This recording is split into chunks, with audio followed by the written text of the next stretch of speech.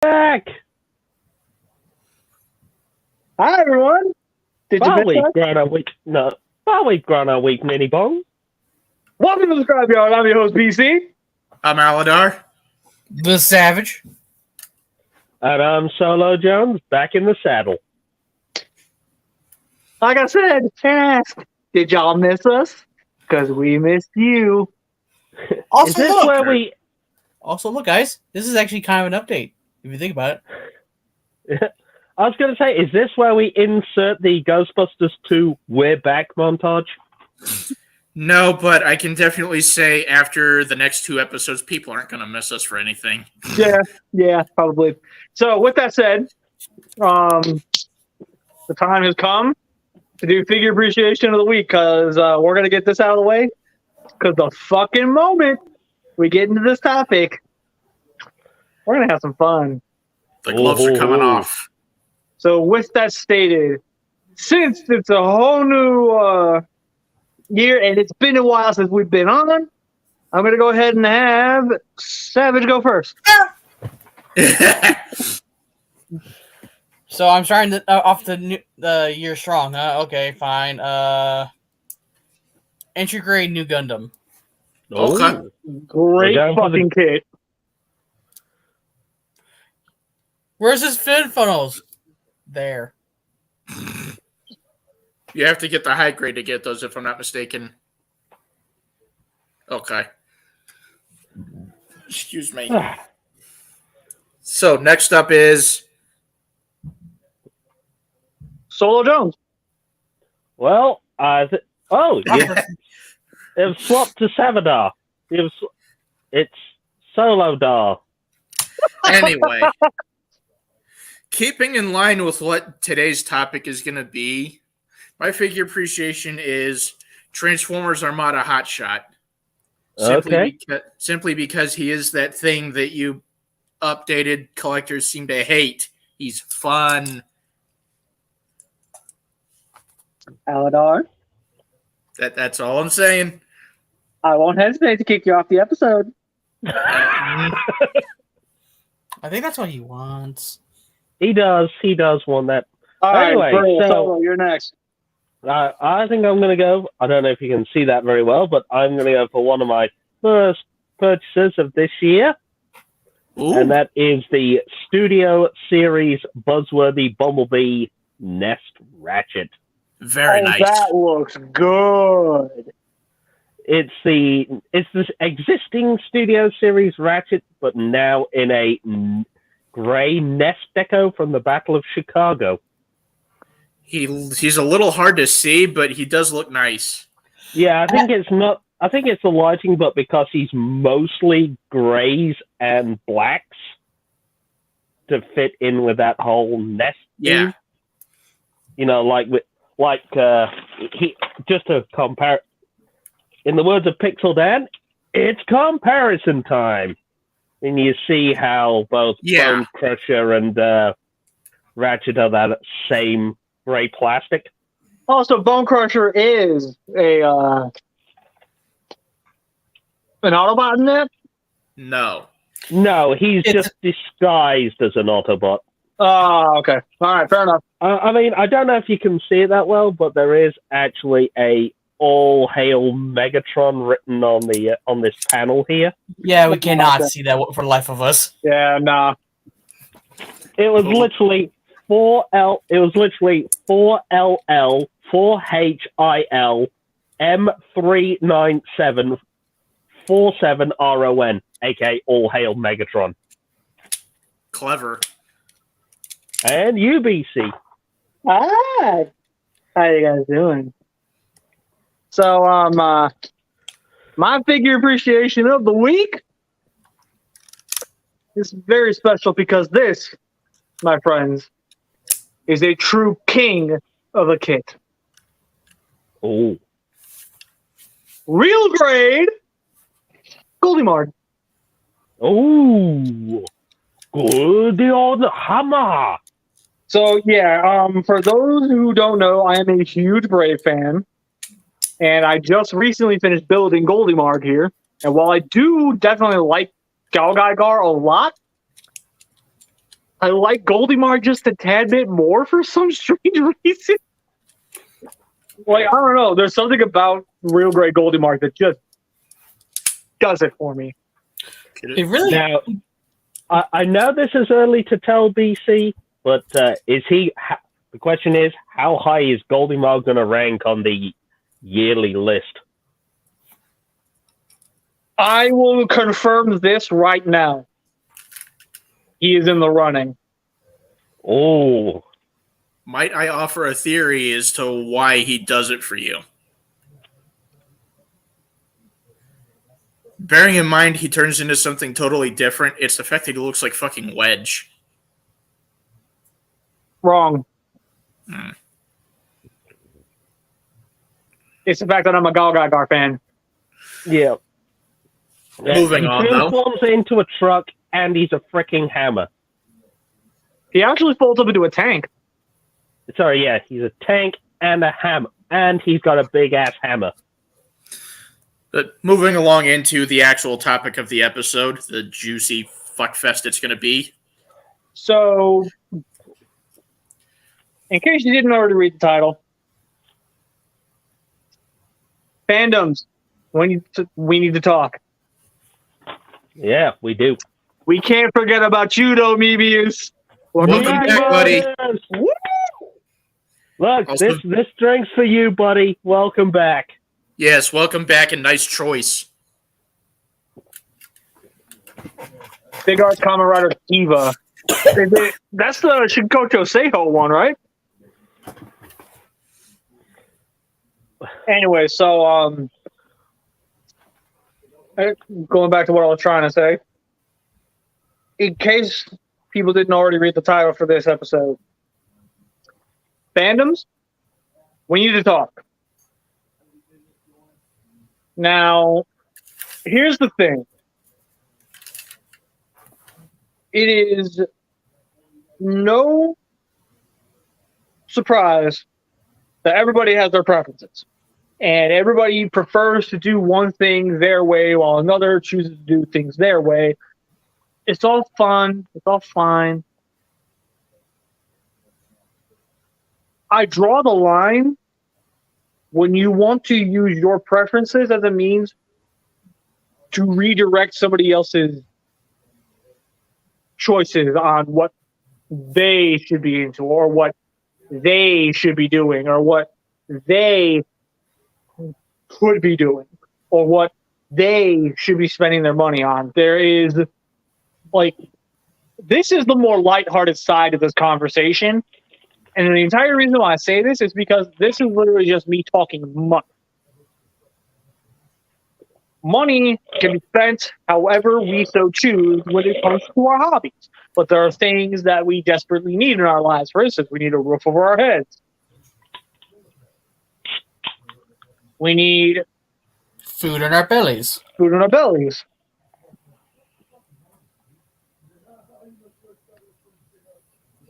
We need water. We need drink. We need, like, these are the things that we should be spending our money on. But when it comes to our side hobbies, there's a fine line. And I've noticed that some of y'all really don't know how to properly balance it. But that's basically where I'm going to end this half of the conversation. Because, like I said, this is the more lighthearted stuff. And I'm pretty sure that y'all didn't click this fucking live stream to hear me bitch about people who frivolously spend money. Because let's be real, we could do that all day, but that's not what this is about. Correct. Yeah. Let's talk about the assholes amongst the fandoms. So, here's the thing. Aladar, for the most part, may end up remaining silent throughout a lot of this. And while I feel it is for the best, it's also frustrating because he's supposed to be contributing to the group. Correct me if I'm wrong. Yes, I am. So.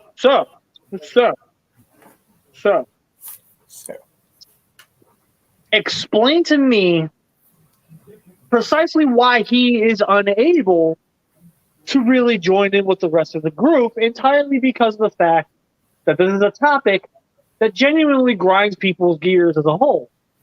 I'll tell you why. The way these fandoms have a tendency to treat people, despite being into literally the exact same fucking thing, is getting a little on the ridiculous side, in my personal opinion. Can I just make a point here? And Aladar, this is not really an insult at you, per se. Okay. The reason why Aladar has no dog in this race, per se, is because he represents the exact opposite of what the fandom wars are about. I mean, let's put it bluntly. Aladar is an oblivious idiot. Right? Okay. I'm saying this.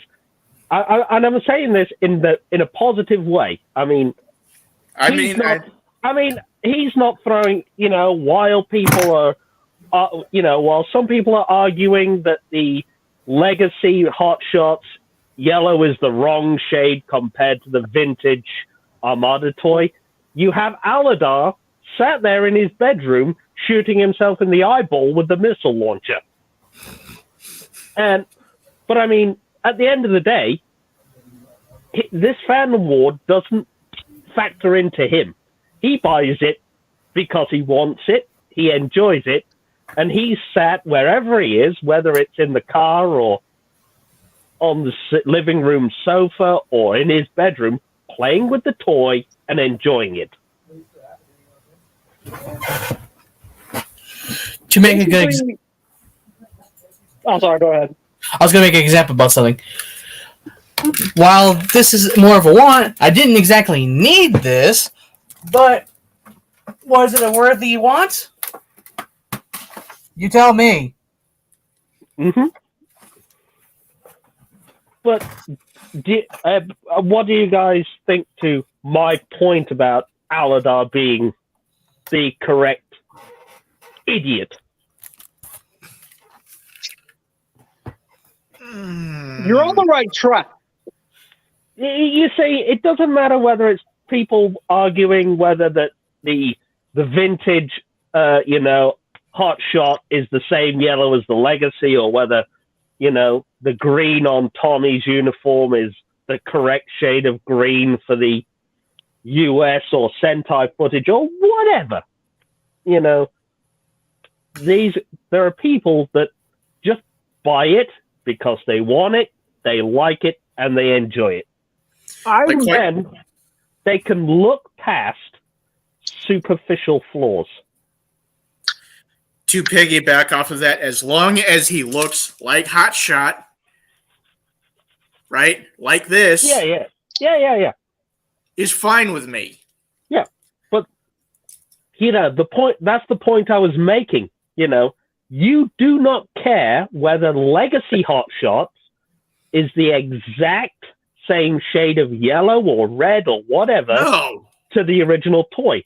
The point is, he's a yellow sports car called Hot Shot. He has the same gimmicks and everything that the original toy had. Give or take, but BC keeps trying to say something. Let's let him. No, but I just said that's the point, though, isn't it? You enjoy it because that Legacy Hot Shot is a redo of the original. That being said, BC, what's the point you're trying to spit out? Here's the thing. Nitpicks are acceptable. We can deal with nitpicks. Outright complaining and saying something never should have been made just because it lacked the mini-con? Yeah. I have not said that. Yes, you have. What was the instance? Your exact words were, do it right the first time or don't do it at all. Fair enough. And you did say that about Armada Legacy Starscream. For the most part, they did. For how much they did right with him not having a swindle, while yes, it irritates me to fix it yesterday, I can look past it because he's Starscream. Yeah. That being said, this fandom has siphoned so much of the fun out of the joy of collecting that half the time you can't even buy the figure without feeling like you're about to get judged by the rest of your peers. Mm-hmm. I have a question for you all. When the fuck do we go back to high school? Sadly, I think, some of the people that judge the most are the people that think they still are in high school and probably, and I'm being honest, probably did get bullied a lot in high school. Okay, well, I do see what you're saying, and I do definitely sympathize with that. Mm-hmm. It will never justify shitty behavior. I'm not saying I'm justifying it. No. I'm not trying to excuse it. I'm just saying, look, the people that treat the fandoms as high school cliques because, in a way, I mean, I've been around some and I've kind of come to understand the psychology of these people, went to high school. They were probably most likely bullied for being Transformers fans or Marvel fans or, Dungeons and Dragons players, whatever, not following the herd mentality. And now they're on Facebook or Twitter or whatever in these communities and they're latching on to the cliques. Mm-hmm. And the worst part of all that is, we're just making an example of the Transformer community. That's just the Transformers. We haven't even touched on, let's say for trendy reasons, Harry Potter. Oh, yeah. Don't even get us started. I'm going to state this right now. We're not touching Harry Potter. We're not touching Star Wars. Oh, we're not touching Star Wars because I did want to make one quick thing that destroyed the Star Wars fandom. And it was, I was part of that war. Oh, crap. What war? Wait, what? What? I'm confused. What's going on now? Okay. Are you talking about the backlash of 99? Oh, no. This is a completely different war. This has nothing to do with Disney Star Wars, okay? This was simply down to vintage collectors. Okay. So we're not talking, Rey or Jar Jar or whatever. Okay. So I was involved in the loose and complete loose versus boxed war. Oy.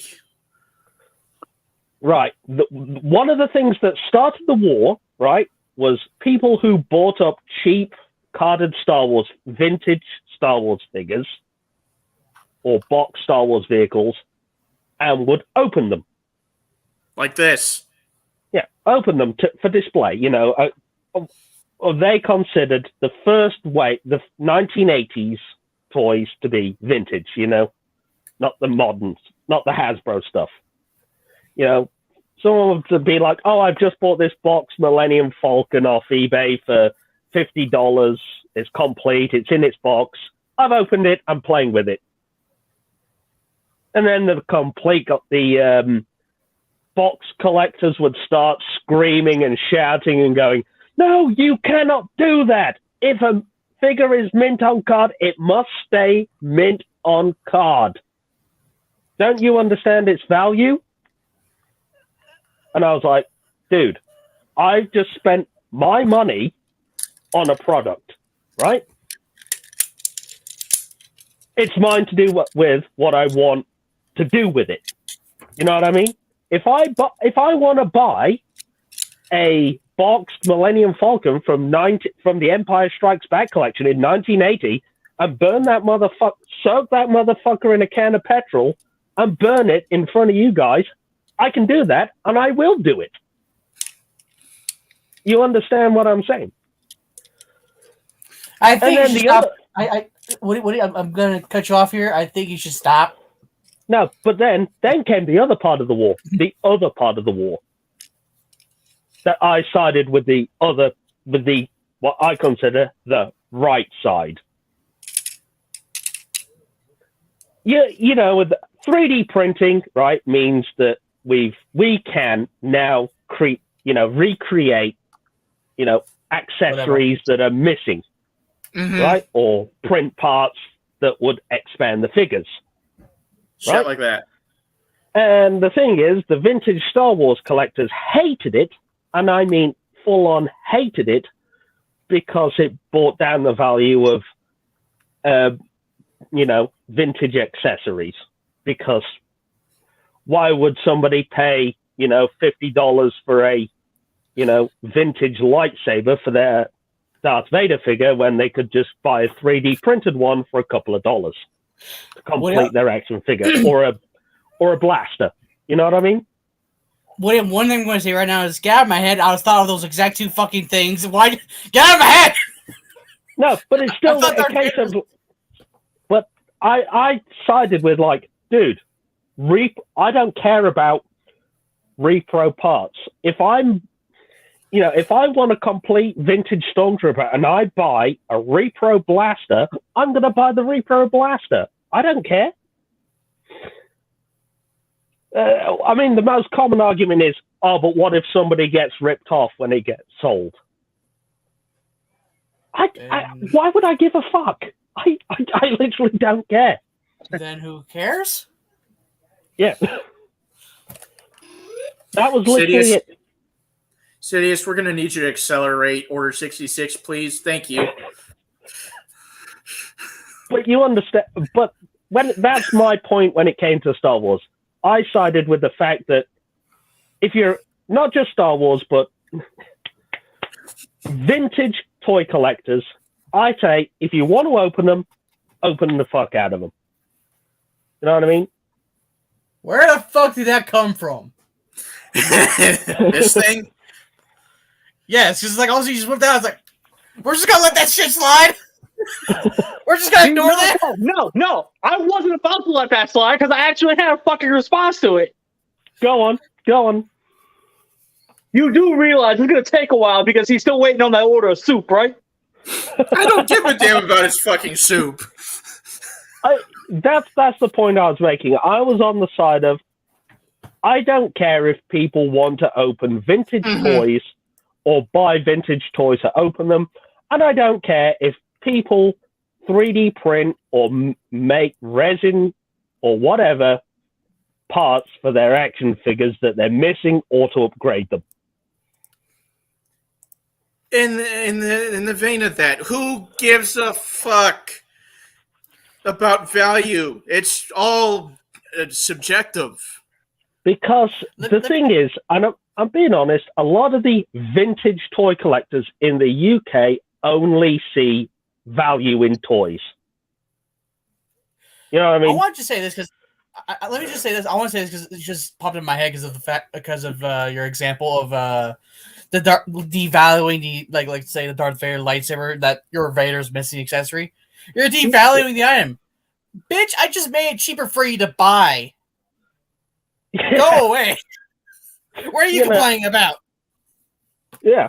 It's like, okay, so I don't care if somebody makes a cheap piece of vinyl tape for a 1977 Darth Vader and a cheap telescoping lightsaber accessory. I don't care. I'm going to go for that. You know what I mean? And I think that's the difference I've noticed between US and UK collectors. Because UK collectors only see value, right? That's actually American collectors look at, but other US collectors I've noticed look at other factors. Again, that's an interesting perspective to put out. Thank you for that. Yeah. Will you two quit? No. So anyway, Woody has said his thing about the war. When did this go down anyway? Like 2012 or something? How Yeah. about we move on? No, this was the sort of we called it the pre-pandemic wars. Okay, that's all I was wondering. Moving along, much like the rejects would love to. Coming from a reject. Ooh.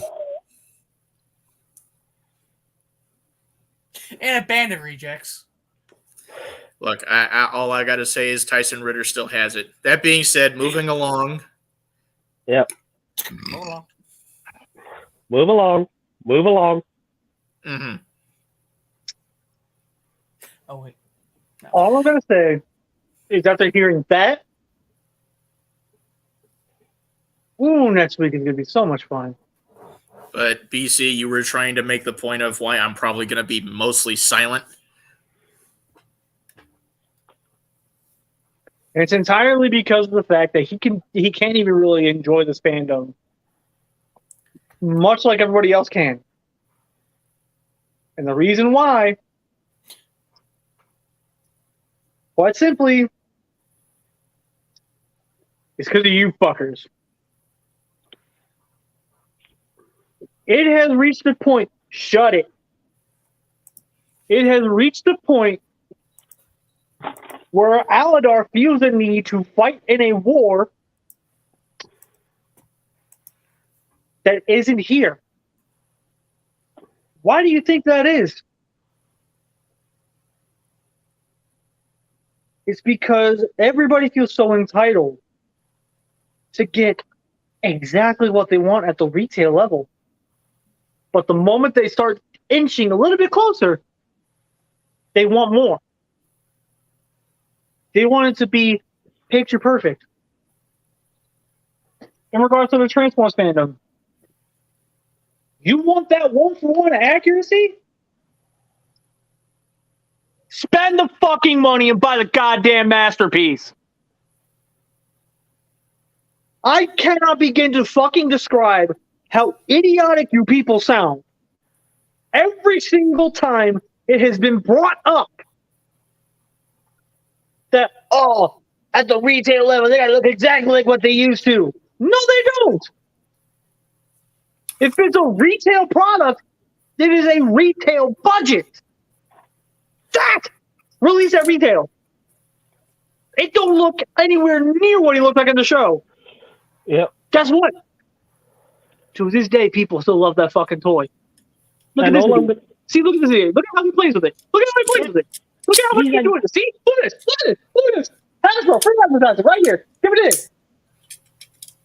Look, guys. Fun. The thing you hate. Exactly. But the thing is, It's also reached the point where he feels this insistent need to not only fight a war that everyone knows isn't actually there, but he now consistently is feeling this need to come to me and ask me, is this response okay? While I do appreciate the fact that he respects my outlook, I've grown tired of constantly having to justify another man's words. This is getting ridiculous. I do not give a flying fuck how entitled you feel. I do not care that you spent all this money. It should do exactly what you wanted it to. I'm going to be very clear. This cannot keep going. You are going to destroy the very fandom you claim to love. And when that day comes, you're robbing him. You're robbing me. You're robbing them. mm-hmm. How is that fair? Come on, tell me how it's fair. It isn't. It isn't. It's like, Exactly. Why do we, as fans, have to suffer because you feel entitled? Why do we as fans have to make so many sacrifices to what we want because because you are dissatisfied? Yep. Why do we, as a fan base, have to sit here twiddling our thumbs, singing a hope and a prayer to get even the slightest little bit of what we want in the main line while you're complaining when you should be thriving? What the fuck is going on up in that brain? Why can't you accept that you've had it good for a long fucking time? It's his turn. It's his turn. Let him have his day in the sun. You can have the sandbox back as soon as he's done. As soon as he gets what he wants, he's good. He'll shut the fuck up. He'll never bother you again. That being said, as much as I'm throwing some fun at him, I'm taking it right the fuck away. For one sole reason. Why do we always have to focus on the fucking UT, huh? I would love it if fucking RID 2001 got some proper love. I would love it if animated could get proper love. Hell, I'd take it if fucking Transformers Prime could get it. But you know what? We can't.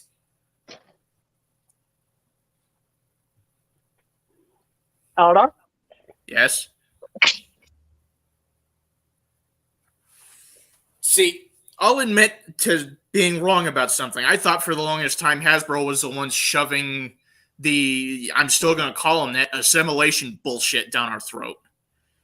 Turns out with the last Fan First stream, we found out it was fucking Japan. So I'll cop to it. I was wrong on that front. So Hasbro, I apologize for being wrong on that one, but it doesn't change my stance. Stop it or stop it. Do I need to give you the grill? I'm not even feeling ready to burn anything yet. Okay. Just Do you need a favor, though? Stay right there. Why? I didn't do anything. It's not the fact that you did something, it's the fact that he didn't. that being said, I would love it if everything else could get the proper love it deserves. See, here's the thing, Aldar. What you're not understanding from my point of view here is I've been very supportive of you. There have been a couple of times where I mentioned that I would love to have a set of Autobot Brothers, like brand new ones, where if I get just those three, I'd be happy. What was your first response? I genuinely don't remember. You can have yours once I have mine. Okay, fair. I'm not going to excuse it. I was probably really pissed off at something, but still, that's not cool. Yeah, exactly. So,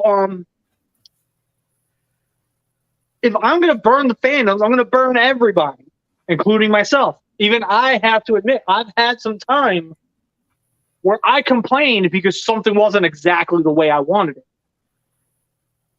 I can usually easily, very quickly justify it by, if I paid this price, that should have been there. For instance, the Fans Toy Springer. He didn't come with the football missile. That genuinely irked the shit out of me because that's an iconic thing that he had. So yeah, that did irk the shit out of me. Did it ruin the whole entire figure for me? No! You loved them. I fucking love that figure.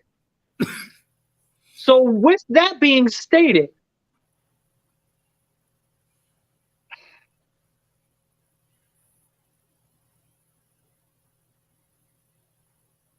Breathe.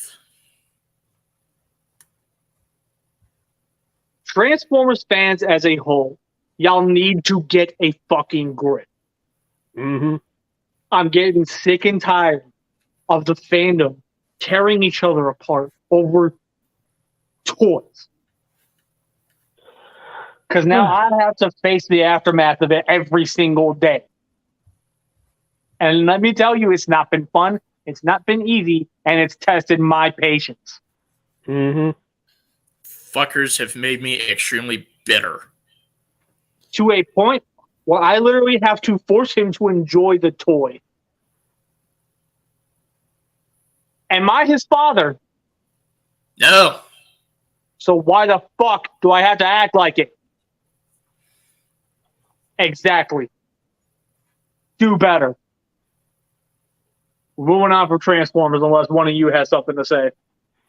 No, I mean, I agree completely. And the other point I was going to make about Transformers, I think the the other big thing that irks me about the fandom at the moment is the rabid support for toy theft. That's another thing that we need to talk about.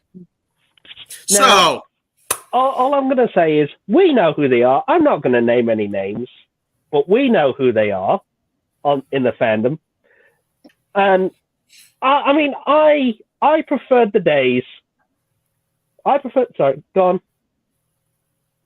I'm going to let you finish, but I'm pretty sure all four of us unanimously, we have one thing to say, and we can do it with a simple hand motion in regards to the theft. If you feel butthurt by this, just know we don't care. That's how we feel about you. Yeah. Go Now, ahead. I was going to say, remember when polls and toy listings in magazines were a big deal? You know, like you'd look through like Previews magazine and see upcoming stock photos, or San Diego where you'd see what new toys were coming. It was a big deal, wasn't it? yeah, like back in 2014. Or the Hasbro Pulse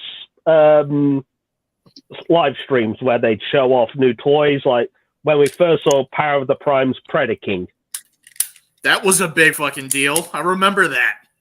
And now we're at a stage where, where these toys are getting stolen from the factory, you know, months, even years in advance, and are being broadcast all over the internet way before Hasbro puts out any official stuff. Mm-hmm. You know, ruining the surprises for anyone else. And it irks me. It really does piss me off. I mean, it's up there to me, along with people crying about how this $20 toy doesn't have the articulation I like, or it doesn't have this. I don't care. I literally don't care. Oh, I bought it. You know, I bought this $20 toy. It needs to have this level of articulation. No, if you want that level of articulation, buy the goddamn third party or masterpiece. Go away. Yeah. No, I'm rooting. I'm tooting. I'm preaching. It's like buying a G1 Optimus Prime and then crying that it's not exact. It doesn't have the articulation of MP44. I bought this $10 figure. I wanted to do everything I'm imagining it to do, all at the same time. Do it! Yeah. It's funny that he brought that up, because the next band that we're going for, Gundam. You don't know what we have to say, or at least we do. Absolutely nothing. You guys have been brilliant. Exactly. No, Gundam is I was actually going to fine. say, I have never, ever, ever heard, you know, kit collectors like you guys crying about something not being right. See, here's the thing. Gunpla, I might have my issues with how the hobby as a whole, as like the kits. I may have my issues with how a lot of it works, but guess what? It doesn't ruin anything for me for one sole reason. The community. The community makes it worthwhile. Instead of, like, whenever I go, well, I kind of wish this was a little better than what it is. You know, actually, one of the major issues you're having is the way you were snipping that out, you were merely just doing a single snip method. Here, take this extra one, and when you start that next kit, do this instead. Do the double snip method. Oh, okay, let me try that. Double snip.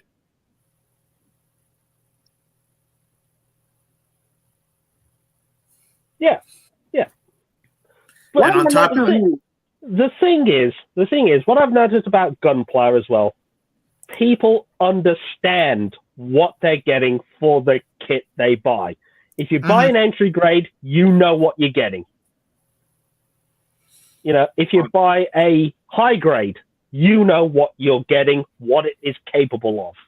So therefore, when it goes above and beyond, but stays at the same price that you paid, you're blown away every single time. Like, Exactly. dude, how many times have I built a fucking real grade? Not very many times.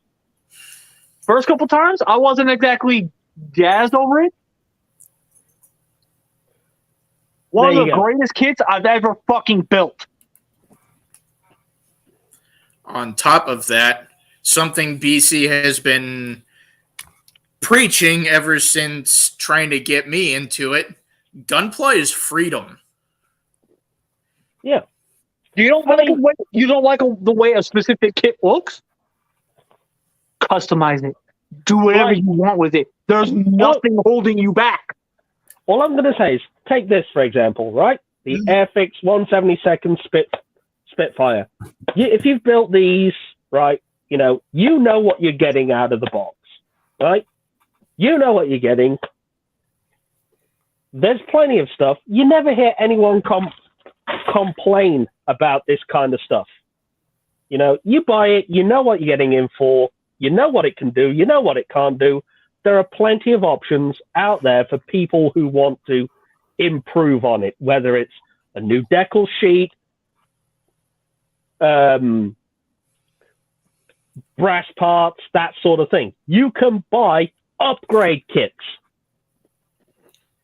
Or if you want to add on to that, jokingly enough, they're just simple like plastic parts. You can, like, going back onto that Star Wars thing earlier. 3D printing is highly loved in the Gunpla community. Yeah.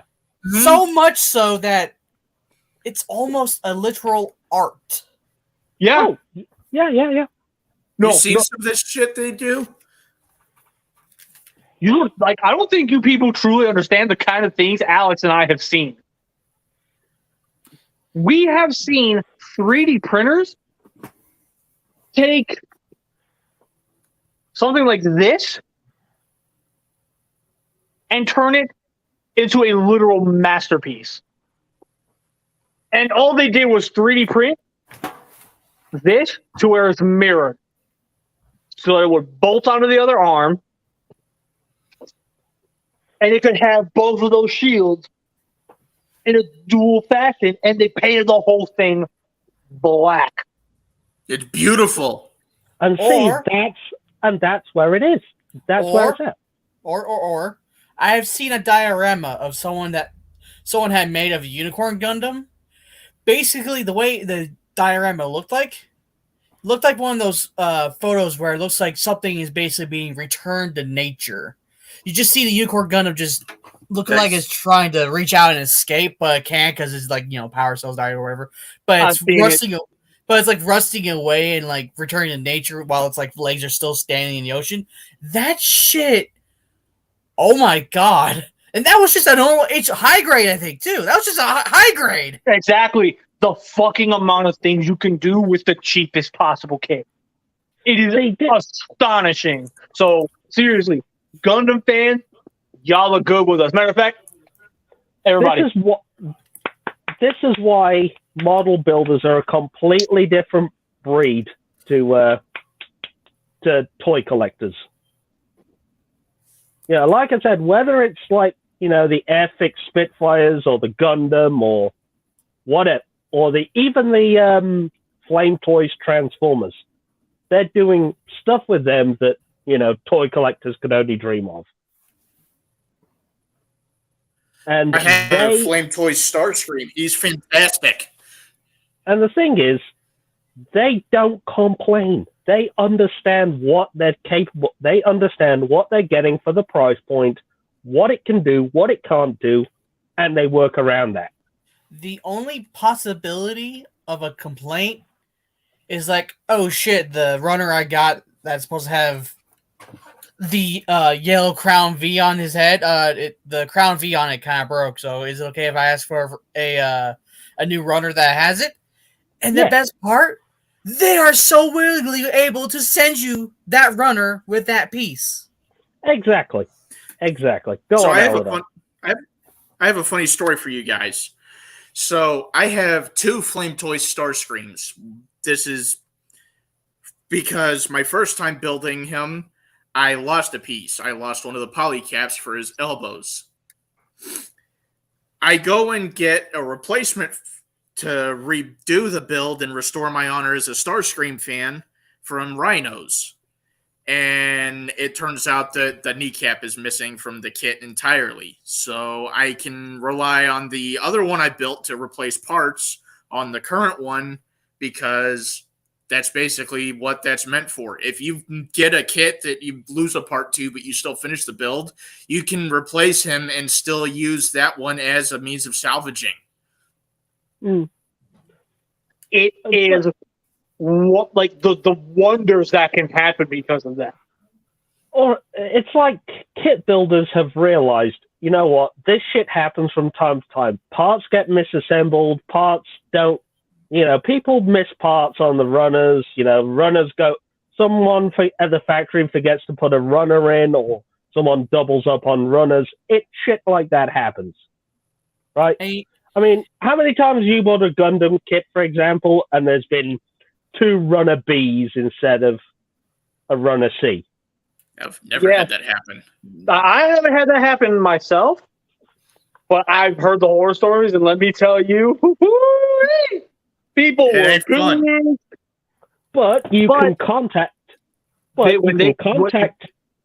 Sorry, I was going to say, but you can contact the company and go, hey, I bought this kit from Hobby Lobby. Here's my receipt. Here's the stock. Here's the code number on the box. I'm missing this runner. Can you sort it? And they will. And that's the best part. The companies that the Gundam. I'm just gonna say Gundam because it's all Gundam. That the Gundam community is like connected to the ones who are making it. They are so willing to help. Mm-hmm. They're like, oh, okay, that we messed up a mold. That's okay. We'll send you and it's not only just like they send you the whole runner, where it has all the other pieces. They send you the specific runner of the specific part, molded out and everything. So it's like, okay, that's actually kind of fucking. That means to your eyes and your mind, they made that for you, brand new. It's beautiful. Or they have spec. Or what they did. Or what I found with Airfix, they keep a number of stock back for spares. In any case, I've ordered spare parts from Airfix because parts have been broken in the box. There's stuff missing. You know what I mean? And hell, we loot. And BC, I know this isn't going to be a knock at you, but hey, we lose them. Mm-hmm. It's a knock at me too. I just admitted to losing Starscreams. I did end up finding that runner though, so. It's not just the runner. I mean, I'm also talking about the offerings to the carpet monster.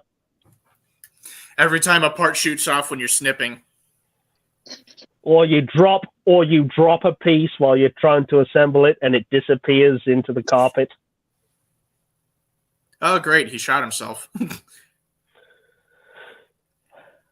The carpet monster is dead. Continue to build your kits. But the fact is, if I drop a piece on the floor and it goes missing, I can go, hey, Airfix, I dropped this piece. Can you send me a new one? And within a week or 2, I get a new piece in the mail. Completely free. Exactly. So, seriously, Gunblock community, you guys, seriously, you get the Scrapyard seal of approval. Yeah. We love you guys. You've been nothing but great, and seriously, keep that up. We love you guys, and we will back you up no matter what. Yeah, actually, Savage, just to correct you, a couple of manufacturers have actually charged me a few times. Okay, well. But So- it's only been for shipping. Still, they're willing to work with you. Exactly. Yeah, it's the fact they didn't charge me for the part, but will say, hey, throw us a couple to ship it. Exactly. They basically just have to look. Oh, whoops, my bad. Oopsies. But give us $1 and we'll ship it to you. So, with that being stated, let's get into the nitty gritty of this one. Well, I've covered Toy Test, I've covered Repro, I've covered Mint versus Open. That's pretty much my gripes. Here is my next fandom that I have grown to have a lot of issues with, especially more recently, especially with a specific recent event. I'm going to harbor a guess. Is it morphing time? We need to talk, Power Rangers fans. I guessed it. It's time to morph into how much of a little bitch y'all have been. Seriously, I can understand that the Lightning Collection has had its issues, especially with QC. Yeah. I'm not knocking you guys for that. I get that. But the way some of y'all will speak, not just of the figure, but of the community and of the companies and of the fandom as a whole, the moment you happen to be the one unlucky soul, I have yet. How many figures have I got that were duds? One. I was going to say, you could 3. probably count on one hand. 3. So Lord Draken. Lord Draken Evo 3, and Dino Fury Green. Okay, yeah, true. My Evo 3 Lord Draken, he has 2 left arms. Oh, God. Honestly, you don't even notice it on the shelf, so it's not that big a deal to me. Yeah, what are you going to do? I mean, are we also not counting Trent's head? That's a widespread thing. That was a widespread thing, so that does not count. I'm counting singular incidents. Okay. It's not like, when certain Marvel or whatever, where the arms keep breaking off. Or like the G.I. Joe Retro Stalker, where the legs kept breaking. Anyway, going back. So with that being Anyway, said, back to BC. I've heard a lot of buzzings about the 2 remastered figures that got into people's hands. Oh, goody. Okay, so fuck y'all for one, because I don't get how it is that y'all know I have that joke where I pretend I'm a Power Rangers fan. Oh my god, they meant to pan out. Hasbro, how could you do this? Transformers fans. Oh, I see you're new here. Exactly. Y'all are Okay. taking that to a whole new fucking level with these remaster figures. They're complaining that I've seen a couple where they complain that the remaster figures don't match up with their current lineup. No shit. It's not supposed to. No shit, you fucking imbecile! There's a reason why it's called remaster! That's a fucking remaster!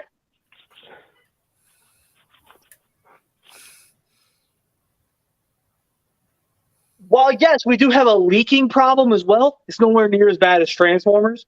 Like, nowhere near. Mm-hmm. And while yes, I do definitely see how other people would be very upset with how Hasbro chooses to handle the Power Rangers franchise. Here's the thing. Budgeting is a thing. Whether we like it or not, they're gonna have to leave some stuff out. Also, do you remember how Bandai handled it? Yeah. We're not even gonna get we're not even gonna gloss over the legacy line. Like, just leave that alone. We're moving on. Don't even bring it up. That was all I meant to put out on it. And besides, for the first time in since when did this line fucking start? 2017 or something. 2019. Ever since the start of the line of 2019, we're in wave, what, 15? 14, 15? Mm-hmm. We're about to enter 14. We're hitting wave 14, and we're finally getting announcements of...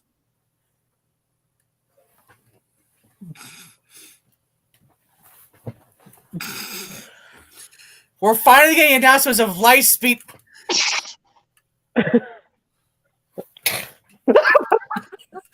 But no, seriously, we're finally getting announcements of a Lightspeed Blue. Okay, I've been preaching on high heaven. Well, hey, guess No, what? I've Hey, been guess what? preaching. As much as we may have fucked with you, the Scrapyard community came together, and you're getting exactly what you wanted, man. And, Yep. like, you finally got your fucking team. Yours is still technically being made more wise. You have two. I have none. I have 4 and 1 on the way. He ain't collecting the line. No, so Before I mean, I not forget- yet. Not yet. He has asked me about a few things, so he's considering it. yeah, but still, this guy, this is still my number one. I'm sorry. It's okay. I get it. I understand. Before I forget this, hey Alex, Lightning Collection Lightspeed Red. It's gonna come eventually. But I will say one thing, BC. At least the remastered leaks were actually retail releases from Europe, and not because some numbnut stole them from the factory and put them on the internet for YouTube clout. Yeah, exactly. We can at least take some level of pride in that. Yeah, someone was like, "Oh, hey, remastered's already out in France."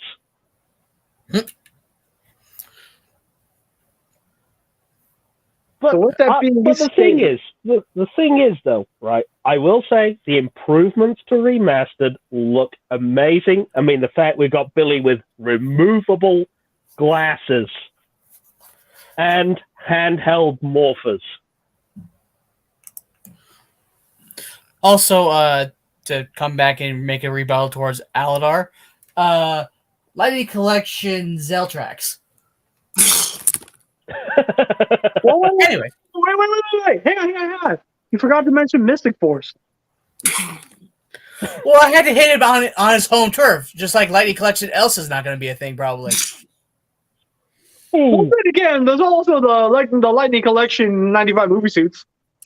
Lightning Collection Diabolico. Yeah. Trying to think of what. I was gonna say, Lightning Collection Tyrannodrones. I could say Lightspeed Captain Mitchell. Okay, now you're just being. And also, just to make sure BC doesn't feel left out here, Lightning Collection Ginger X and Toxica. What the fuck? But also at the same time, Zap Thundersaurus. Or I could Zap say Light Force. Lightning Collection Wild Force Shayla. Ow! BC has fallen. I rule the scrapyard now.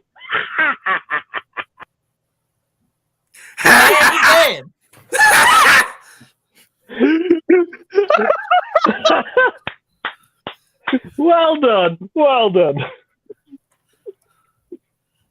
Up top. There you go. Well, Oh my god, that was fucking great. So, I ruined the Scrapyard now. so just to make sure I'm following off of the point you were trying to make, people are bitching because the remaster is not matching what they have so far, right? Well, not only that, but they're also bitching about the fact that the glasses don't actually look like glasses. Like, it's so petty shit.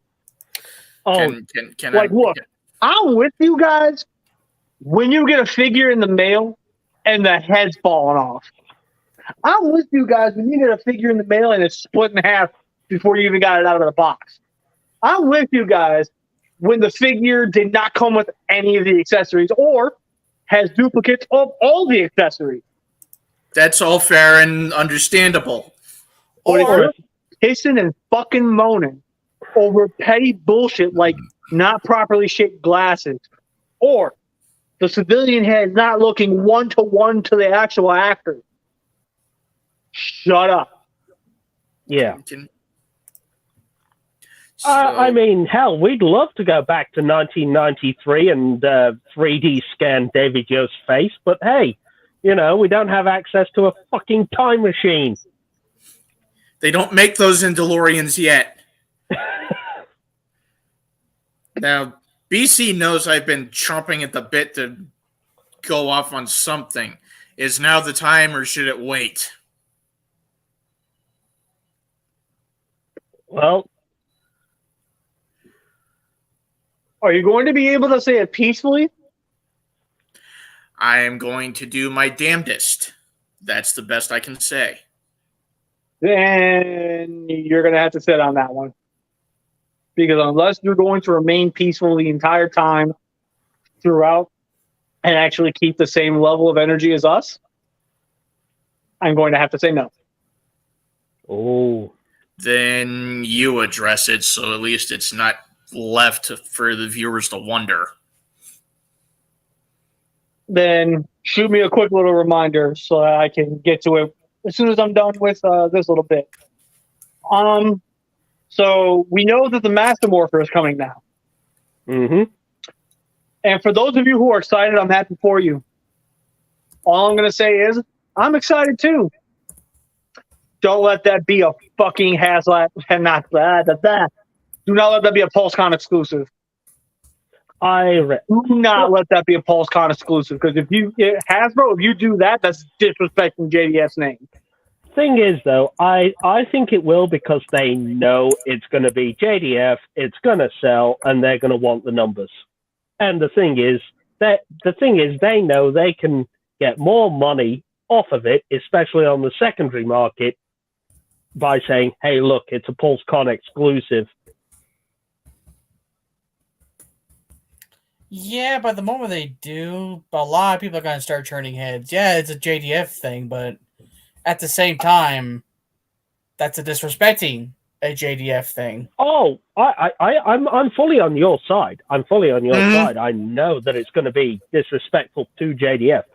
But all I'm saying is, if you look at the history of JDF toys, and how they've been marketed in the past, most, if not all, have been some sort of exclusive or had some kind of exclusivity behind it. Whether it's been a Toys R Us exclusive, like in Bandai Legacy, I'm sorry, BC. I felt the cringe. Comic-Con exclusive, store exclusives, whatever. You know what I mean?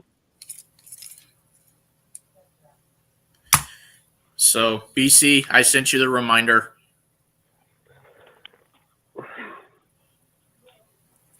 So, while I agree with you that, making it a standard retail exclusive would be, the best thing and not be disrespectful to Jason, I know they will make it some sort of exclusive, whether it's PulseCon, San Diego, or whatever, just so they can, make that money off it. Which is ass. To be honest, I really wouldn't be surprised if there is a San Diego version with actual 24-karat gold-plated, front plates or coins. That like they did with the Legacy Tommy Morpher.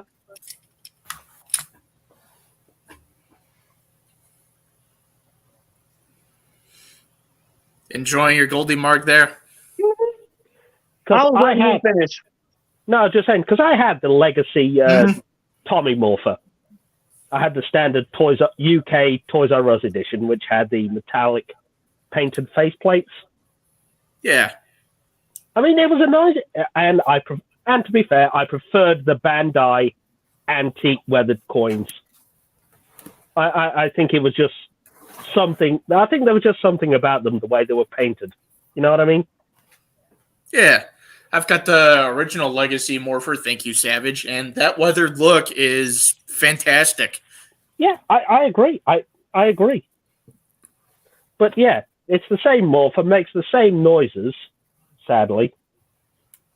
You know, but it's the antique weathered coins. But they did a San Diego version, which was gold-plated coins and gold-plated faceplates. I never bought it because it just didn't, it just didn't appeal to me. Which is fair. You have your preferences. Yeah. And all I'm going to say is look at Draken. Yeah. Con exclusives. It's ridiculous. It's because they know Jason Frank is money. One way or another. And the thing is, and you can all agree with me on this one, if they make it con exclusive, they know people are going to drop the money on it anyway. Because it's Jason David Frank, it's Tommy, it's going to sell. If they make it any kind of exclusive that's not just a mass retailer, I'm going to relentlessly rail them. Yeah. I mean, you can rail them as much as you like, but it's just going to make money. It's going to sell out. And at least make sure you buy them dinner first. Yeah, they have a law for that, and that can put you away for like at least 5 years. But anyway, moving on from the Jason Frank Master Morpher, and we know it's going to be a PulseCon exclusive or San Diego exclusive. What is this point? What is this point that Aladar wanted to make? So, this tank mode, if anybody's wondering. I might have did it wrong, but there you go. It looks nice. In case y'all wanted to see it. That is awesome. Back up right quick. One on screen translation design. Quite good. So I did kind of touch on this already, but basically, Aladar's biggest beef is one-to-one translation. Right. One-to-one translation does not make for a good figure. No. But it's gotten to a point where ever since Hasbro started actually trying to go for the one-to-one translation, the fun of the toy left the toy. Yep. Now, keeping in mind, he and I are two sides of the same coin. Mm-hmm. He loves spring-loaded gimmicks. He loves spring-loaded missiles. He loves gimmicks. I have no such compunction. That's fine. I don't like gimmicks. I hate spring-loaded anything, which is funny because one of my favorite spring-loaded gimmicks of all time is Automorph. But anyway. But my beef with gimmicks is the fact that because of that gimmick, the figure in some way, shape, or form had to be fucking sacrificed to make that gimmick work. I agree with you totally. And I can attest to this with G.I. Joe, right? Because there's an example right here. There's an example, I don't have it to hand, but when Valor vs. Venom first came out, right, the 2003 line, whole new G.I. Joe line, what Hasbro experimented with in the first wave was action attack features, right?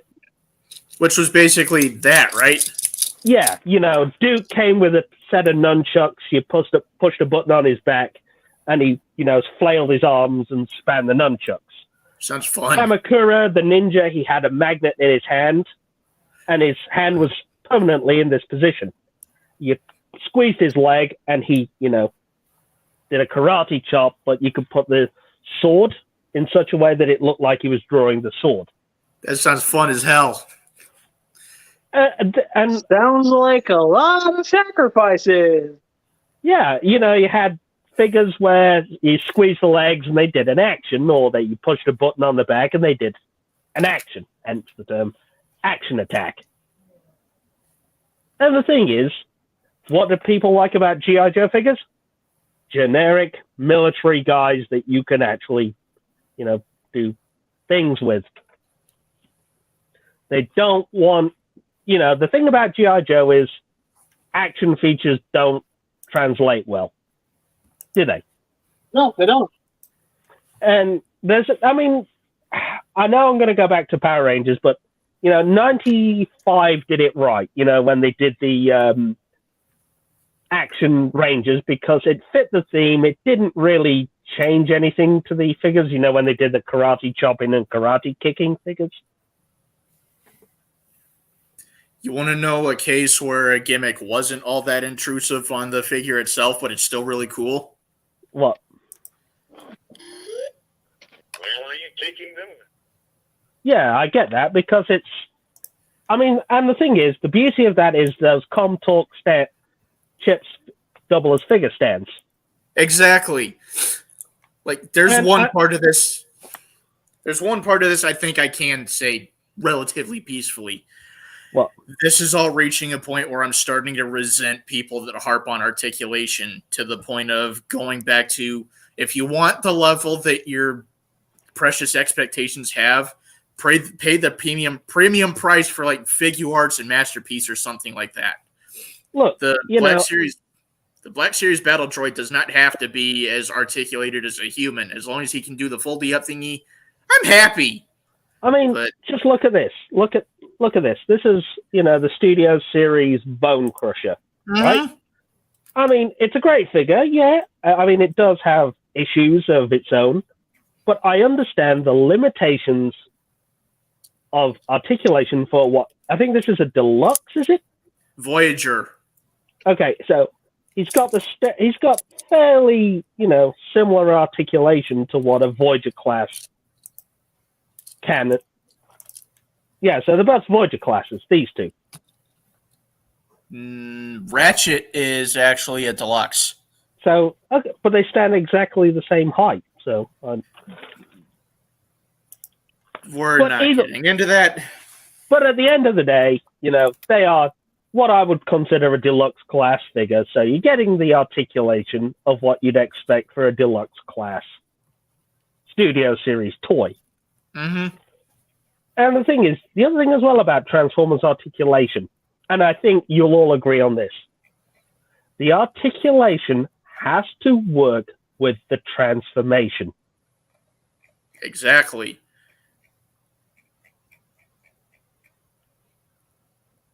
Like, it's nice when Scorponok has ankle tilts, but you know what? It's more fun when he can actually shoot his Cyber Beat. Yeah. Well, I'm surprised he actually shot into the camera and didn't either shoot himself in the nuts or the face right there. But Oh! I blasted myself in the face trying to load it earlier. God damn it. But at the end of the day, that Scorponok, the articulation works for the figure. You get some nice action in the tail whip. And then you got this one. Yeah, but at the end of the day, the articulation works for the figure. And the thing is, what you have to remember about Transformers is you're not putting it in heavy action poses like certain other figures. The overall end-all, be-all point for me is, if we're going to go back to any kind of design philosophy, go back to Revenge of the Fallen and Hunt for the Decepticons. Durable toys, fun toys, intricate transformations, and well-implemented gimmicks that make sense for the character. I would disagree on one point. What is it? Intricate transformations. I just don't...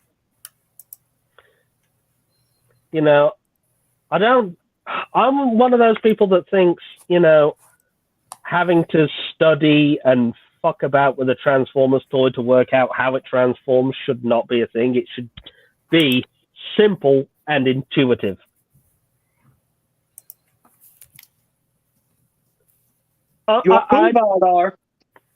Sorry, as much as I like, Transformers, the Bayformers toys for their experiment in intricate transformations, I think at the end of the day, it was an experiment that failed. Because people, if you're one of those people that liked the intricate transformations of Bayformers, that's you. That's you. No, I'm not gonna kick you in the nuts for needing a degree in, engineering to transform a toy. You know what I mean? Now, a counterpoint to that, and please tell me if you feel somewhat flacked on with this, because it's not meant to, and I want to make sure you don't feel like it. It's an astonishing double standard that people were complaining about that with those toys, and yet when a Generation 1 masterpiece requires that same engineering degree, it's fine.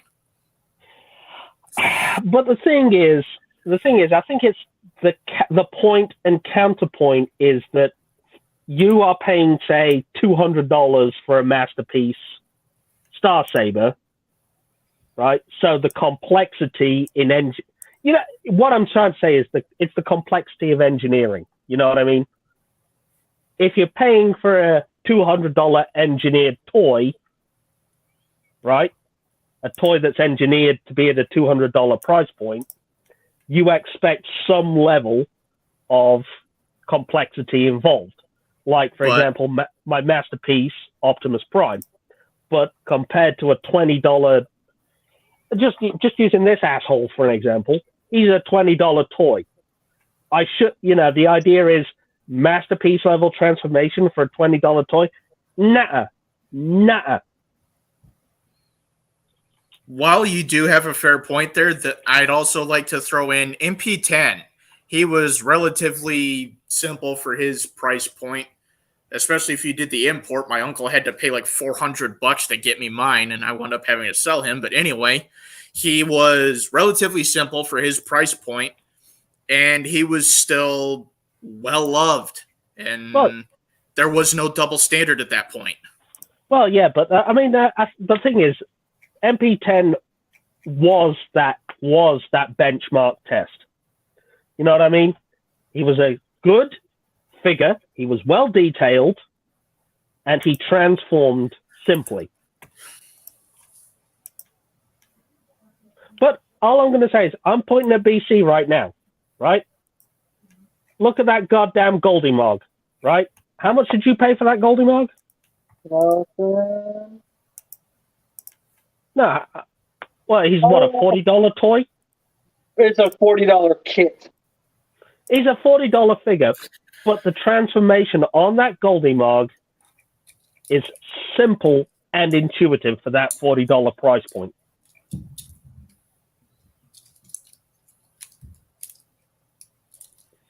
And okay, I get it because BC's also a threat, and Savage, you might also understand it too because you are third-party collectors. You understand that there is a certain complexity in the third party.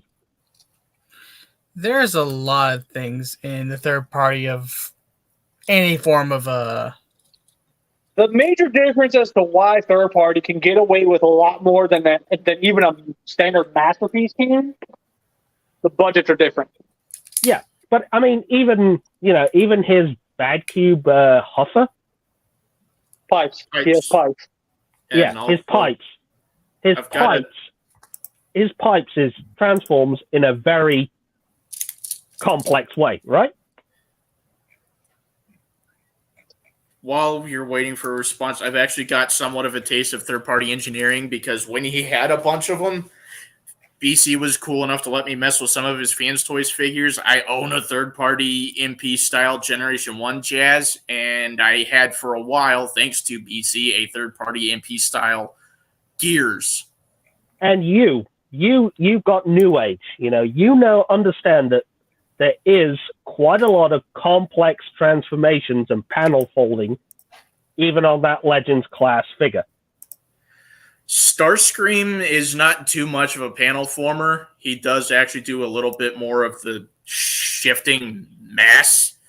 Yeah. But he's the kind of thing I'm starting to itch for, which is why my end-all be-all point is go back to the Revenge of the Fallen and hunt for the Decepticon sensibilities. This is where hopefully I can start really trying to put this to bed. The level of engineering you want, no one in this day and age is willing to pay for anymore. It's reached a point where they thought like you. If we're going to pay that price, we want to have some fun with it. If we want it to be this fucking complicated, we'll buy a masterpiece. Or a third party. Third party and masterpiece literally are your downfall at that point.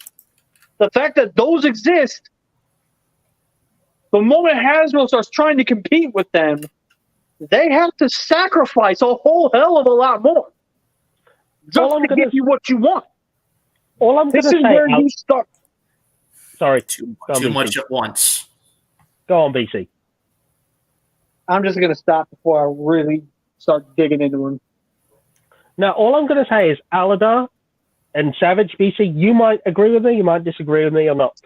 I think what worked was the simplicity of the Prime Wars figures.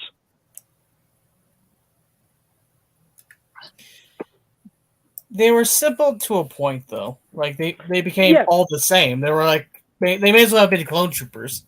Yeah, but I mean, at the end of the day, you know, Combiner Wars Ironhide, it was a great figure for a deluxe, right? Okay? You had good accessories, you had the hand-foot gun, and the transformation wasn't overly complex. And it was Ironhide. You know what I mean?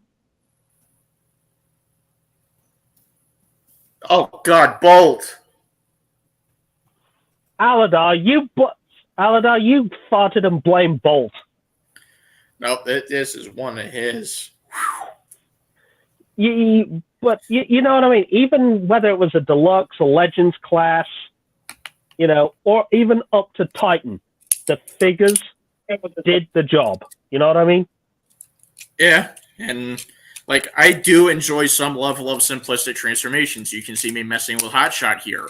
I'm not against them. It's just give us a break from only those and go back to having some level of that level of complexity. But the point is, Aladar, the fans don't want it. I don't care. I get it, but I don't care. Okay, I'm only going to say this one last time because I'm getting real sick and tired of trying to explain it and be nice about it. With that same exact mentality, you sound just like the same people you hate. Which I get. Yeah, you say you get it. You're not letting it sink in. You're not. You're constant. This is what I meant when I said you're fighting a war that's not there. We have been trying our best to try to explain it to you in a way where not only does it make sense, but you can finally just be at peace with it. This is way less you wanting an actual change and more you wanting to pick a fight. There's a fine line or a fine difference. I got you two down there. If I'm wrong for doing this, please, for all the God, stop me. Tell me I need to stop. No, I think you're right, DC. I think you're right. Basically, you're becoming the same thing you wish to destroy. Yeah. And I have been trying to preach this to you. Monumental times. People could erect 4 to 5 different statues at this point of me trying to do this, and you just aren't clicking on it. Like, dude, you know I love you to death, but this is where my foot has to come down.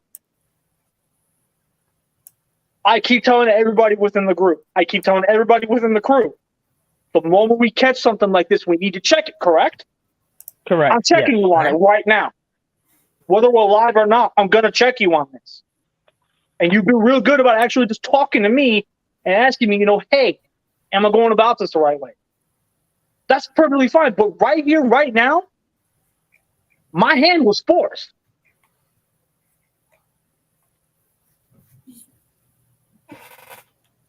Just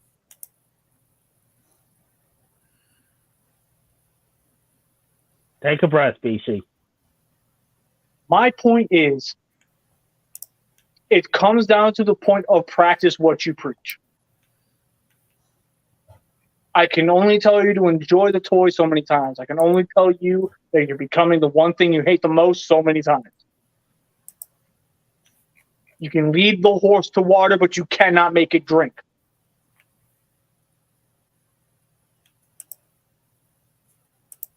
If this is the path you want to take, I'm not going to stop you. But I will not support you. At that point, if this is the path you choose, keep me out of it. That being stated, while I do see very much a lot of the bad in how he's thinking, it's not 1,000% his fault.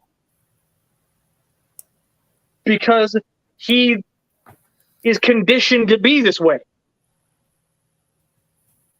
The fandom forced this out of him. Here's the difference, though.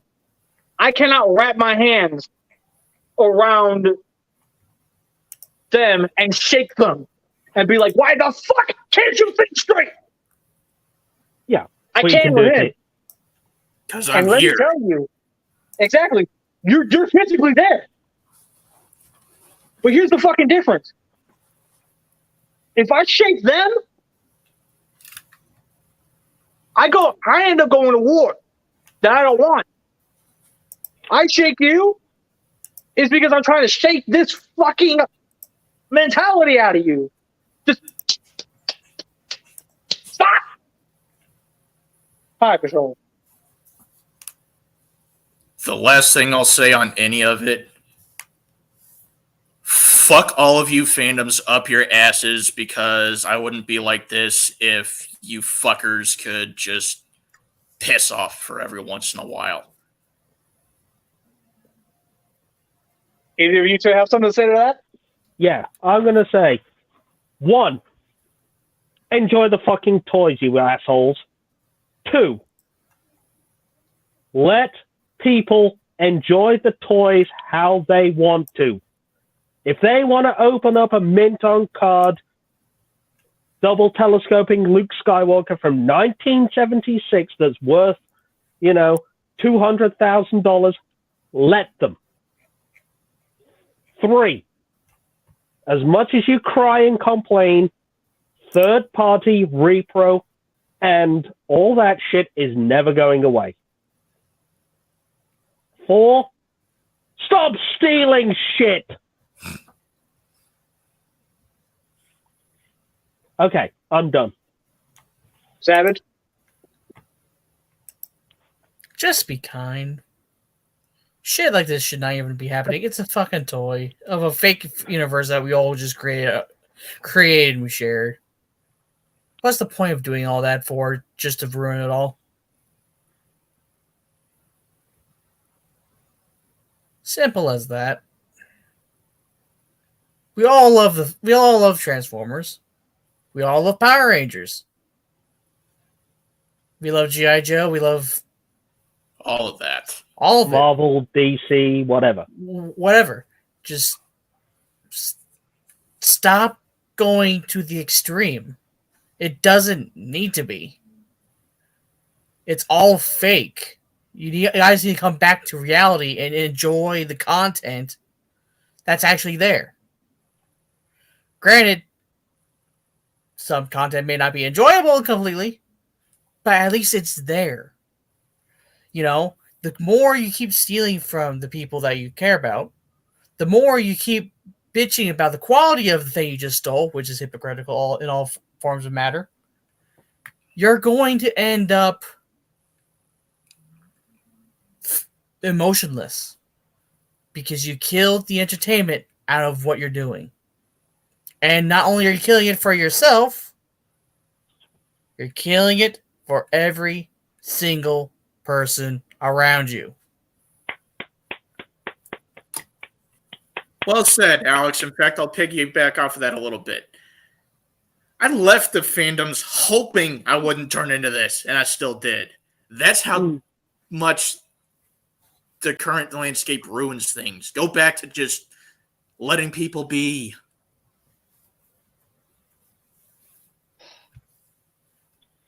And the thing is, Alex, just to piggyback off you just ever so slightly, right?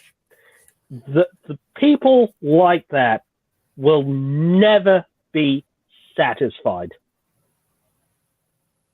You know, if they keep pushing that mentality of, the mentality you were talking about, you could give them, right, their dream figure, made reality, and they'll still find something about that to complain about. Yeah, there's gonna be something, but take literally me for example with Power Rangers, and this is jokes aside. I'm a Lightspeed fan through and through. Yep. With whatever fucking future he'll be coming in, I'm finally getting a fucking Lightspeed Ranger, at least one to my name. 15? You're saying? Wait, 15. You had 5 up, so He was trying to tell you 15. okay. Anyway, the point is just like, the moment Chad Lee comes out, because I believe they say it was blue, I'm going to, as long as, he has the right, obviously, as long as he has all the right shit for his thing, like, if for some reason he has the Wild Force badge on his belt, obviously I'm going to say something. Because, like, those two don't mix. What are you doing? But no, I'm going to enjoy it. Because at least it exists now. Lightspeed hasn't had a good figure since literally 1999 or 2000, whatever. Point is, it's still there. I'm getting a figure that I actually care for once. Super happy for you, too. And, he's finally getting the shit he wants with Wild Force. You're finally getting your full fucking team. And a monster. Main villain. Whatever. Point is, enjoy what you got. Exactly. Because like with the Legacy Collection, it will end in a moment that you will not like it. I'm leaving it at that. I'm going to say it once. The one thing that the fandoms need to learn to do, Woody already said it, enjoy the toy. Exactly. We have to understand that when they make these toys, there is always going to be give and take. There will always be sacrifices that will be made. There will always be something that will never not be the perfect way, whether it's the, air quotes, the wrong shade of paint or the proportions or whatever. But the thing is, you've got to accept that these things exist. And you know what? It only reflects to what world we're in. This world ain't fucking perfect. It will never be perfect. So, yeah, that's why I believe just enjoy it. The concept of the perfect action figure doesn't exist. The concept of perfect also does not exist because it's just a creation of our own humanity. But it's like what BC said. Once you start going on that upward climb, that upward climb, that upward climb. I'm going to be a bit classical here. It's the Sisyphean task. Yeah. If you're not aware, in Greek mythology, the guy of Sisyphus, was a guy who kept pushing a boulder up a hill, up a hill, up a hill, And every time he got so far, he'd lose it, and it'd roll all the way back down to the bottom. And then he'd have to go all the way back down the hill and start doing it all over again. And he did this for eternity.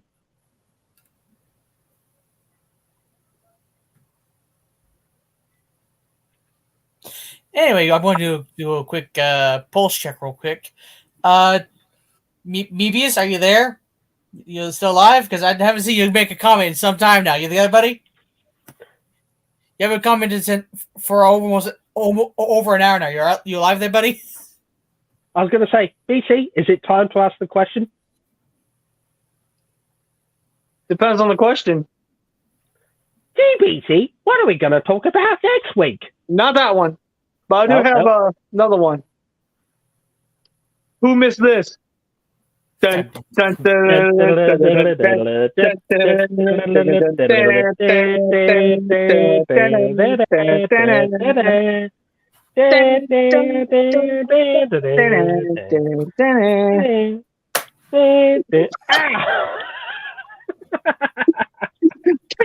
fucking oh.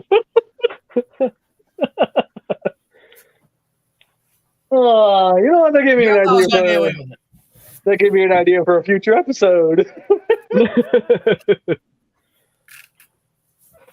Well, I'm going to have to say this. I know it's not related to the topic, but well, it looks like my new setup actually worked this time. Even though I farted multiple times during the episode. You were trying?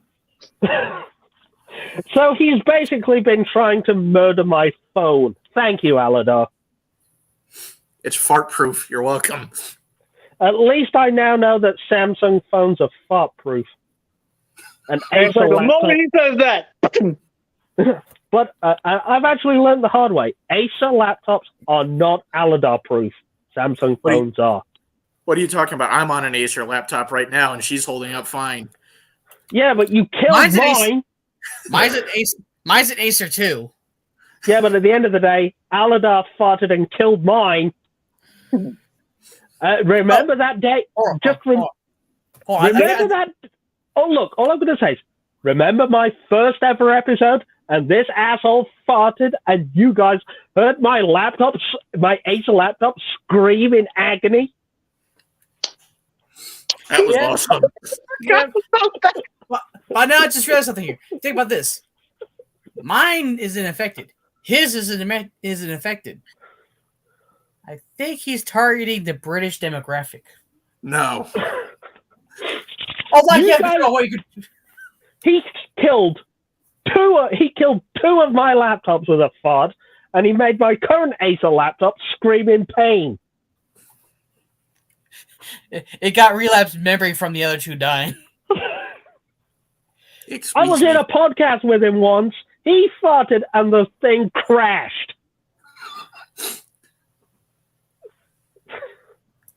So now we at least know, BC, he actually is actively trying to kill us. He has just now admitted. You just admitted to trying to kill his Samsung. No, I wasn't confessing it. I said, even though I farted multiple times during the episode, I was just admitting I cracked off some gas. I wasn't admitting to trying to do nothing. So basically, you also kind of caught yourself in a lie because you claimed both farted one time. That was actually it. And he did. No, he did do it. That. Mm-hmm. Mm-hmm. Look, Aladar, you farted on my first ever Scrapyard episode, and everybody in this chat heard it scream in agony. You can even go back and check it out. And I had to. Luckily, I didn't have to restart. My Acer laptop just screamed in pain and then recovered. Let's not remind you of the fact that he kept farting, and every time during that one live stream where your internet was not your friend that day, buddy. Well, yeah, but that's only because this asshole kept farting and stinking and knocking out my internet connection. You know, we should probably check on False's kits. He doesn't think he realizes we're back. Look, all I'm going to say is, Aladar, you have destroyed his entire Nemesis Prime collection. You monster! Aladar, what? You know how my Nemesis Prime is supposed to be black and whatever the hell the color of blue is? Yeah. Teal. Why is he white and red? Oh. Why is my nemesis Optimus Prime screaming in agony? So anyway, Why is Woody, off? I think now is the time to ask the eponymous question.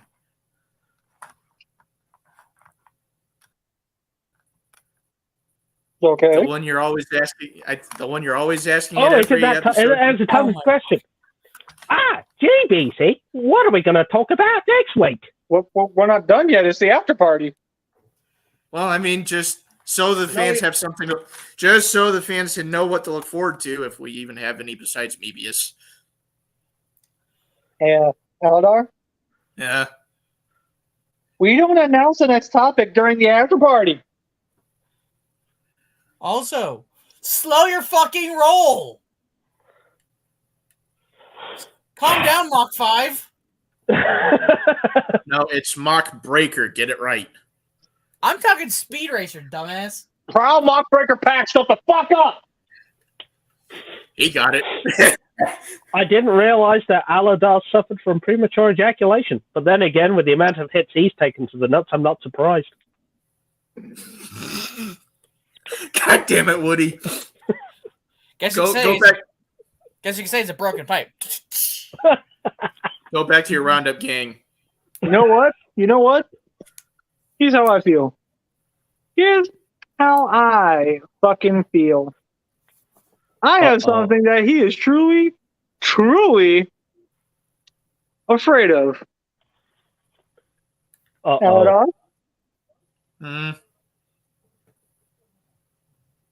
You sure you're ready for this? What the Oh, no. fuck are you Oh, talking no. about? Oh, no, no, no, no.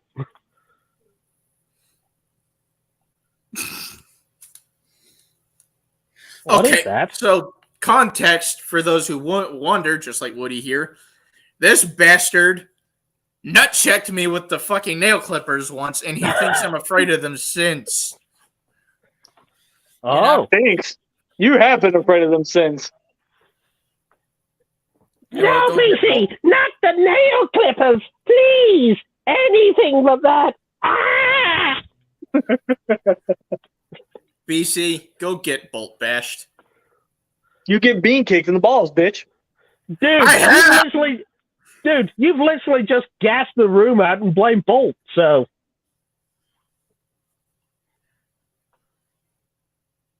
Hear me. Ow!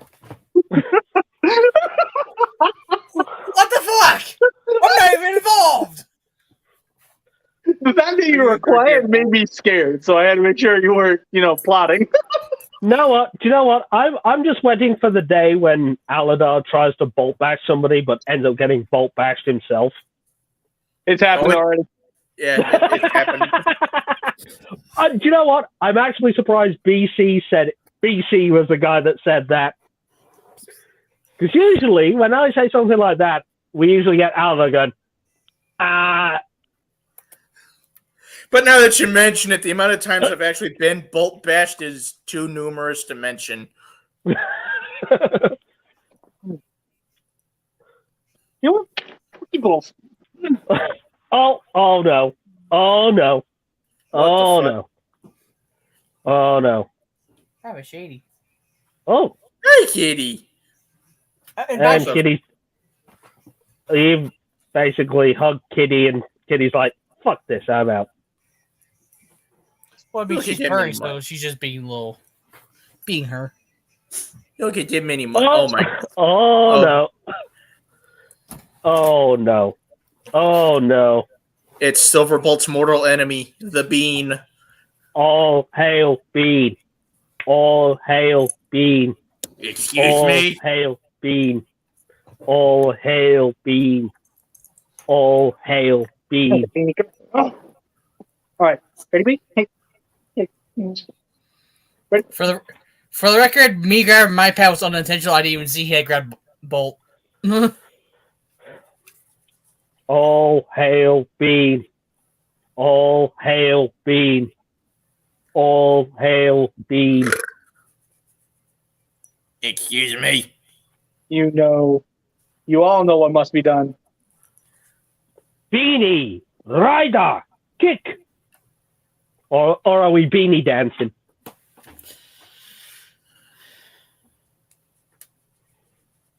Wait. I'm just gonna love a mini mutt.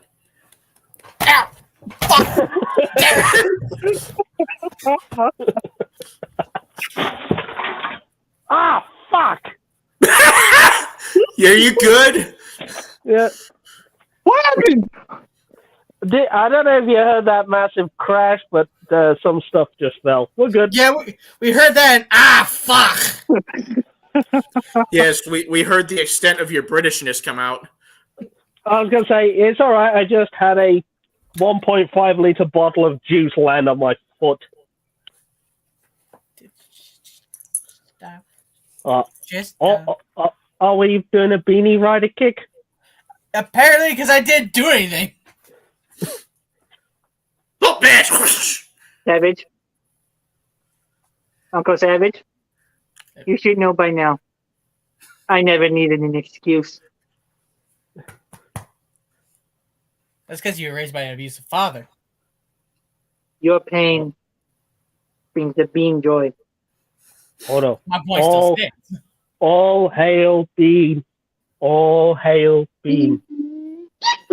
Dodge.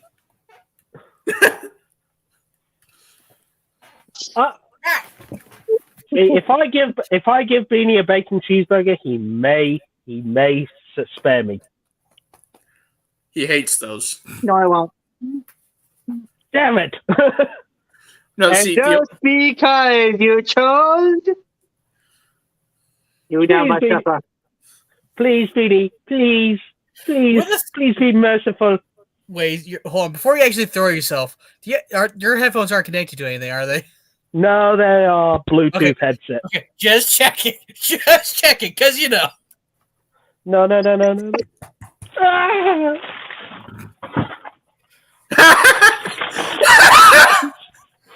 Woody, we see the void. Help. I dropped my phone somewhere. I can't even see it. Follow us by the sound of our voice. Oh, wait, you're wearing headphones. Fuck! Your cast doesn't help. I can't find my phone. Well, we see a light. We see something, but we don't know what. Also, I farted. God damn it, Aladar.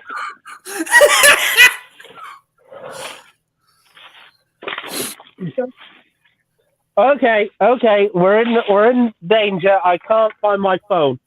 Oh shit! Beanie, what the hell did you do? I said, Woody to the void. He shall suffer.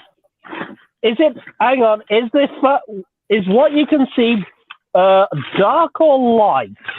Dark. It's completely dark. Void. Oh, that We see means nothing but the void. that means it's face down on the floor. Yeah. Yeah, something like that. Oh, god damn it! We saw something. We saw something. You're close.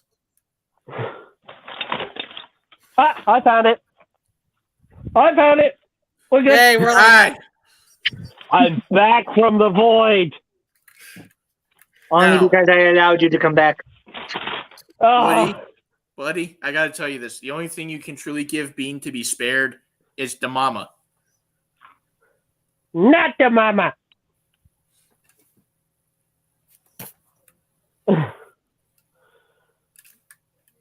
Okay, I think we're good. No, we're not. Because I farted. God fucking damn it, Aladar.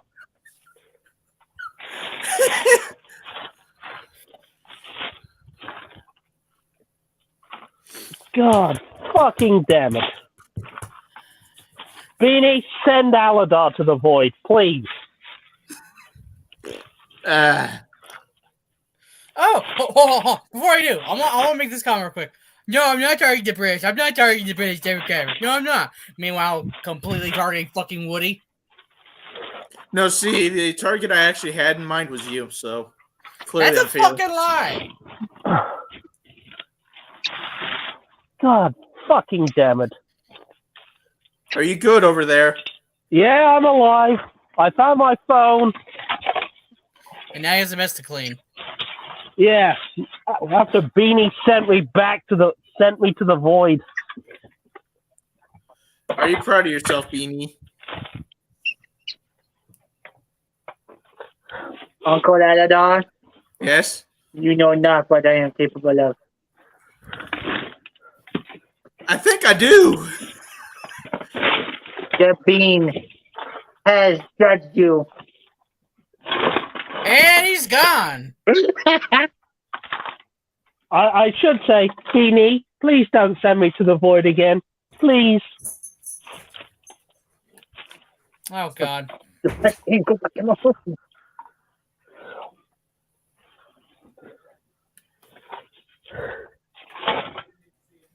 Beanie. Oh. Don't know what's going on there. Don't know what's going on there. Oh, there's that. What's this? Oh, where's the bucket?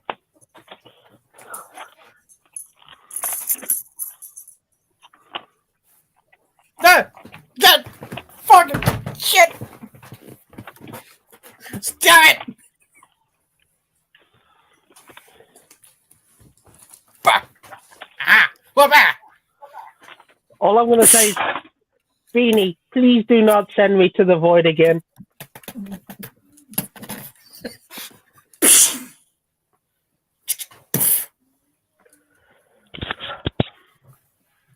Bean bonk. Oh, God fucking damn it.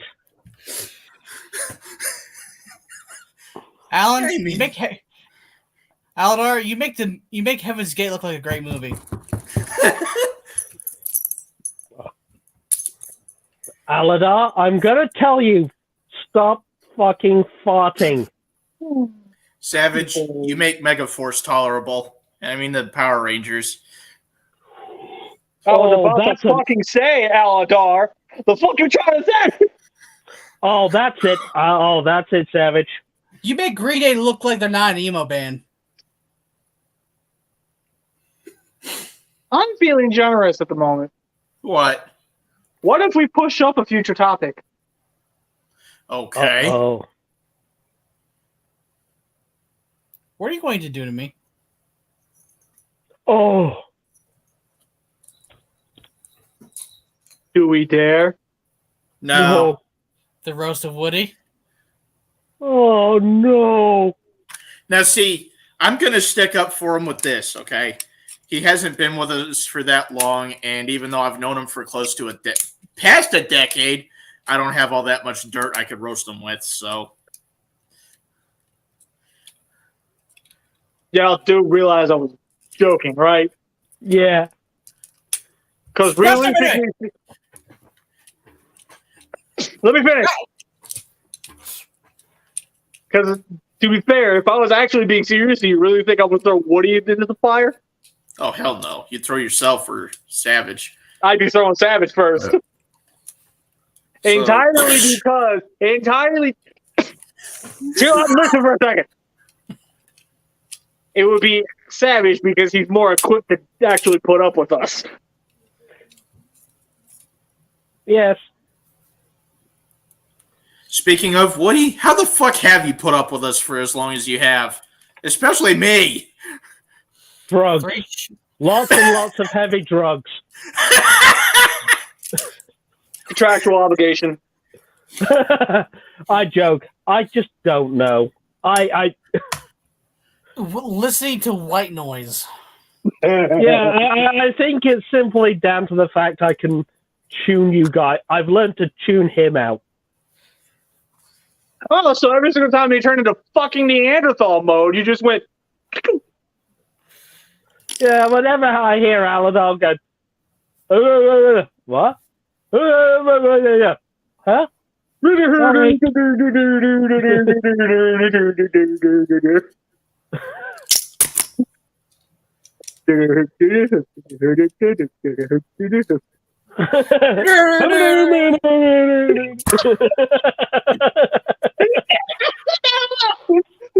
Oh, I know. We all know. Except for But Al. Beanie. But the thing is, I'm Let's going see to if have they'll to actually say, follow is this dance with me. you two, don't cause things in my head like Aladar does.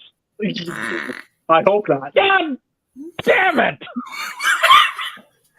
So, Beanie.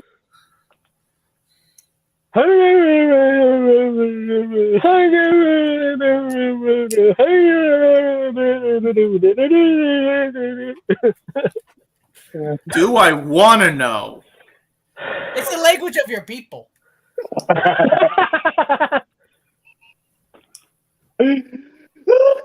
I was going to say, Aladar, you look like Forrest Gump looked like a fucking Mensa graduate.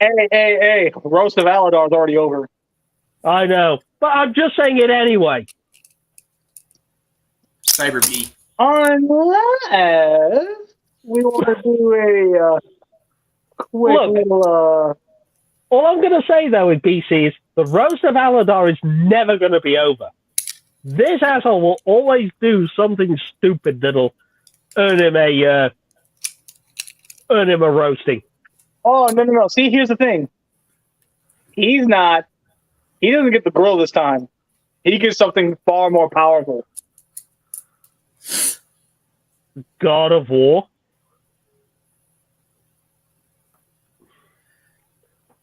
Oh. He gets the power of the Leviathan axe, meaning I he gets mean- to be as cold as he wishes. I mean, for fuck's sake, I slipped and smacked into a dumpster earlier today. God fucking damn it, Aladar. So you ran into a mirror reflected on your life. Ooh. Okay, I'm going to put that up just so because I didn't see you switch. For the record. Oh, I know. Everybody knows. But yes, I slipped on ice earlier today and dinged my head on a dumpster. And tell me, how big was the crater of the dumpster? Because considering how big of a head you have.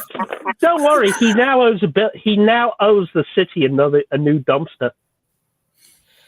A new dumpster? Knowing that dumbass, he owes the city a new block. I mean, the dumpster's the bare minimum because of the dent he put in the side of it. I believe the time has come. Let's start trying to wrap this up.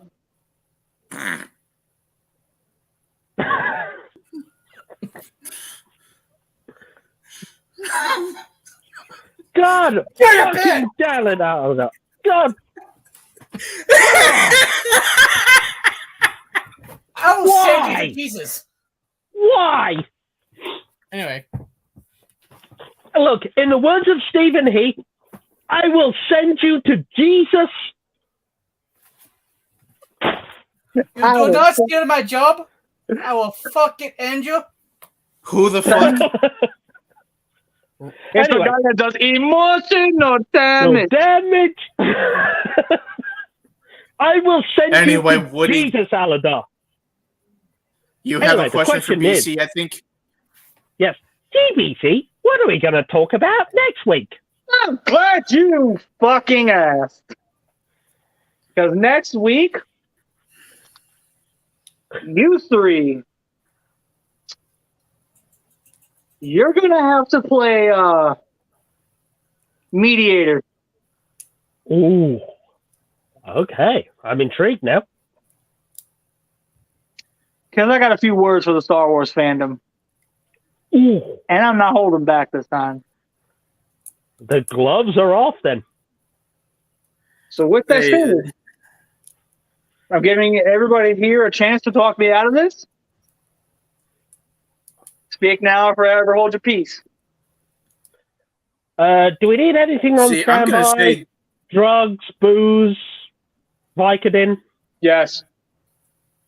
all three? Yes. All of Okay. the yes. So, I'm literally only going to say this. You intend to go for every possible blow you can, correct? Mm-hmm. Oh, he's Nothing. going in swing. You got to remember, it's BC. He's going in swinging. Nothing is being left untouched. I will decide what I touch on and what I don't. Sorry, Aladar, But- your precious Jar Jar Binks is fucking toast. I'm just generally meaning, like, as of currently, there's no intention to leave anything out. That's subject to change, but overall, as of currently,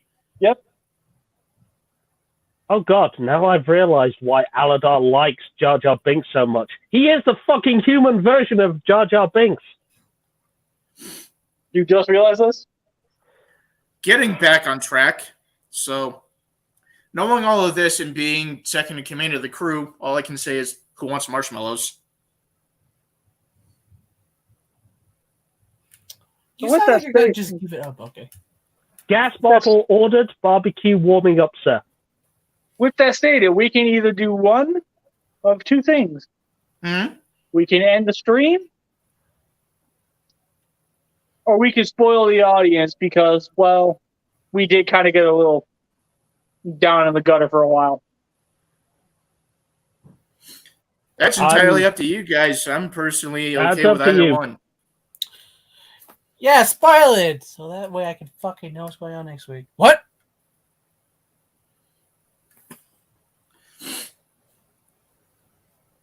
So, sticking around, or I guess. Let's go. Let's do it. Fuck it. You summon that cyber key, motherfucker. BC, can I have a bathroom break? Am I allowed? Yes, go. no? Oh, Seriously, though, where do you go before you shit your pants? yeah. What is it? I'll be right back. All right, go ahead, man. So, BC, summon the cyber key. You know what? Just because of that, shut up, Savage. What? Aladar, What? get him.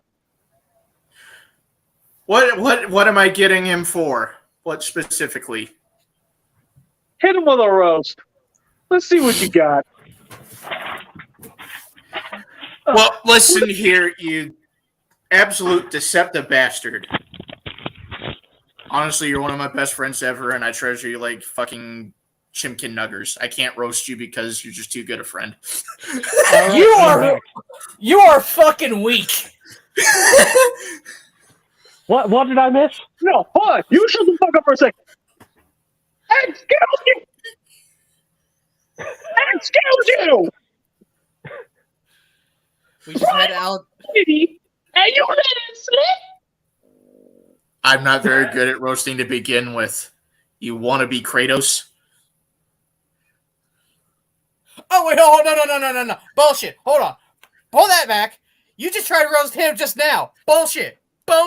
No, you don't get to say. You don't get to say you don't have the potential to roast because you just tried to roast him. So bullshit, you dumb motherfucker. It wasn't a very good one, but at least you tried. Yeah, See, at least that's you tried with him, but you're not even trying with me because you're scared of the outcome of what's going to happen to you. Aladar, Well, I mean- I will send you to Jesus. Let me say this. The outcome of my roast, however terrible it is, can't be any worse than the amount of Imperial March deaths he's had. That'd be better than what you're fucking gonna try to dish out.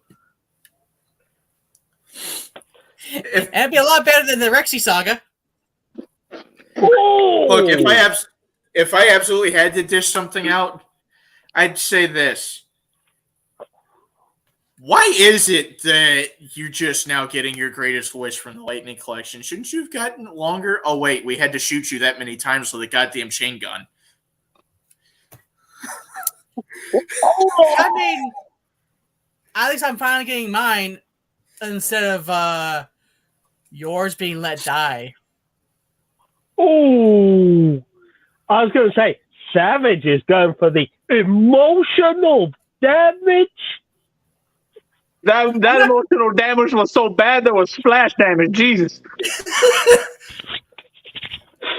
Emotional Okay, damage. okay. Hold on.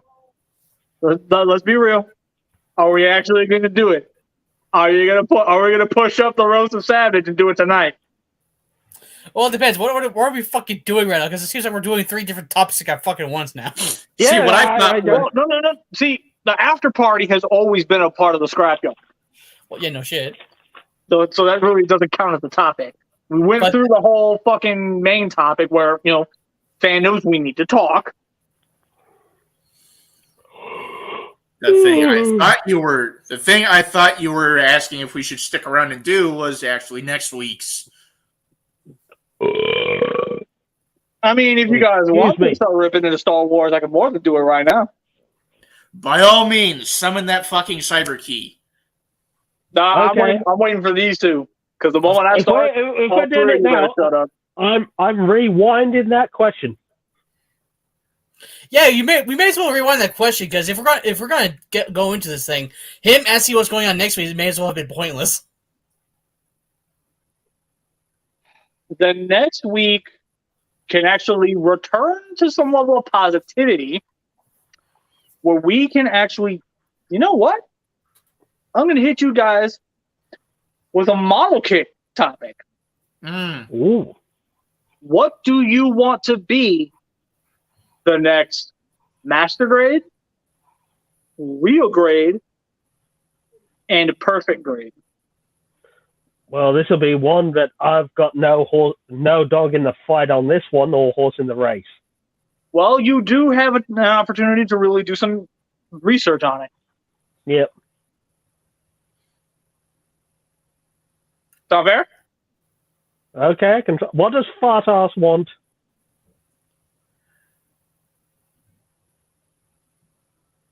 I think everyone's going to be able to predict what I want to see in those because my answer goes across all of them. Well, leave it till next week. I'm just saying.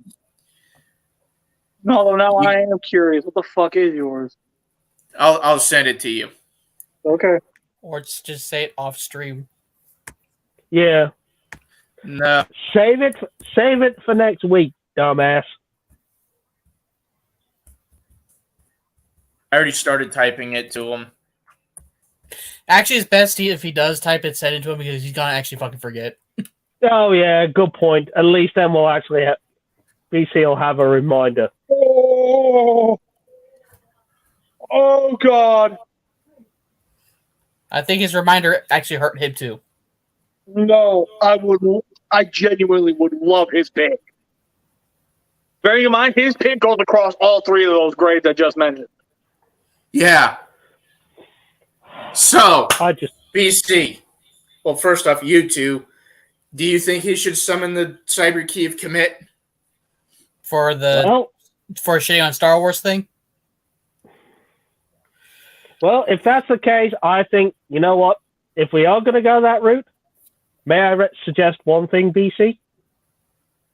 May I suggest we take a short break to refresh ourselves, go let Aladar have a shit, and then we'll then those boxing gloves can come off. All right. Then as soon as we hit 2 hours and 10 minutes, we'll get back to it. We'll have a break. We'll have a break. Get something to eat and drink. Bathroom break, and then I'm getting the knife and cutting those gloves off. I mean, I'm personally good. I got the water bottle there. I don't need to piss or shit, so all I have is gas. That's all I'm saying. We can have a breather. We can take a minute to refresh ourselves. Also, seriously, that is one of the best features ever. Oh yeah. That is the most fun I get from this figure, being able to do that with him. Oh, ouch.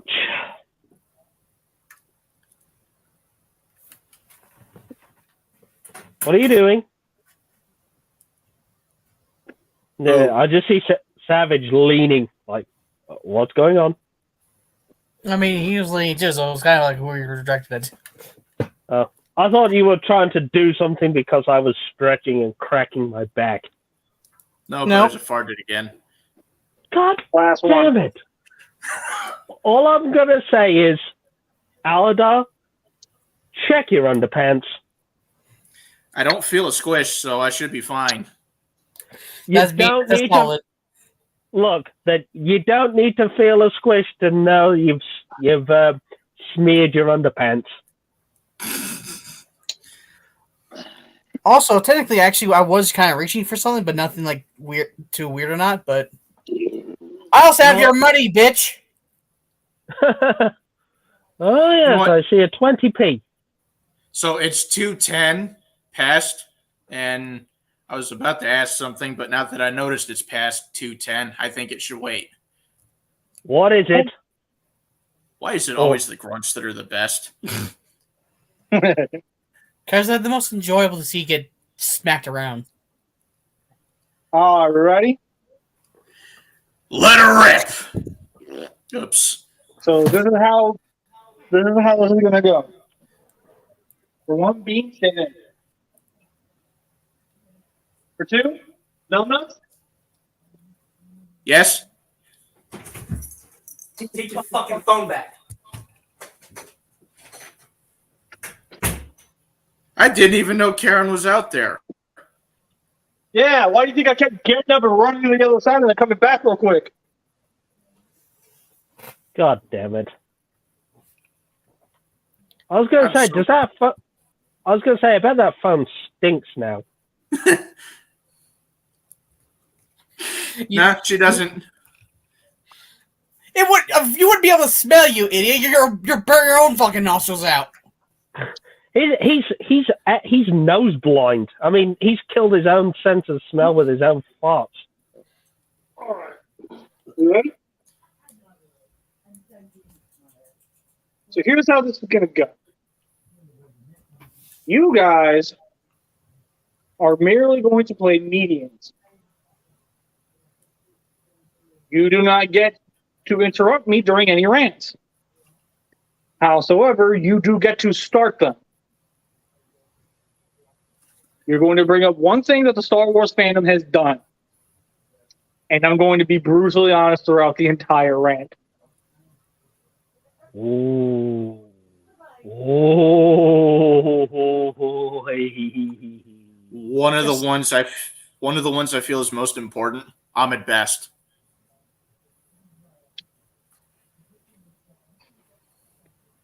I'm at best. If you ever do watch this, know I respect you. And I'm sorry for everything you endured. But you play one of the most useless characters in Star Wars ever. Wait, who? Jar Jar It was Binks. Jar Like Jar. Jar Jar Binks. Basically, Alan. That being said, the reason I feel it's super important is actually because the backlash in '99 was so bad he almost committed suicide. Yeah, and here's the thing. That's why I was about to stop saying what I was about to say further into Jar Jar. Because my beef isn't with Jar Jar, my beef is with the fandom.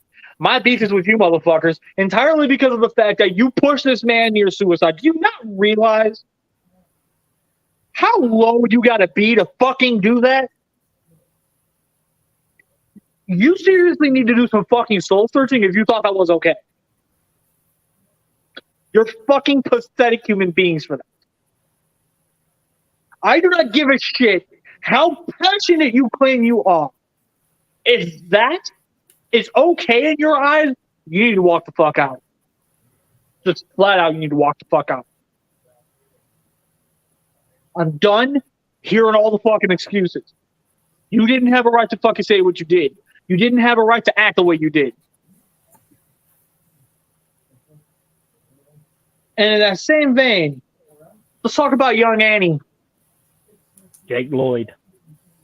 The poor man has developed schizophrenia because of the backlash he received from being a young Anakin.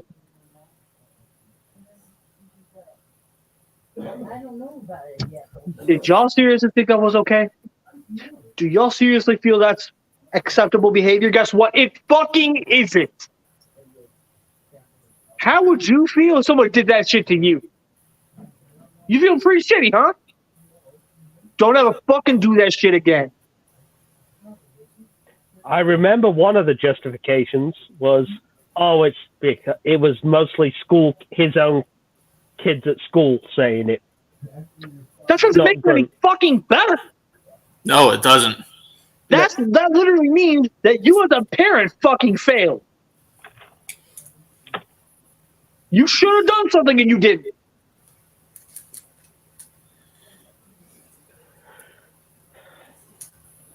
Anything else? Let's see. Okay, what about, I know this is going to relate to Disney Star Wars, slapping the Star Wars brand name on everything from underpants to grapes and everything in between. It's marketing.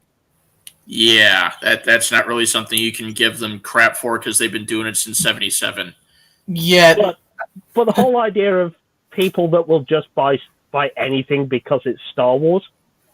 Okay, yeah, at that point you got a little bit of an obsession there and you need to see a doctor. Exactly. Like, look, I love me some Transformers, but you don't see me rocking Transformers underwear. Nor do you see me putting it in a placard and displaying it. Well, I mean,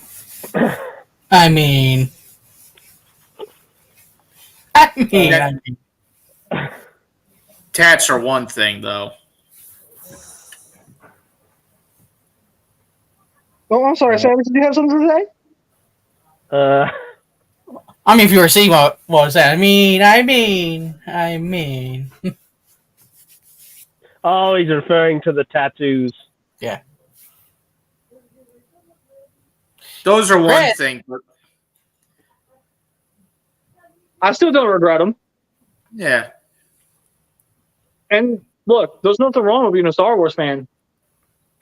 Well, there's everything wrong with being a Star Wars asshole. Oof. Because let's be real. The third sister, that name ring a bell? You racist pieces of shit.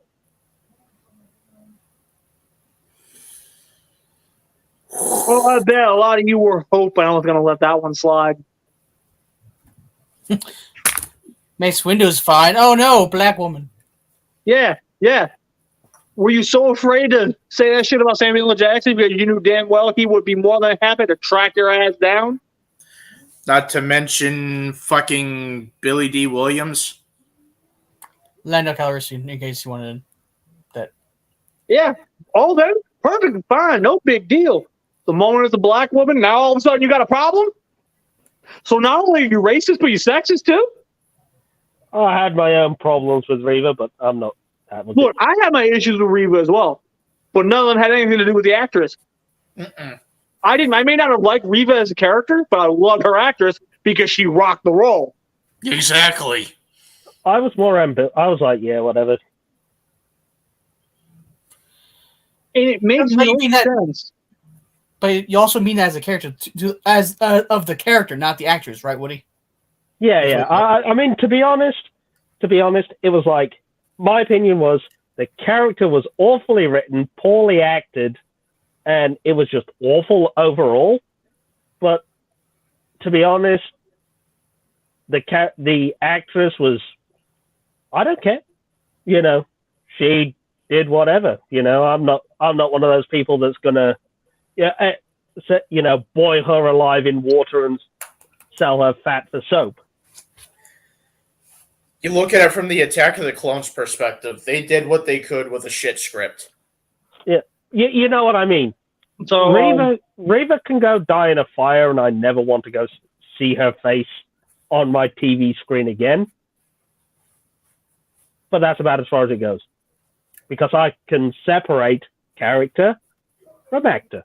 And that's the next thing I was going to get into.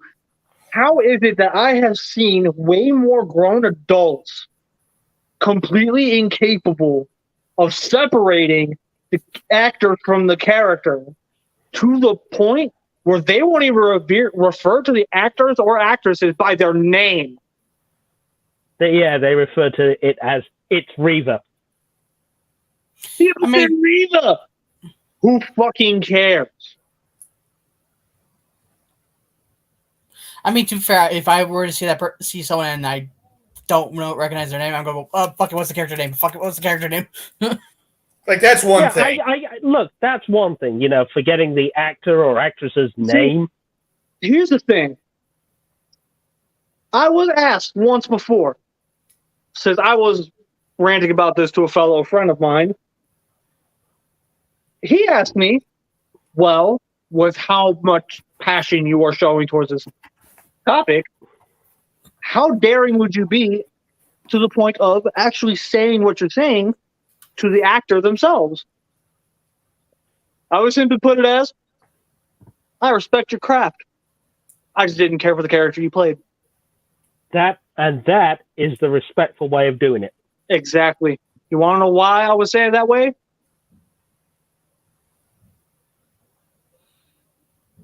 Because I know common decency and respect. Something you all don't. You live and breathe this psychosis. I'm genuinely convinced the Star Wars fandom is not a fandom. They never were. You want to know what they are?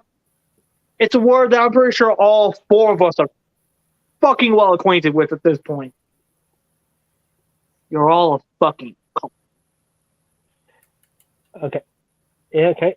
Now, on the flip side of that, DC, we mentioned the rabid hate in the fandom, right? We just mentioned it. Mm-hmm. What about the rabid defense? Oh, boy. You call it rabid defense. I call it blind loyalty.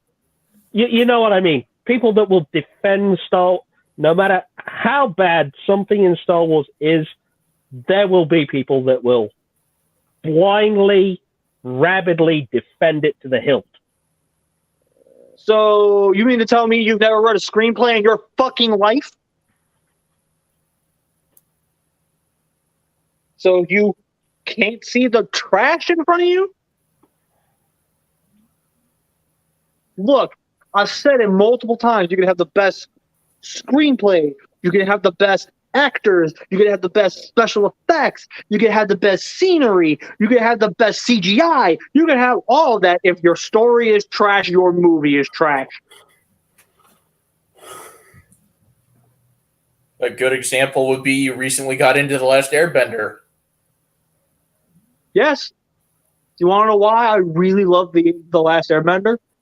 Because while I had a lot of issues specifically with the animation, they put the budget where it mattered.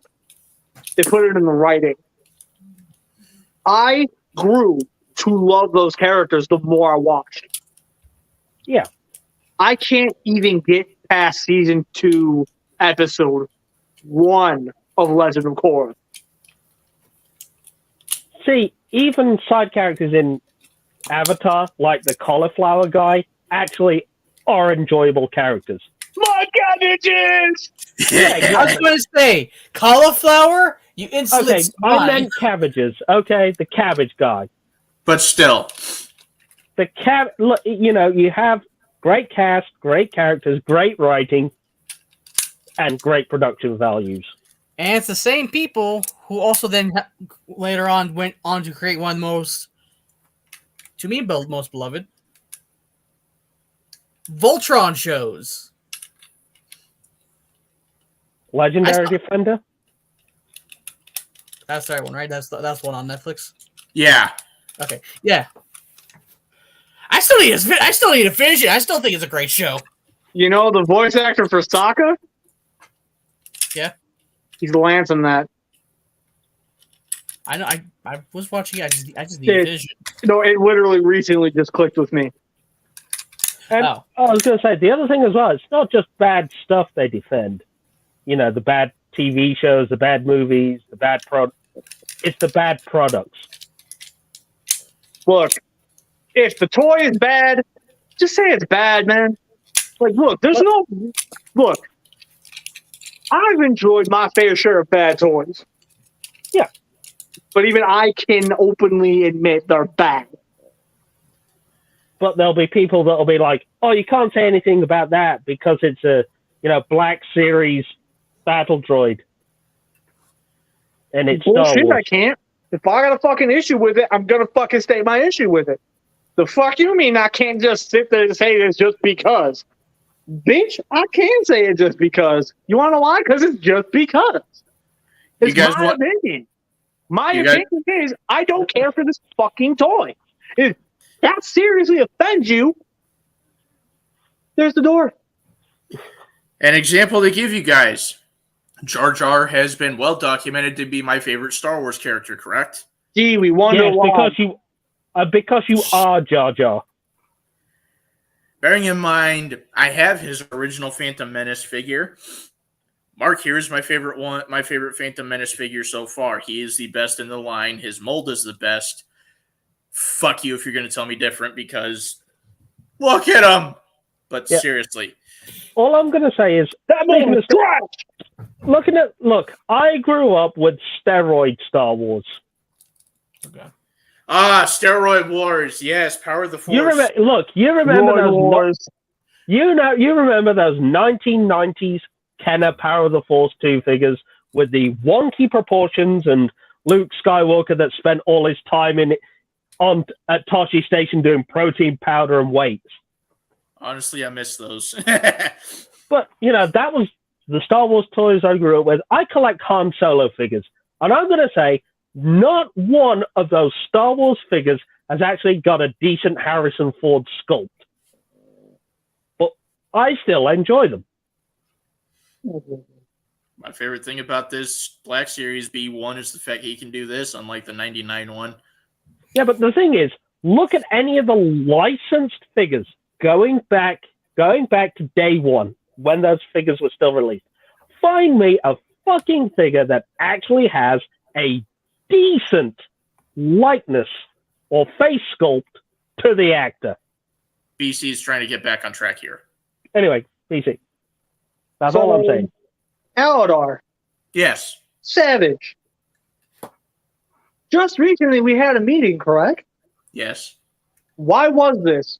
Would you guys like to just elaborate, like not give all the details, but just give a gist? What went down during this little meeting? We were addressing misconduct between peers. How was it handled? Calmly. Was anybody yelling and screaming? Was anybody disrespectful? Nope. If I came across that way, I deeply apologize. Fuck you. No, you didn't. Oh, was this the one I missed the other day because I was at work? Yeah. So that being said, it was all handled quite professionally. I mean, I don't think I disrespected anybody with what I said. No. But here's the thing. The reason why I bring this up. You can't have those calm conversations with you fucking Star Wars fans. I almost said Transformers. What the fuck? You're not wrong, though. I'm not wrong, but still, in this particular instance, we're not talking about them. We're talking about fucking Roy Wars. Never dropping that. Oh, wait. Oh, I'm so sorry. Does that hurt the men on Carb's pride? Good. They're toys. They're meant to be played with. Play with them and shut up. Maybe then you'll actually be worth a fucking damn in this society. And plus, myself as an example, leaving things mint in box is an OCD trigger for some people. Let them enjoy it because it's either that or go insane. Look, I get that mint on box and mint on card collectors exist, and if they want to do it, do it. Like I said, it's perfectly fine. But if Alan wants to buy the Black Series Battle Droid and play with it in the car, that's his decision as well, and we should respect that decision. Mm-hmm. That being said, The reason why I brought up the whole thing with that meeting was because, like we previously stated, that meeting was handled in a very professional manner. It was not handled in a way that made us all angrier with each other. In fact, thanks to that meeting, that was hands down some of the best teamwork all three of us have ever displayed. Exactly. We were a functional unit that night. And honestly, I'm down to do it again. Okay. And I'm just going to say, I do apologize for missing that one. You're fine. You're fine. You're good. It's perfectly understandable. It's like, honestly, ever since Woody joined this group, I never have an issue with him. Never. If something does arise that I have an issue with, I'm fairly certain if I bring it up to him, he's not just going to write it off like he didn't do anything wrong. He would actually listen to what I have to say, and if for whatever reason I was misplaced, he'd call me on it. But if what I said was actually valid and was actually accurate, I'm pretty sure he'd go, you know what? Yeah, you're right. I apologize. That was my bad. Because that's the kind of person Woody is. Unlike someone else we knew. I've learned something throughout my entire life, right? Mm-hmm. And I wish some people would understand this rule, right? It's simple, right? If you fuck up in any aspect of life, right? No matter what it is, hold your hands up and say, yeah, I'm the dumbass who did that. I fucked up. All right, BC, time to hold your hands up. And take the rap on the knuckles, okay? People will respect you more for going, yep, I'm the dumbass who did that, and, take your punishment, rather than someone that goes, oh, no, no, try and bullshit your way out of it. Well, see, here's the thing. If for whatever reason I did do something, but I don't remember what it was, expect me to ask questions. If within those questions that I'm asking and they're answered with logical answers that do actually make sense to what you're claiming, I will openly admit, yep, that was me. I fucked up, and I apologize. Yep. But at the end of the day, it doesn't. If you've been caught with your hand in the cookie jar, and you try and bullshit your way out of it, people lose respect. People lose respect. If you've been caught out and you've been caught out, they know. You just got to hold your hand up and go, yep, okay. To comment, to pause that part and go on to his fucking comment, you'd be holding your hands like a fucking football field. Field goal! But sometimes, look, life is, you've got to hold your hands up and take that kick in the balls. Well, I mean, if I got to take the kick, I'm not going to feel it. God damn it, he leans back and farts at the same time. But getting back... the moment he leaned forward. Getting back on track with BC here. All right, give me one more. Give me one more. Like, really let me have it. Really let me have it. Check for skid marks first. Daisy Ridley having to vanish off of social media because of rabid fans, as well as the one chick from the sequel trilogy having to go to therapy. Well, couldn't that have just been covered under Ahmed Best and Jake Lloyd? Yeah, basically what I said for them, okay, I'll say for those two. You are all disgusting human beings, and you deserve to be in their places aside from them. Yeah. Because you're fucking disgusting human beings. You're not fans. You're a cult. All I'm saying is it's never acceptable to go on social media, bully, harass, attack, or whatever fans, stars, writers, directors, producers of a TV show just because you disagree with something. I mean, these fuckers are so bad that George Lucas sold it to Disney at the turn of 2012 because people were constantly shitting on the work he did. Yeah, but thing is, Star Wars was always going to be one of those things that's always going to be put on a pedestal. I'm not being funny, but, you know, Star Wars is like the Cadillac of brands. You know, when you see the name Star Wars, you expect a certain level of quality out of it, if you know what I mean. So, anyways, seriously. Is there another? Yeah, is there another thing where he can seriously tear into people? No, I can't think of anything off the top of my head, to be honest. I think Savage has something. He's just waiting for everybody to shut up. Go on. I'm trying. You already talked about blind defenses. You've already talked about the toxic side of things.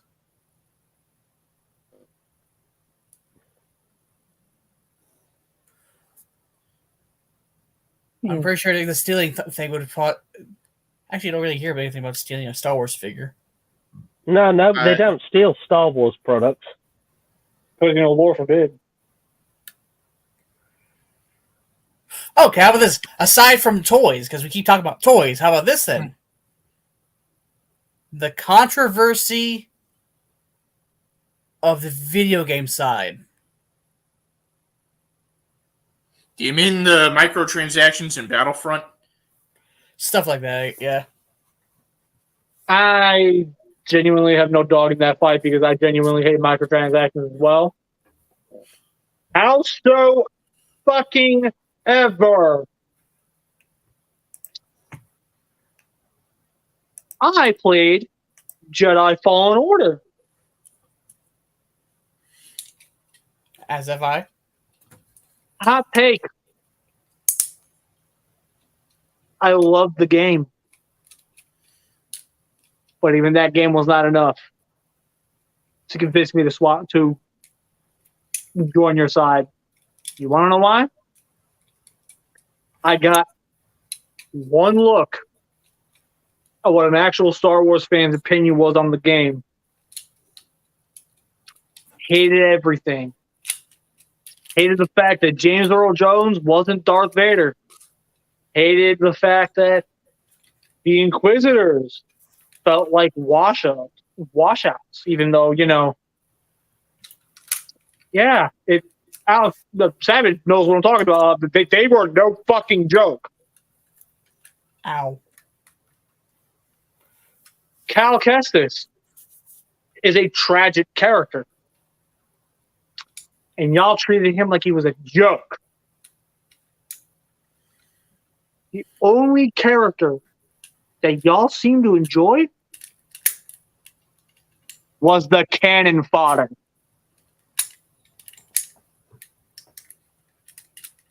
So let me get this shit straight. What is hands down one of the best pieces of media for Star Wars that you guys have ever fucking had? You can't even take it seriously enough to see the writing that went into that? From a writing perspective, you can't see it? Y'all need to just put your fucking computers in a desk and go touch some goddamn grass. I've had enough of all this shit. You guys have such a fucking banger of a fucking video game. I don't know what Transformers Reactivate is going to be bringing to the table yet. But I can already tell you guys this much. It ain't going to hold a candle to Jedi Fallen Order. There. I said it. And guess what? All you Star Wars fucks are going to sit there and tell me I'm wrong. To be quite fair, from what the Star Wars media has been able to actually make in terms of games and side stories, the main ones currently seem to end up being the worst shit of all time. For example, not the Last Jedi, The Rise of Skywalker. It was a video game based on the rise of. No, I mean I was meaning the movie. Oh yeah, the Disney. Yeah, in comparison, like okay, during the time, the Rise of Skywalker was amazing. However, Mandalorian season 1 outdid all of that. So yeah, it's like my opinion is right. I cannot stand the sequel trilogy. They're awful films. I can't watch them again now. They just do something to me like. But Rogue One, I like that film. I like from the train heist to the end of Solo. And actually, I've had people. Okay, I know I'm supposed to be like the mediator as well, because although have we really even been mediating, honestly? He hasn't really pulled off the gloves. That's the thing. But to be fair, at the same time, like we're supposed to be mediators, but at the same time, I'm looking at Rise of Skywalker and thinking they rushed this movie so bad just so they can catch up with Star Wars Battlefront 2 on fucking Xbox right now. Because by the time that movie got released, before the time that movie got released, they were already adding the fucking Sith Troopers into the game. Yeah, but it was also down to the fact that because Last Jedi was being absolutely panned, it was losing money hand over fist, and the toys weren't selling. Gee, I wonder why. They sort of had to do something and quick with the Rise of Skywalker to try and make it, I don't know, suck less. I mean, plus they keep pulling shit out of like third fucking moon. Like, for instance, the character this helmet's based off of. He doesn't even fucking exist. Still a cool design, though. Yeah, All I'm going to say is, and somehow Palpatine returned. Yeah. Hi, Beanie.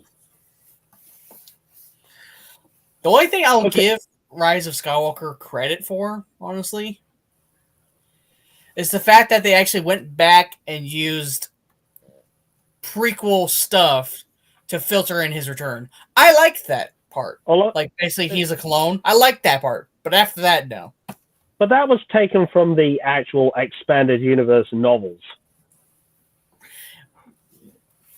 where the Emperor actually had an army of genetic clones to replace him if the original died. So he would live on forever. And I'll say this much. In my opinion, while I will always say that Rise of Skywalker is a shit movie, I've also hated the Solo movie, but in comparison, Solo movie did better than an entire trilogy, so I think that's but I'd rather watch Solo and Rogue One than any of the Disney sequels. If I can throw in a small hat here, I think the only reason that The Force Awakens got the praise it did when it was released was because people were hyped up for the fact that there was a new Star Wars movie at all. We would have never seen that coming, as well as it took some time for people to realize it was just a reskin New Hope. Yeah, yes. Personally, I can still enjoy the sequel trilogy because Star Wars. I just love the franchise. But then that's falling into the blind devotion. I can acknowledge their flaws, but I can still enjoy them, much like the prequels, except for Attack of the Clones, and the Transformers movies post 07. Y'all also got to understand one thing real quick. I have a deep-rooted disdain for Star Wars. Mm-hmm. Entirely because Star Wars as a whole was shoved down my throat. Fair. So, I want nothing to do with it. I willingly allowed myself to suffer for you guys. And I'm still suffering for it to this very day. Because Lord forbid I decided to tell somebody how I felt about The Force Awakens. I went and saw that movie in the theater with my mom on Christmas Day. And guess what? We loved it. We thought it was great. We really enjoyed it.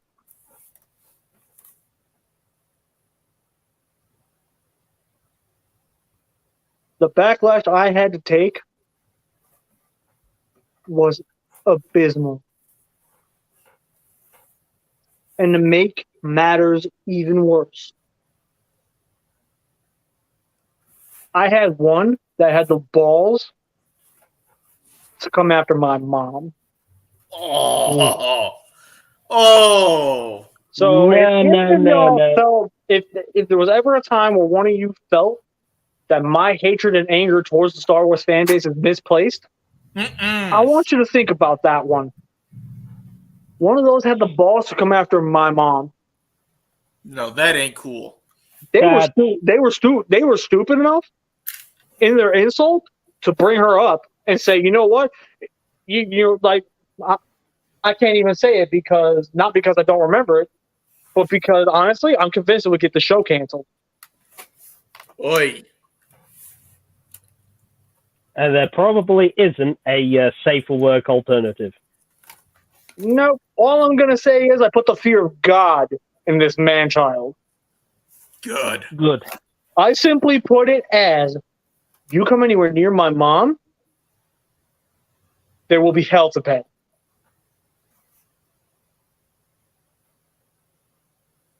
Simple as that.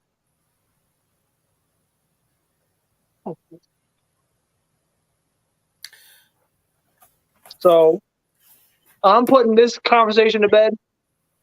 I want to move on to something a little bit more positive, so that we're not ending the episode off on nothing but negative. Beanie. But do you know what? Can't wait for Star Wars Survivor. I was going to say, do you know what? I'm actually glad, though, we've been able to get this out the system, ready for next week. It's coming back strong. Honestly, I feel like, let's go ahead and call it here, take a little bit of a break, and then just in a couple minutes, we'll come right back and we'll do some more talking. Okay. So, Savage, I know you got to go eat dinner, so get. Go take care of that. Matter of fact, here. Message the thing when you're ready to come back. Okay. This is thus far our longest episode. Yeah, and it's going to keep going. Provided everybody actually wants to stick around. I'm in. Yeah, You're starting to feel the fog? yeah. Okay. So what is the microscopic amount of positivity you want to bring to this overall shitfest? Well, I figure why not go ahead and actually talk about a subject matter that I don't think we ever really truly touched on. Food. Can I do the thing, please? What? No. What thing? All I need to say is trees.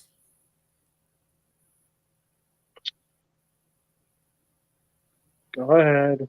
Tim Kent Nuggers! Damn it, Aladar. Since we're still on before Savage comes back, and I will actually say this about Star Wars. In a weird sort of way, I'm actually glad I grew up with Lucas Star Wars when it was actually creative.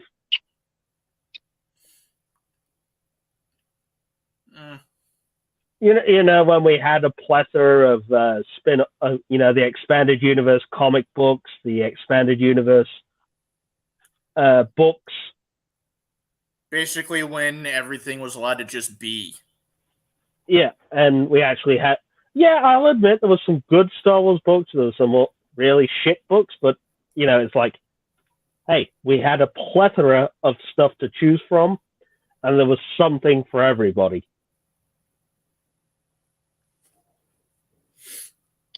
Fair enough. Now, I'm going to warn you guys now. Mrs. BC now officially has a copy of Hogwarts Legacy. So right when she gets home, I'm going to be muting and shutting down my camera so I can move to a different spot in the place. Fair enough. Because I finally talked her into playing it on the PS5, and I got to tell you, it was a struggle to get her off. So, also, just to address this, don't you salvage scrap drones dare come after her for that.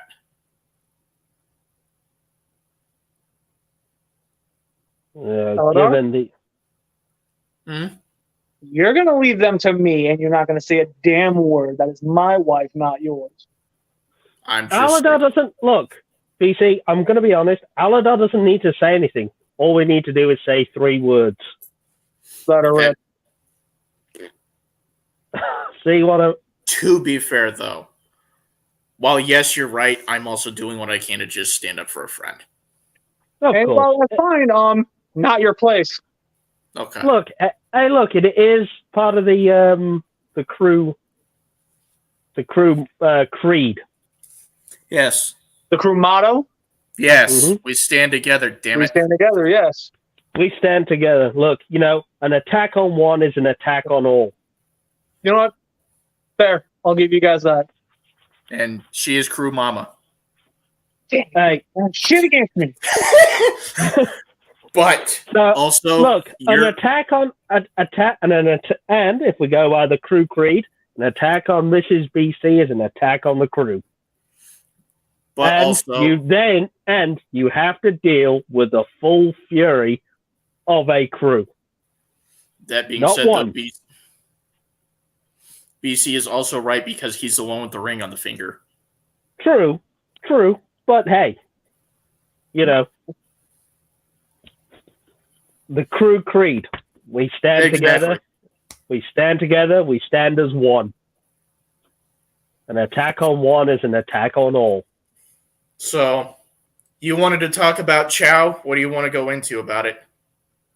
Mainly just, I want to hit you guys with a question. Okay. What is the greatest restaurant you have ever eaten at during your childhood? Okay, I'm going to be absolutely British, and none of you will get it. Okay, still, by all means, educate us. I will always say it will always be those roadside. I mean, I can understand in a generic enough context, it will be those roadside service station diners.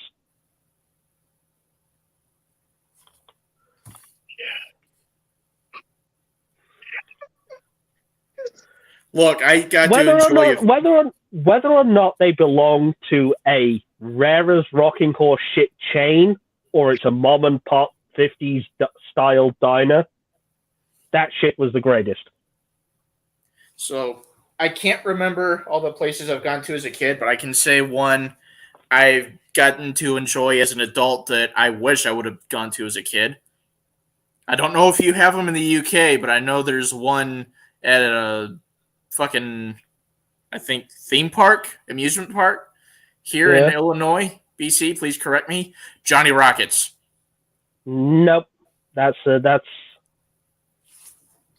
I don't believe there's a Johnny Rockets here in Illinois, but I know there was one out by you.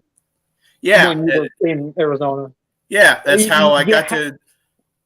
You have to remember, aside from the big 3 technically U.S. chains, we don't have that many. Burger King, McDonald's, and Wendy's? Nope. Burger King, KFC, McDonald's. Okay. Anyway. I mean, we've only just started getting Five Guys and Taco Bell. God damn it, I mentioned Taco Bell and he craps himself. But anyway, there was a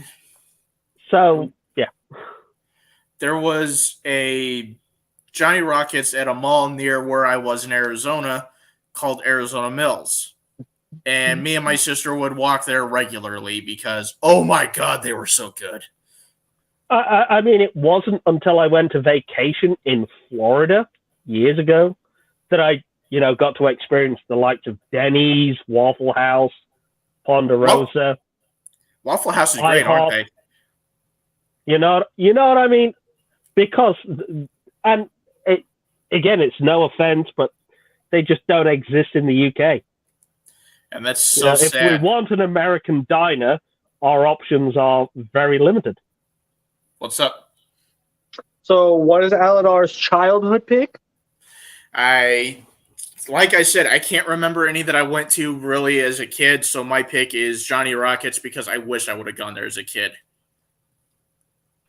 Okay. I don't fully remember the name of this place. And I'm pretty sure whenever the hell my mom actually gets around to getting this part of the episode, she'll probably drop something in the comment section telling me the name of the place. Joe, I bet she's probably even got an embarrassing childhood photo of Mini BC in one of these places. No.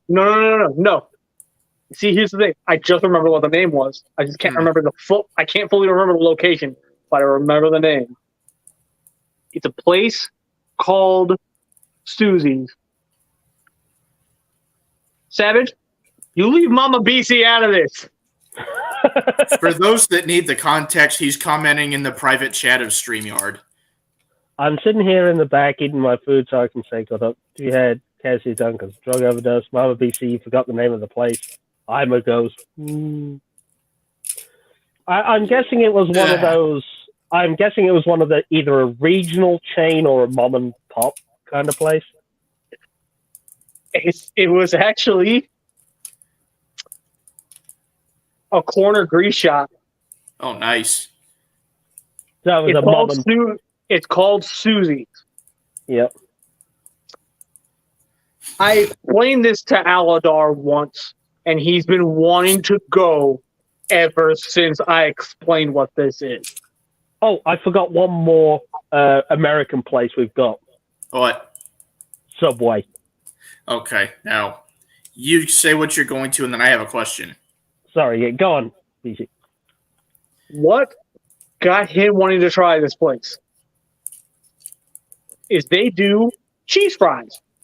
But these aren't just any normal cheese fries. I shit you not, in every single pack, they pack these things like a flower pot. Ooh. Where the fries are all pointing out like a literal fucking flower pot. And the entire middle was nothing but not just cheese. Nacho cheese. Mm-hmm. Fuck you, BC. I'm going to say fuck you. You know why? You've got me wanting them. Well, hey, maybe you need to take a vacation out to Illinois at some point, Yeah. If only I could just teleport to Susie's right now, wave my credit card at her and say, hey, give me some of those nacho cheese fries. And yes, Savage, you do. Ryder kicks Alan Fart back of his ass. Don't ruin my potatoes. I really need to do it. I still want Porcello. Porcello! It's Portillo's, dumbass. What?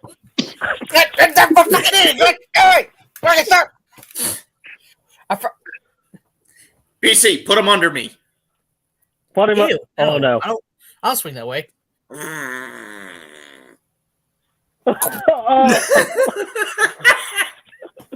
Oh, poor Savage. You're feeling the effects in 3, 2, 1.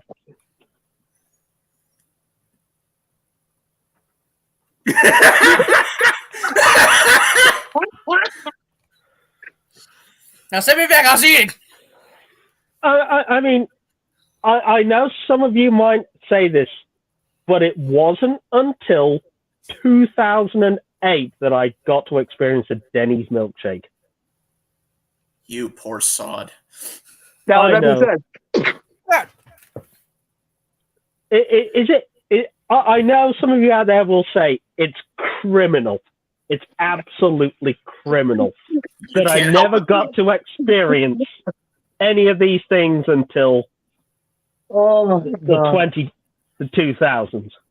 I am fucking convinced that Savage said it that way on purpose because he knew I was gonna flip my shit. But to address Woody's comment, it's not your fault that you had to wait that long, but you poor sod. I know. Some of you in the chat, some of you like maybe are going to be thinking, that's criminal. That's illegal. By the way, guys, this is the first ever stream where we hit 3 hours. 3 hours. But Congratulations. but it's like, I know it just does kind of suck that the UK's American side flavors are pretty much McDonald's, KFC, Burger King, and Subway. Another place I can bring up, but it wasn't experienced as a kid, but still I think they deserve mention. BC and Miss BC took me there once, just one morning, and it's just like I want to go back at some point. State Street Diner. Mm-hmm. That sounds like a nice place. Is that like another little mom and pop style? I guess you could say that. It's very much a mom and pop diner. And then, did you just back to the idea? No, I love it. See, this is what I like in the States. You know, you have all these options, whether it's mom and pops, regional chains. You barely got shit. And I'm sat here like, okay, I've got a McDonald's. So 2 things. First off, addressing Savage's comment. Yes, Carl's Jr. is great, and I only called it that because that's what it was called where I grew up. Hardee's is okay. I mean, to be honest, I went to Denny's several times in Orlando because I love it. Mm-hmm. There was never any drugs there. I mean, not that I experienced. You were high off your ass, that's why.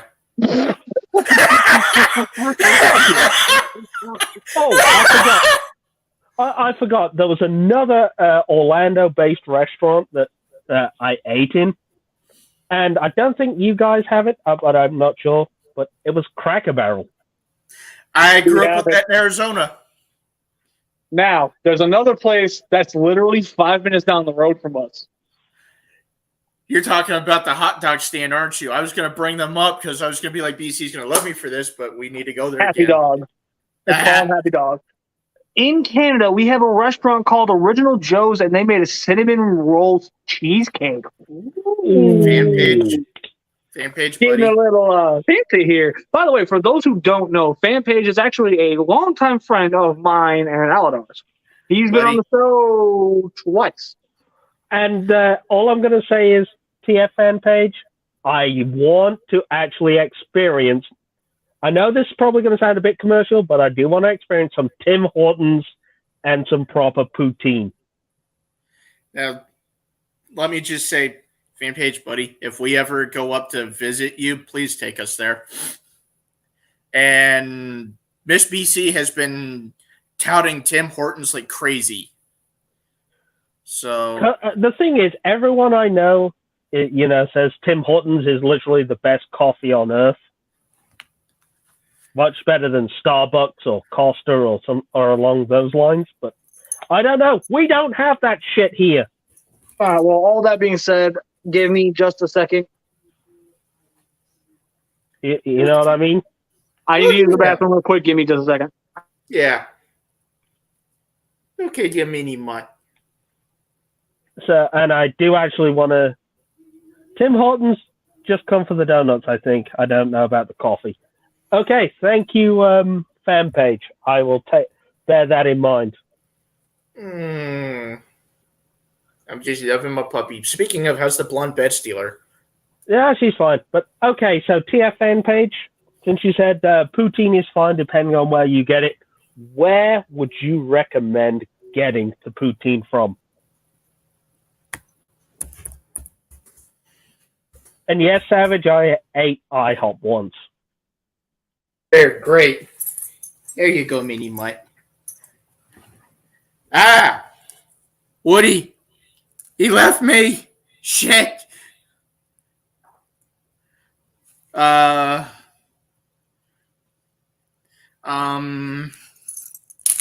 Puppy cuteness. I don't know where to take it from here. Puppy cuteness. Yovka puppy. Mini Mutt. Hi. Need my fudgeball. This should show you how uninteresting I am on my own. I don't know how to do this shit. Hi.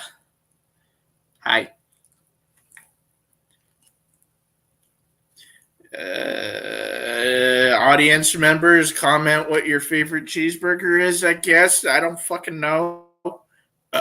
Excuse me. Hi, Fuzzball.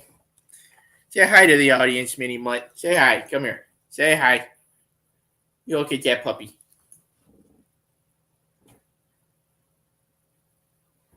Again, I don't fucking know what I'm doing.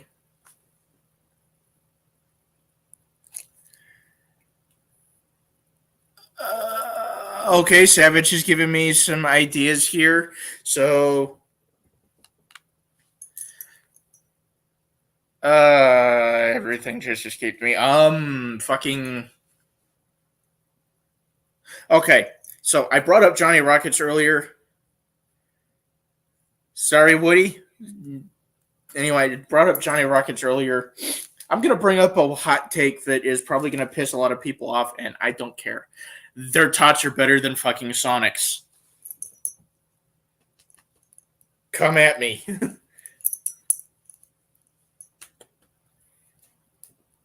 Mini Mutt. Even you can say their tots are better than Sonic's, can't you? You had both, and you liked Johnny Rockets a whole hell of a lot more. He literally spit up the Sonic tots, so it's like he hated those. And yes, we made sure they were all unsalted before anyone asks. Yeah, give me Mutt.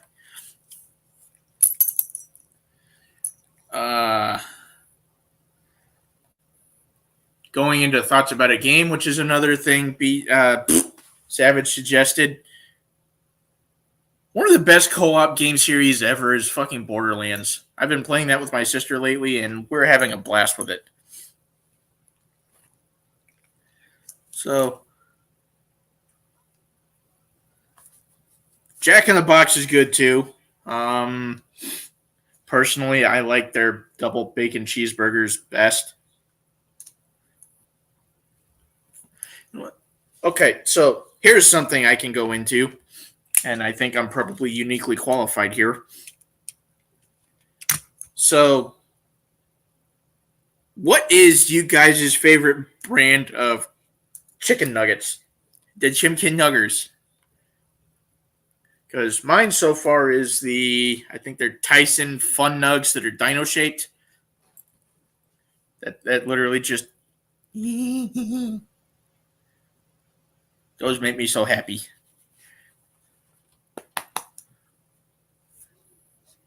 They make teriyaki flavored Chimkin Nuggers. I need to try these.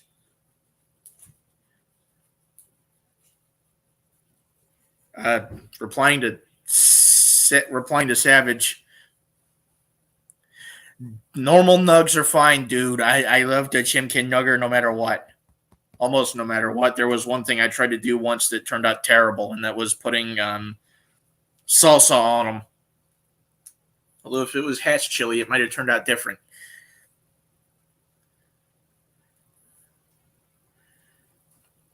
And yes, Woody, I have long since been exposed to the dinosaur-shaped Chimkin Nuggers. I fucking grew up with them. I love them. To explain the whole thing with the Chimkin Nuggers, there's a joke between me and BC where I send one of those repeat picture thingies. I can never remember what the fuck they're called. But it's the opening scene from Dinosaur where the Carnotaurus pops out of the forest to chase the baby Parasaurolophus, right? And I sent that to BC thinking, what in my mood range do you think that best expresses? And he literally just responded, Chimkin Yuggers! Hi, Woody. Where the fuck are you?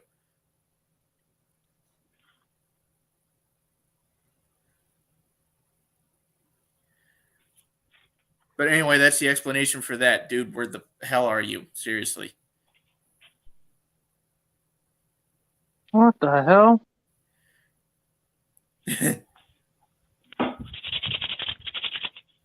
What are you doing? Woody, can you hear me? Oh, I'm back. Yeah, I was trying to get you to answer, like, where the fuck are you? Sorry, I'm in the kitchen and yeah, I'm making food. Oh, cool. If I can, yeah. My bad. I don't know. No, it's okay. I'm hungry, so I'm going to say. All I'm going to say is, look, you bastards talking about snack food, talking about foods made me hungry. Okay, Scooby-Doo. So I'm now going to go make the lazy bastard snack. Welcome to Cooking with Woody. Savage, are you good to Return? Look, I know this idea. All I'm going to say is, please don't try this at home. Your mileage may vary, and you'll probably kill yourself. I'll be sure to try it immediately. No, just don't. So as you can see, I've made a entire plate of frozen French fries. Or as you Brits would call them, chips.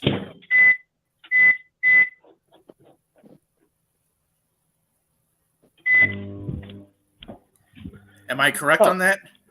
Yeah, well, we do call them French fries as well. So, and I'm gonna be honest. That's what's going on the top. Okay, I just know that, especially in the UK, whenever you've got fish and fries, you call it fish and chips. Yeah, it's just because we call them. You know, it's complicated, but yeah. Oh my god, that fucking reminds me. There was a small scale restaurant in Arizona that was near us called Pete's Fish and Chips, right? They had the best fucking fish fillets ever, as well as one of the best dipping sauces ever. I can't remember what they called it, but oh my god. Okay, you know what? You lost me. I'm not doing the beans. What? I'm not doing the beans. Yeah, Aladar, you're banned these. I don't even like beans. I mean, I can tolerate them in chili, but I really don't like them. Baked beans and tomato sauce. Yeah.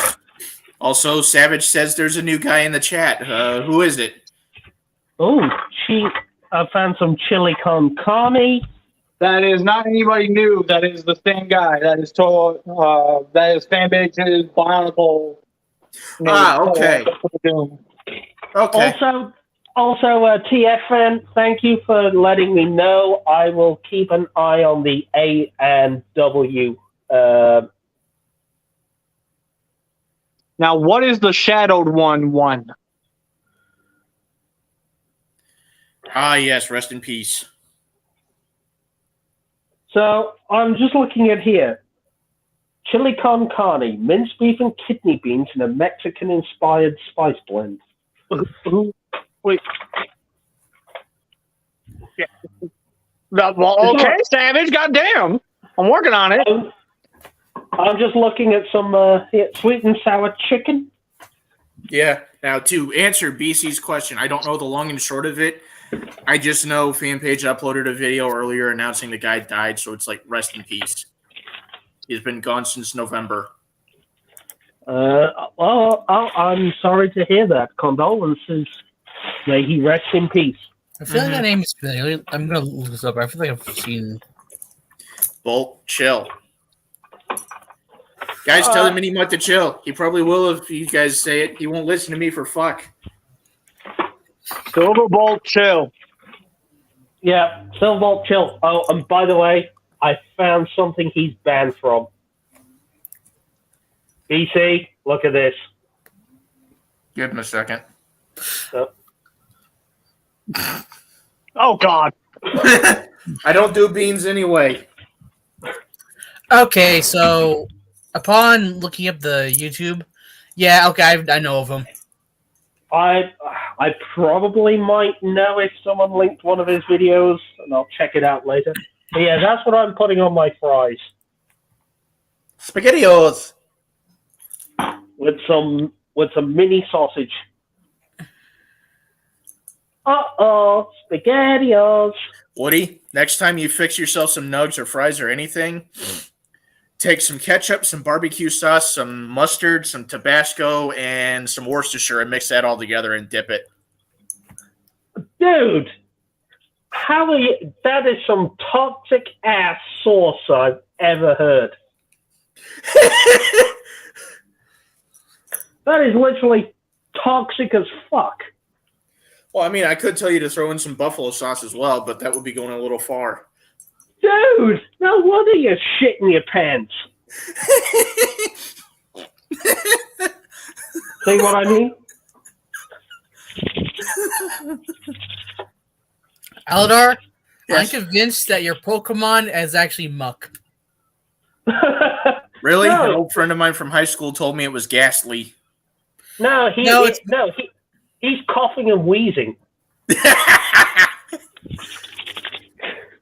Are you okay, buddy? Simply down to, I mean, think about it.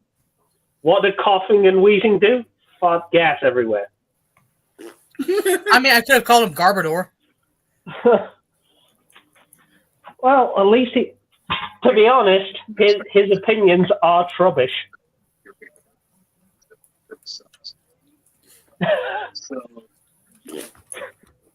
God damn it. BC, you're gonna have to get in there and kick his ass in a second. I achieved liftoff again.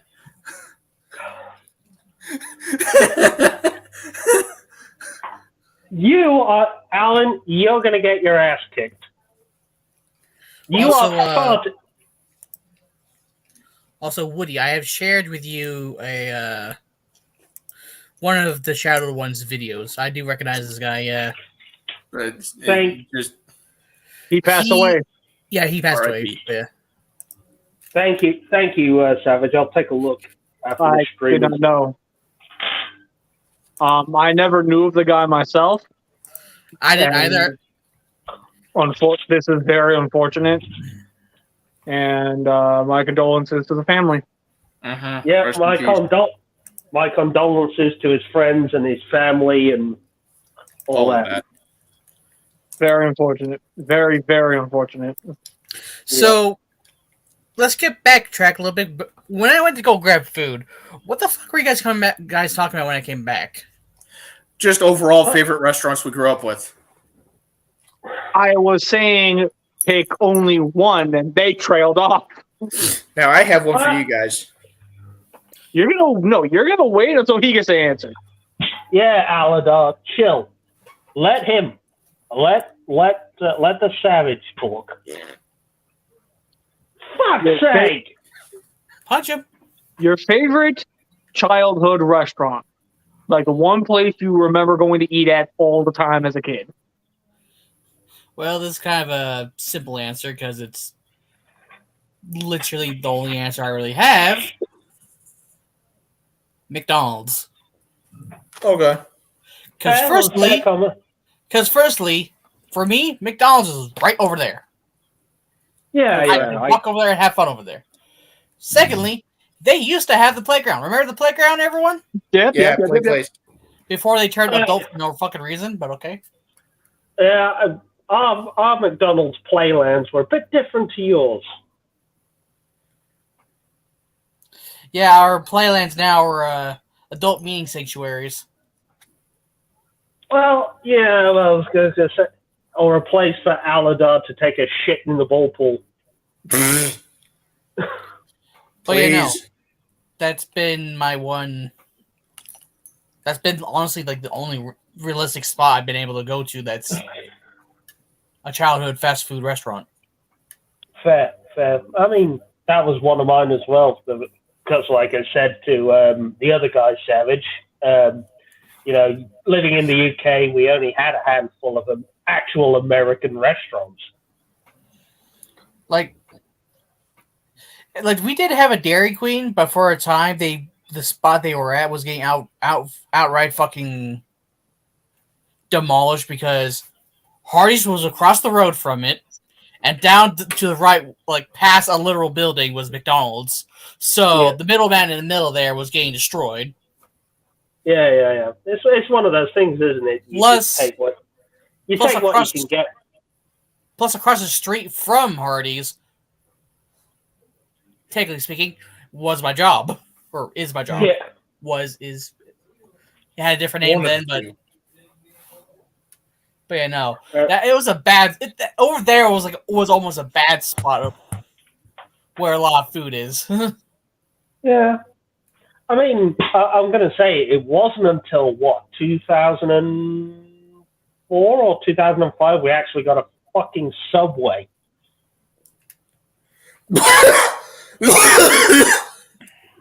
That's how behind the times the UK is.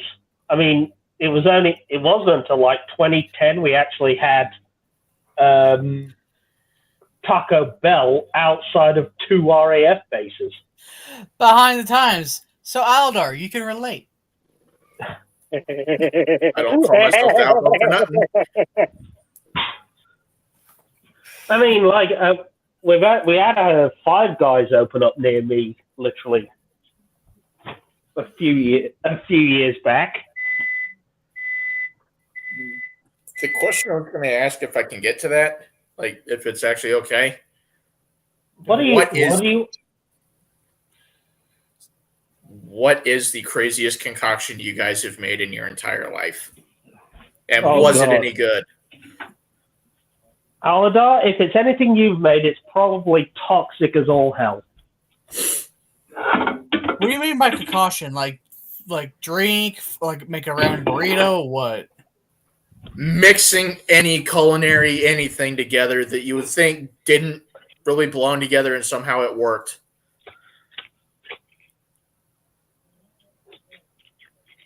I mean, I make these like cheese roll-ups with extra stuff in it, but that's not really like anything weird. I used to make vodka concoctions. Really? Yeah, I used to make vodka candies. Huh. BC, Nice. What are you doing? To be honest, You're thinking about what your craziest one was? do you know what? I'll tell you what. I'm going to have to say it even though you probably can't see me. It's probably the vodka Skittles. Okay.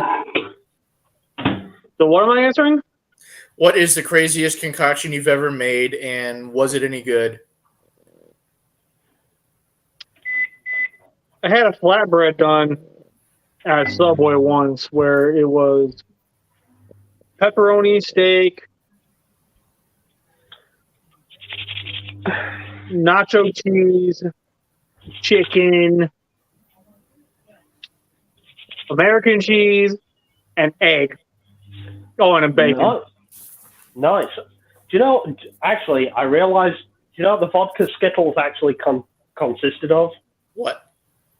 It consisted of 2 different kinds of those vodka mixers that they, like the Smirnoff Ices. I don't know if you have them up there. But the flavored ones, like the blue one and a green one. Yeah. In a jug, a bag of Skittles just dumped into the vodka mix. Stirred around around and left in the fridge overnight. Very nice. I tell you what, I tried it the following day, and it kicked my ass. You were hammered for a while. I was like, because it's one of those drinks you don't realize you're getting drunk from because it's so sweet. I had that happen with a Captain's Mule. It was like, okay, so low vodka content, sugary drink. Next thing you know, you've drunk about 6 of them, and you're like, wee. Well, I mean, all I have to do is not sleep for a day to be able to go there. So, You guys like, want 1, 2, 3, 4. Do you guys wish to hear a story of a funny moment? let me answer my own question real quick. Jalapeno, bacon, and chicken Jello. Chicken Jello. With jalapeno and bacon in it, too. What the? I'm gonna have to ask. What the fuck is chicken Jello? Woody, this is my same question. What the fuck? What I did was I took the Jello mix and I followed the directions on it, but I thought maybe this could use a little extra something. So I took some chicken nuggets from a few Lunchables things. I broke those up and put them in there. I took some jalapenos, sliced those up and put them in. And I took some bacon bits and poured those in and then put it in the fridge, left it there overnight. It was pretty goddamn good. You know, I think now I'm starting to see a reason why you were sheltered. Why? Because of shit like that. Your mom took a look at you and went, "You're not going outside now. They don't need this." See, here's the thing. I was sheltered when I was a kid. I didn't start experimenting like that until I was a teenager. She foresaw the future. And yet it still happened. She foresaw the future, went, "Oh, God." I'm gonna have to ask. Alan, did your parents actually have high hopes for you as a child? Not anymore. You know, what did they turn? At what point did they give up on the dream that one day Aladar would be a doctor or something? See, my mom had always hoped I'd actually manage to become a qualified paleontologist. What? Yeah. So, and then at what point did she realize, you know what? Fuck that. Go in the garden and play with the worms. No, see, what had happened is as soon as I got the autism diagnosis, she thought, well, shit, maybe this might not be as easy to achieve as he had hoped. And then she went looking around trying to find programs I could get into, and there was nothing in our area at the time. So she was like, you might want to look into a backup plan. There you go. Enjoy the culinary train wreck. Okay, Gordon Ramsay, rate the meal. It is literally just French fries with some SpaghettiOs on top. I mean, I've tried a train wreck worse than that, and even then, it was still pretty good. I'm only doing this is because you bastards did this. All of you. Like I said, I've tried a bigger train wreck, and it was still pretty good, and that is the McGangbang. No, yes, was that the McChicken? Was that the McChicken sandwich in between the Big Macs? There's multiple different ways you can do it. The way I do it specifically is I get 2 double cheeseburgers and a plain McChicken. I take the buns off of the McChicken. I take the bottom bun off of one burger, and I take the top bun off the other burger. I slip the chicken right in the middle of it, and I smash it all together. Yeah. No. Anyway, I want to tell my story. Yes, by all means. Go on, Savage. It will be Fuck your couch. This We is my have no grandma's chair, thank you. Who is no I longer said with us. couch. I said couch, motherfucker. We don't Hey, have a couch. dumbass. That I don't care. Anyway. Ah, Tell your Hey. fucking story. I'm No. trying to. I want chaos tonight, clearly. Apparently. BC, how tired are you? Yes. Banana. Oh, He's more awake It than don't you. work on me. You know this. I was going to Rex say, told come to on. Beyond. Even as dead asleep as BC is, he's still more awake than you. Yeah. I said that. I'm perfectly fine. I'm actually. agreeing. I'm agreeing, Savage. Anyway, Am I sure- story. Shut up, everyone. Make me. Oh, I'm kidding. Go ahead. You are the reflection of what you fear, you fucking clown. all I'm going to say is keep an eye out, Savage. You'll probably see a BC coming in any minute now. I'm waiting for this still. Anyway, story time. Mhm. Y'all ever heard of Sylvester Stallone's movie, or the movie he portrayed in, Demolition Man? Yes. Yes. Heard of it, never seen it. I don't know if BC can hear me, but I'm just saying if he doesn't hear that part, tell him anyway. Me and a friend of mine, we were hanging out at his place. Him, his brother, and I were all hanging out in the room. We were watching the movie, and we were also playing Dead Rising 2. Mhm. And this was before the Xbox One was even a thing. This was still in mid Xbox 360 life, PS3 life. Yeah. the yeah. the Wii barely got announced.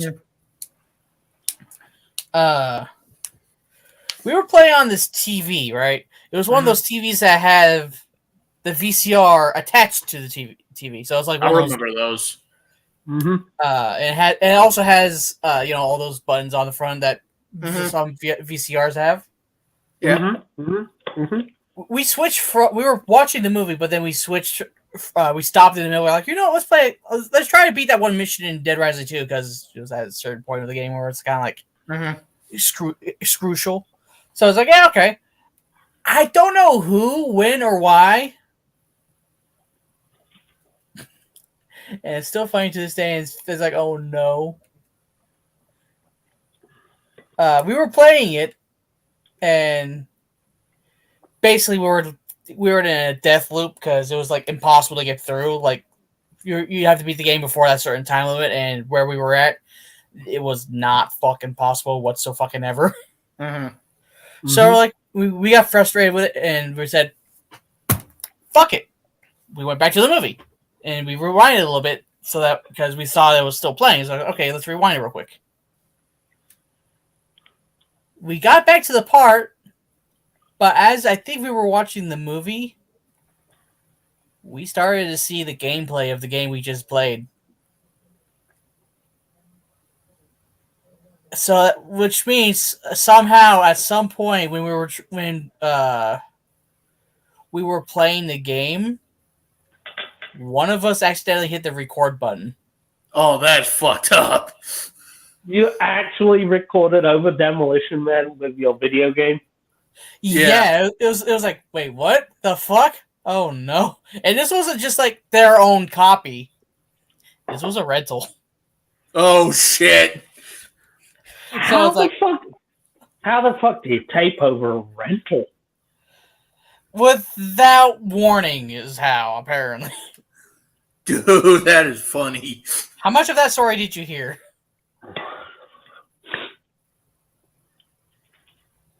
I had to pee, so While we restarted all, basically? yeah. You ever heard of the movie Demolition Man? Yes. With Sylvester Stallone? Or maybe not. It was like Demo Man or Demolition Man. One of the Demolition Man is 1994. Great film. Basically, Me and some friends were watching that movie, and then we paused at some point because we were talking about Dead Rising 2, and this was during when the Xbox One was non-existent whatsoever. The Wii had barely been announced. The good old days. Kind of. We were trying to get past a certain part in Dead Rising 2. And due to apparently the lack of time on his end in the game, it was basically fucking impossible. Because it was like 5 seconds away from being over, and he has to get through all these literal bundlings of horde of zombies. You guys know how Dead Rising 2 works. Time challenge. It's all a time challenge, and you can't get past it because then it all just gets fucked. We got annoyed by it, and at some point, I think and to be fair, I might be modifying the story a little bit, but I think we were trying. It wasn't working at first, the VCR thing, so we were trying to get it to fucking work. So that might be why one of us might have hit the button. We were like, all right, whatever, and we noticed that on the VCR part, because this was one of those TVs that had the VCR in one TV thing, those cool little TVs. They probably cost like a fortune back then, but they're like $100 now. We went back. We noticed that, like, the time went forward, so we're like, all right, we rewind it and we play the movie. And then when we got to that certain point of the movie, we started seeing the Dead Rising 2 gameplay of what my friend was playing. Oh. So basically, I guess at some point when we were trying to figure out what the fuck was going on with it, I guess because I remember all the details. I really don't. I just know that at some point, one of us by accident hit the fucking record button, and we essentially recorded over an actual official movie with an Xbox 360's Dead Rising 2 fucking gameplay footage. And it was a rental. And it was a rental. So someone to this day went back to that Blockbuster, rented that copy of Demolition Man, and then found a bunch of idiots. Got partway through the movie, and then the movie switched to a bunch of idiots playing Dead Rising. Yeah, pretty much. And it's just like one of those vivid memories I remember. It's like, oh god, how the fuck did we do that? How? Watch the person that owns that now comment in the section down there, like, what the fuck? That was you son of a bitch. More than likely, that videotape is gone because it was basically technically destroyed in terms of footage. So it was basically just garbage at that point. Yeah, but they wouldn't have known. If it was thrown away, yeah, they wouldn't have known because they would have seen it anyway. To be honest, do you really think someone probably would have just rewound it and sent it back to the store and nobody would have noticed until they watched it again? They would have noticed because they keep records of that kind of thing. Yeah, but unless like your friend's parents actually re-watched the film after you guys had watched it and didn't just return it. We told them all. It's not that we kept secret about this. We told we told the mom what happened. She's just like, "Oh, you fucking idiots." As she should have. To be honest, what you did an Aladar moment. That's not me. I don't think I was the one that pressed the button. I just don't. The thing is, that's the only bit of details. I don't know. We don't know who did it. It's just the point of it happened. And also, I would never do something that stupid. Yeah, you literally just ran into a fucking dumpster. And it probably wasn't even moving, so you shut your fucking mouth. You know, you ran into a stationary dumpster head first, so, you know. Don't worry, Woody. He also likes to bark and get run over by parked cars. Oh, shut the fuck up.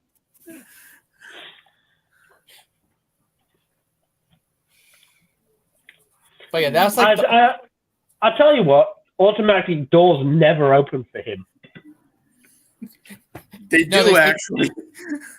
Are you sure about that? Because they're the one I would imagine every time they sense you coming on, like no, don't come in. They do actually open for me, but there was one time where I actually managed to run fast enough to actually slam into them before they opened. Well, he either slams into them or they shut on him. There was actually a moment in some years, I think later after that. Like, this is an entirely different story now. Me and some friend of mine, we were going to Kmart. And we were there just like, let's just buy some Hot Wheels and just fuck around with them. Why not? We went there, we grabbed some Hot Wheels, and we were on our way out. At our Kmart specifically, they had just gotten in the the anti-theft walkthrough, beep, beep, beep, beep, beep, beep stuff. You know? Yeah. And me and him were just shooting shit, talking back and forth. We were like deciding what to buy and whatnot, and we bought some of the things and we walked out. One of the things that we both caught notice of each other as we were like, we weren't too far away, so we could easily walk back in. But when we were like outside the door, like a few down a little ramp into the parking lot, we both noticed we were holding something we didn't buy. And the alarms didn't go off. We obviously returned it so we didn't get in trouble. It was just like, oh shit. He was like, that was where we could have totally walked away with those and said nothing. To be honest, yeah. I bet you anything, Aladar's got stuck in a revolving door. I have actually.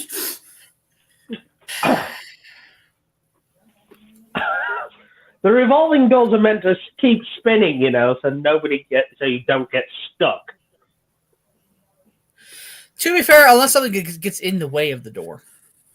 Yeah. Well, you mean like Aladar? No. I had to go to a mall with my mom and my little sister once. And my little sister was still learning how to walk at the time. And she couldn't exactly keep her shoes on. Just they would always fall off of her feet. We went to a store with a revolving door, and her shoe got stuck in the door as I was going through. Okay, so then in that case, that's not a you issue. That was just more that shit happened. Yeah, but I have technically gotten stuck in a revolving door. Now it would be different if somehow you didn't understand how a revolving door worked, and you're like, help me! I didn't before I went in, and my mom had to explain it to me, but it's just like, she had to consistently try and make sure I didn't have an anxiety attack because it wouldn't spin. Oh my god, you're like you're Elf. You're fucking Will Ferrell's Elf. Can you just imagine if there's like, to this day, they still tell stories of Aladar just walking round and round and round in circles in a revolving door? No. That story that you got stuck in, they just tell the story even to this day. Wait, hold on. I'm actually not just keying in on that reaction of yours. Aladar, you've seen Elf, haven't you? No, he has not. I didn't even know it existed until last year. Good God. Before anybody starts yelling and screaming, Mrs. BC is home. Hi. Hello, Mrs. BC. Mrs. BC, my brain hurts. It don't feel so good. Alan's fart snapping again. What? Oh God, that sounded bad. Eleanor, every time we're in a call together, I'm feeling myself losing brain cells. Savage. You're my best friend too, buddy. Savage. So apparently, Mrs. BC is joining the comment section real quick so she can participate this time around. Woo! Savage, can I tell you something? Now you know how I feel after like 12 years of friendship with this idiot. Honestly, I'm surprised you're not. I'm surprised he hasn't put you into vegetation. Well, you do care. No, we don't care. That's the thing you don't realize. Now you understand. even if it's just a fraction of what I've had to experience for over a decade with him. You know what? I'm going to say it simply as this.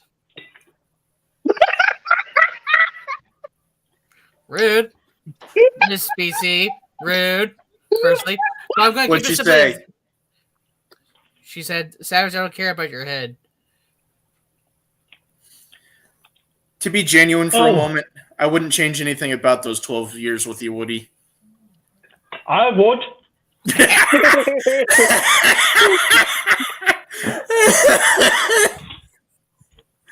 Get fucked. Oh, wait. Oh my god. See, I wouldn't have had to deal with that for 12 years. Wait. So okay, so Woody. If you had the choice between me and Alex, who would you replace Aladar with? Sorry, Savage, but it's going to have to be BC.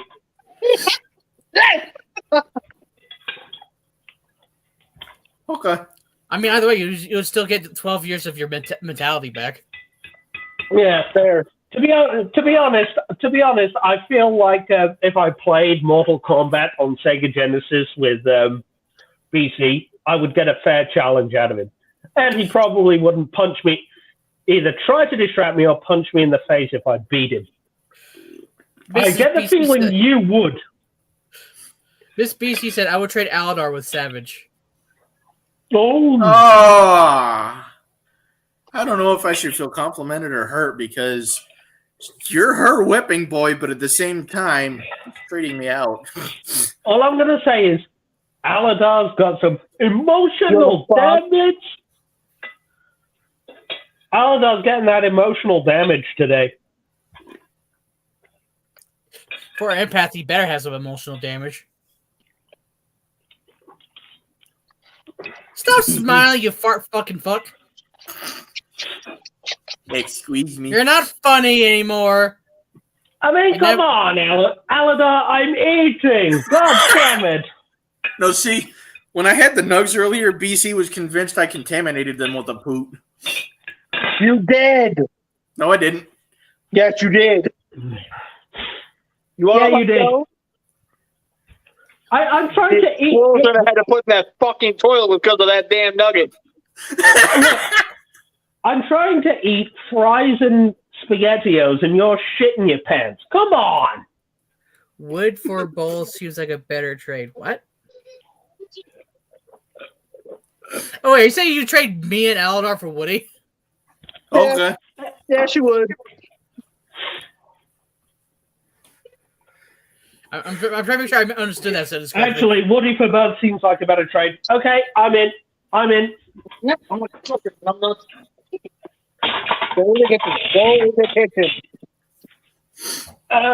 Josh, tell Mrs. BC the trade's on.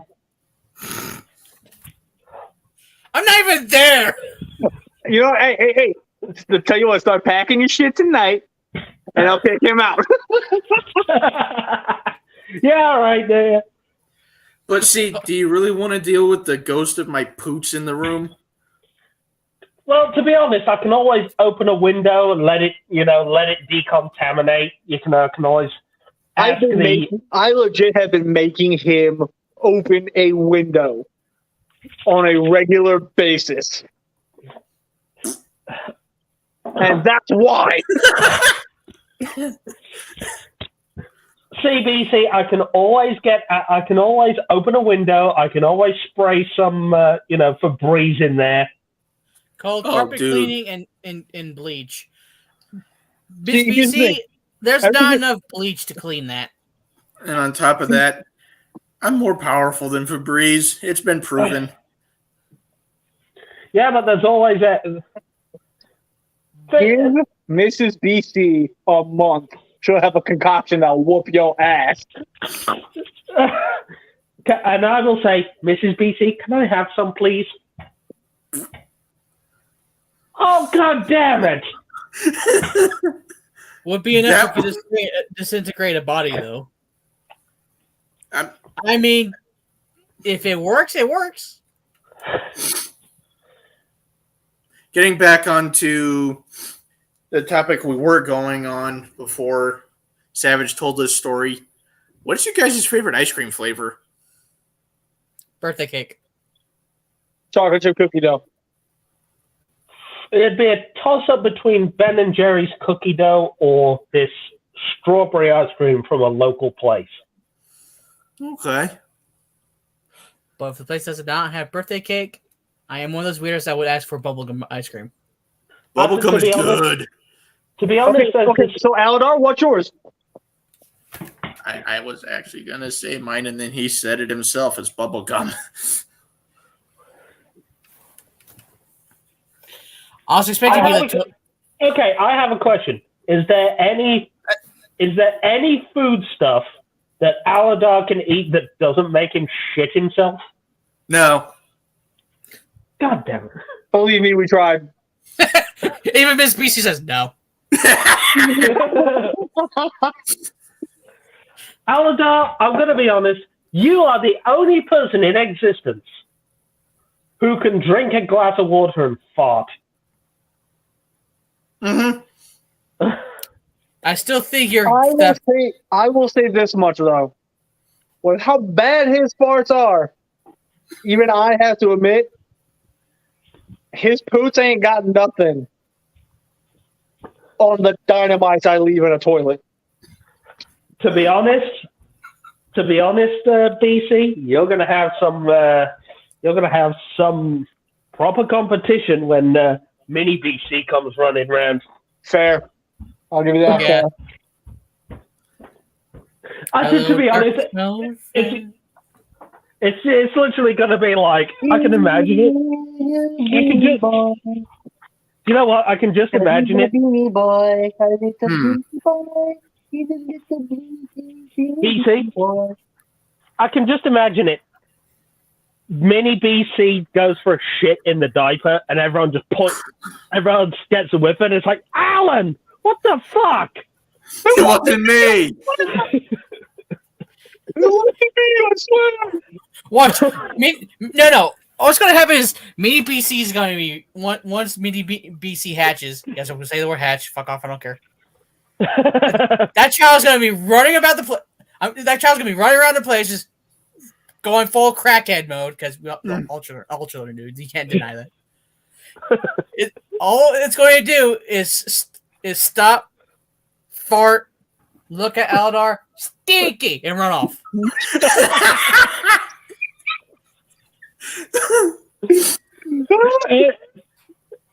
you know what? I think it's going to also be funny as well is when you guys literally look at him and go, "Sorry, force of habit," when you blame him for Mini BC's stinky diaper. It wasn't me, damn it. Sorry, force of habit. Who filled his diaper? God damn it, Alan.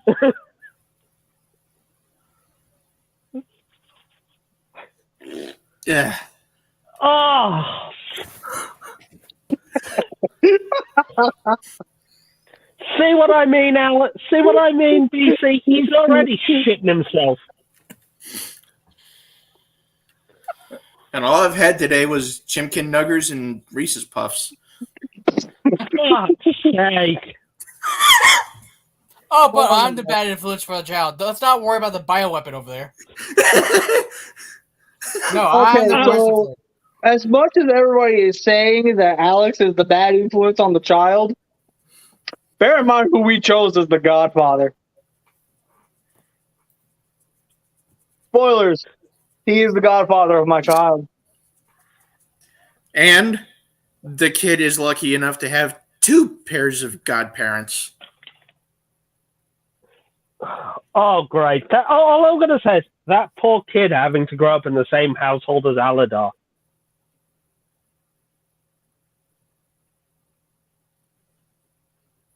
Don't worry, Savage, you're still the godfather.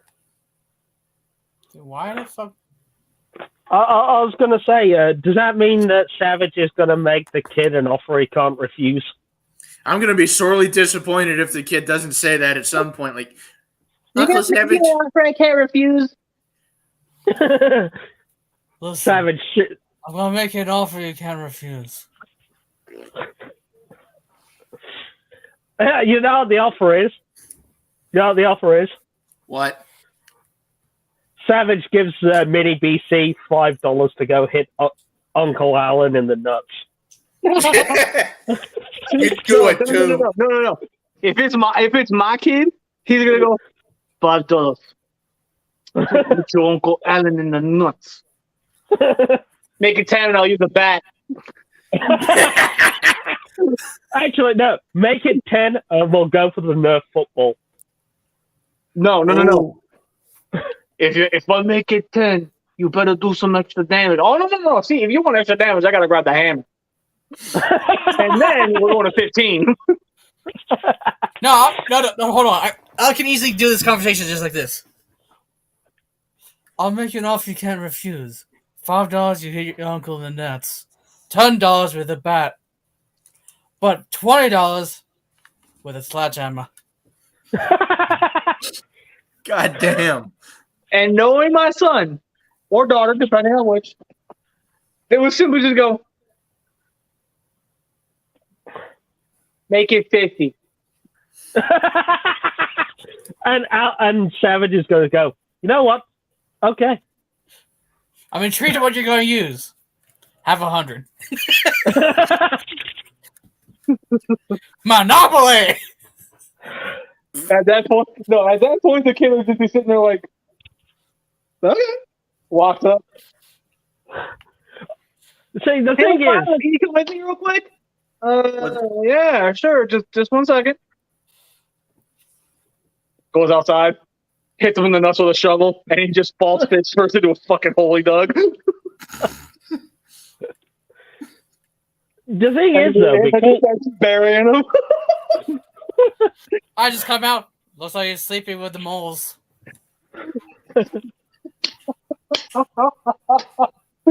Oh my god. Savage the Godfather. He's going to start wearing suits more often now, isn't he? You know? I need to buy a suit to do that first. He's going to act. So now that Savage is the Godfather, he's going to start acting more like the Godfather. Knowing Alex, he's going to do some shit that I am going to question heavily, but at the same time appreciate nonetheless. Savage is going to be the one to encourage Mini BC to hit Aladar in the nuts. No, what's going to happen is we're going to leave the kid. It'll be like, okay, let's just say we all live in one place as a scenario. Yeah. And it's you know what? BC, Mrs. BC, and Alex decide to go fuck off somewhere else, and we leave for some unknownly godly reason. Numbnut's there to watch the kid. We come back. Aldar has been Batmanized, aka hanging from the roof and just beating the shit in hell. All it takes is BC and Mrs. BC to go. I didn't do that. I'll tell you what. I'm saying it now. Savage is going to get blamed for teaching Mini BC to swear. No, that's falling on me. It's going to be like, yeah, but it's just going to be a case of, oh, sorry, force a habit. Well, no, it's going to be Mini BC is going to be like, fuck, and everyone's going to go, Savage. I'm going to go, how the fuck do you know? You teaching my kid to swear? How would you know it was me? How do you know? Get me. You'll teach my kid to swear? Fuck that! You just hear the sounds of Savage being beaten by BC, and all you hear is, fuck, shit, damn it, fuck. No, it's going to be worse, because it's like you go pull back a punch, you see, but it gets stopped, not by me, but by Grace, because she's like, this is mine. I would literally be going, Alex, run. Yeah.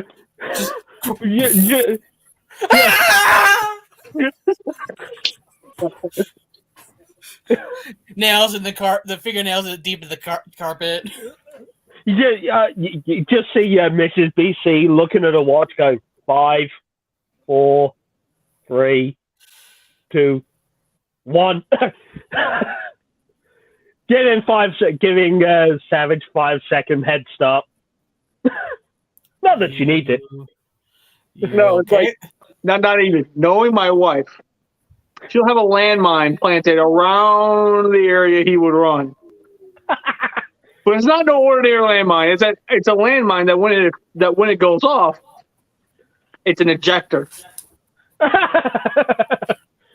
Where's she finding it? Basically, she would turn Alex into a real life Sonic the Hedgehog. I was going to say, what is she buying this care of Mr. Coyote Acme Products Inc.? So as Alex is running, she's going 5, 4, 3, 2, 1. Hello, Mario 15 gamer. Hello. Hello. Hello. Let's see how this goes. You mean Mario? He's not me, Mario. Oh, It's so me, Mario. Alex Peace is out, the sprint bitches. off. Alex is just sprint off, crash through a roof, and just land right in front of me. Right. You okay, dude? I got fucking blown up. I can't feel my legs. Just looks. Oh, there it is. Over by the doorway. It's 15 feet away from the door. Do I still have legs? Now I know how Anakin feels. I was going to Oh say, my god. That's fucked up. Look, can you just imagine? Savage, it's not Miss BC's fault. She has the high ground. Oh, We're literally just talking about things that that may or may not happen in the future. In the future. can To you the just imagine? future. Can you just imagine? You have BC asked Aladon to look after Mini BC for 2 minutes while he goes for a piss. Next thing you know, they come back and see Mini BC kicking the shit out of Aladon. Just beating him with a freaking wooden block. The only thing that would influence all of that would be like, hey, Mini BC, guess what? What? Your parents aren't around and they won't be able to stop you on this one. Here's Saints Row, the first game. And it's like right when you say that. Can you just imagine like Mini BC picking up a toy car and just smashing Aladar in the head? He would. We appreciate you. It won't be the first time I got hit in the head with a toy car. My stepbrother used to throw big old die-cast Hot Wheels ones at my head. No, BC. That's the band hammer. I hit Alex with it though. The fuck happened? You farted and reset his fucking computer again. So, question: how long does it take for brain damage to set in? It's Very instant. quick. Hang on. I need to check this real quick. Very quick with him in this case. What? What was that supposed to... I was gonna see if it was actually gonna end up making his fucking connection crap out again. Oh no, I this is the second time so gonna far. say- We just know it's him. I was going to say because they said that they used to whip Hot Wheels at Alan's head. Yeah, my stepbrother used to do that. I was only questioning how long it takes after it blows to the head for brain damage to set in. Dude, after the amount of blows I've taken to my skull, I'm surprised I don't have more Dane Bramage. Okay, you motherfucker. I saw what you did there.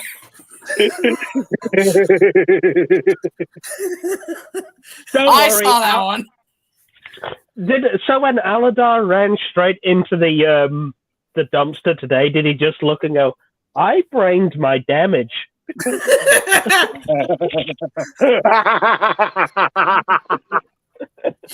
What's wrong with Mario? Did I say something? What do you mean? We're laughing at this numbnuts right here. Everything okay? Did I say something? No. You're all cool. You're all cool. You're good.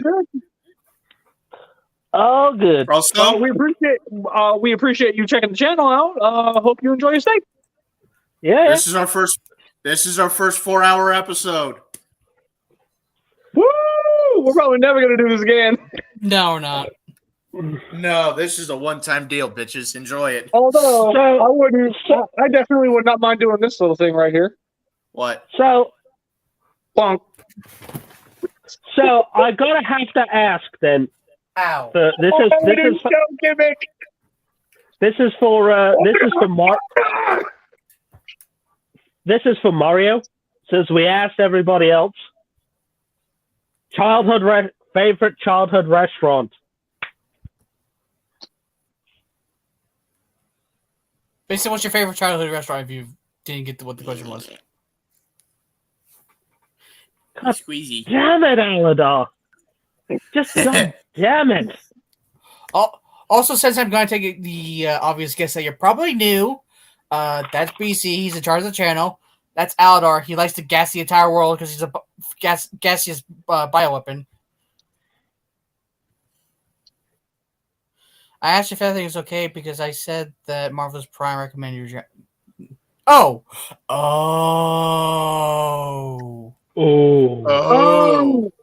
There's a lot of behind the scenes things that we are not going to go into, but regardless, nonetheless.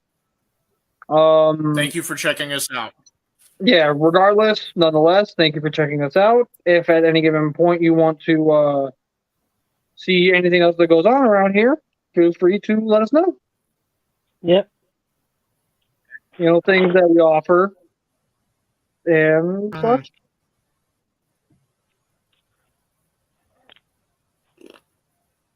But yeah, no, everything's okay. Everything's fine.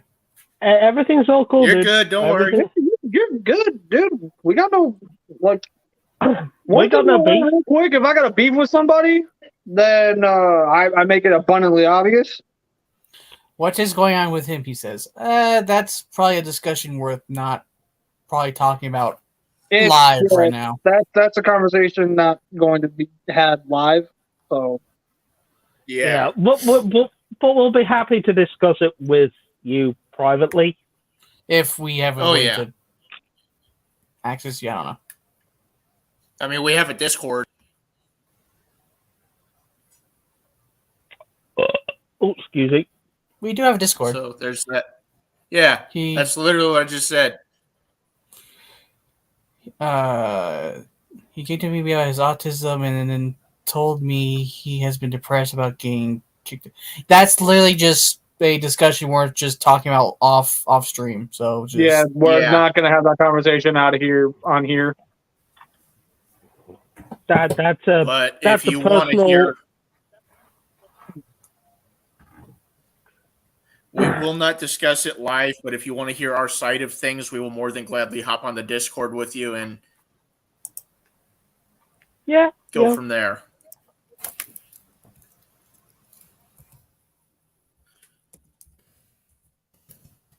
That being said, what else can we go into? 4 hours and 8 minutes. Yeah. God damn. Yep. Longest episode. Hope y'all are enjoying this, especially Alex, because it ain't never happening again.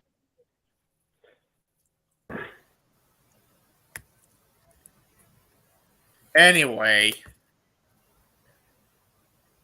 moving along, let's see, what else is a good thing to go into? What's you guys' favorite breed of dog? Husky, believe it or not. Actually, same. That is a breed of dog I've always wanted, but never got an opportunity to have. And you killed him again, Aladar. No, I didn't. Well, where is he then? Where is he then?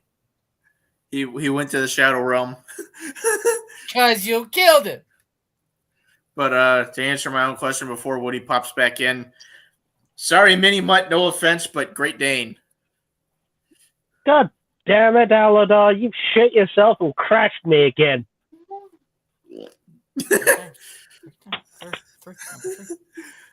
Anyway, Woody, did you hear the question? Yeah, I was about to say, it's maybe it's a bit biased, but it's got to be the blonde bed stealer. Aww, a golden retriever? Labrador. Oh, okay. Still, she is so cute.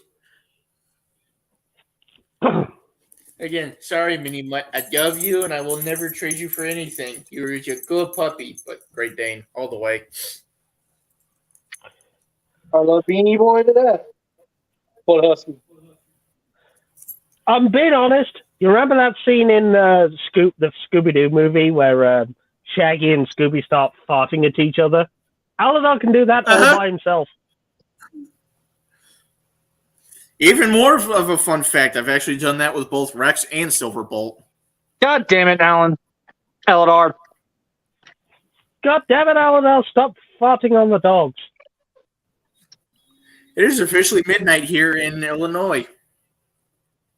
It's officially 6 a.m. here in the UK. Woo! Congratulations. Happy Sunday. The And pull my 101 finger in hell. call is not happening for various different reasons. Exactly. But hey.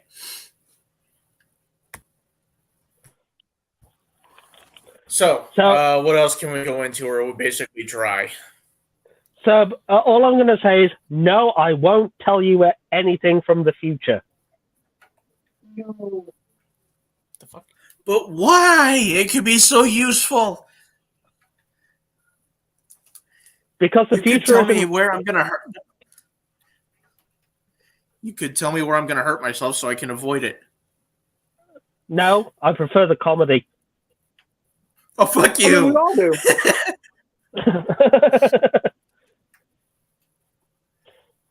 Why would I tell you, Aladar? Because then you won't have to say, "God damn it, Aladar, why?" for once. Give me a second. Because even if we try to tell you to not do that, guess what you're going to do? He's going to do it anyway. He's going to do it anyway. If I tell Numbnuts here not to walk into a door, he's going to go walk into the door anyway. I don't know what the phrasing. The future's not set in stone. In your case, yours is set in obsidian.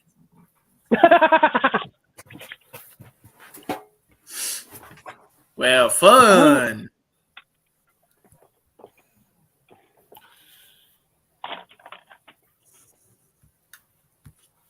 Absolutely fun. I'm going to try something. Oh, no. What are you trying? Brace yourself. No. A British bomb might go off. No.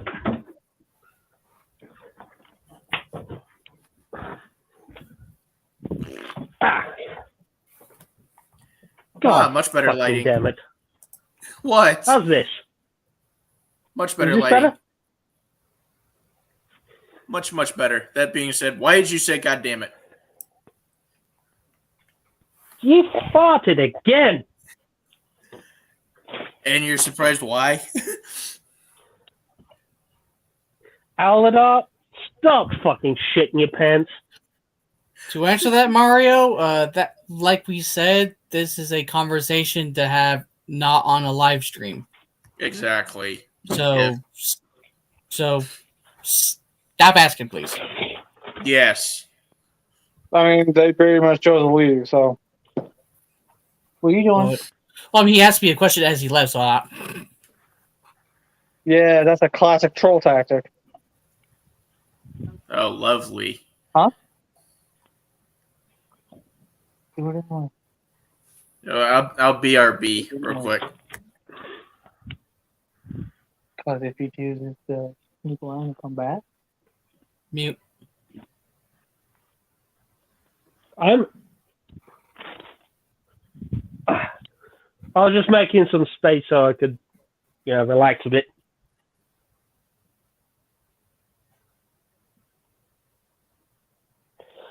Oh. Well,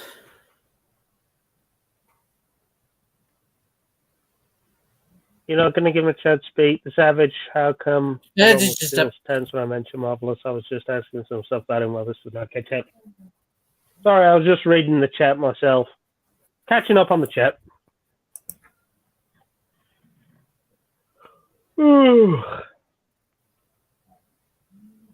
I don't know why, but for some reason, Savage, whether it's BC or what, your camera's flickering.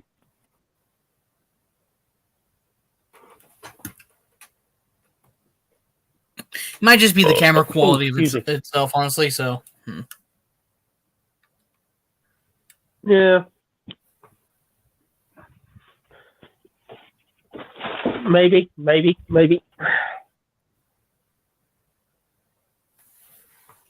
Oh, better light. There we go. Better lighting. More space. I'm good. Hey, welcome back, BC. So yeah,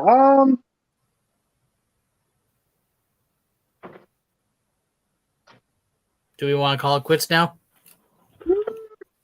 I mean, I'm having fun, so Well, I'm not playing all night. It's almost midnight on my end, so. yeah, I know. Just I was gonna say, yeah, but I'm 6.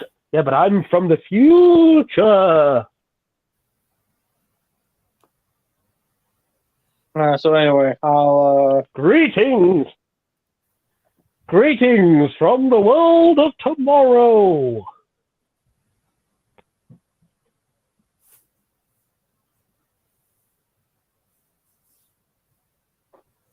No. thank you, wifey. That being said, I think now would probably be a good time to actually go ahead and just end the stream. That's what I was just saying. Call it quits. I mean, Okay, so we're ending the stream, are we? Is there anything else we want to bring up before we go, though? One last topic. No, I'm easy either way, if you know what I mean. I'm kind of drawing a blank, so I'm not really thinking of anything.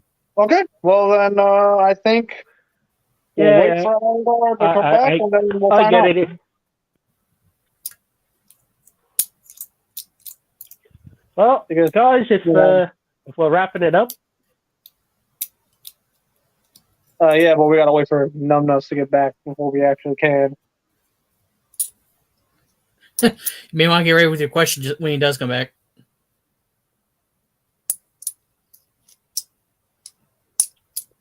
Well, you know what? How about this?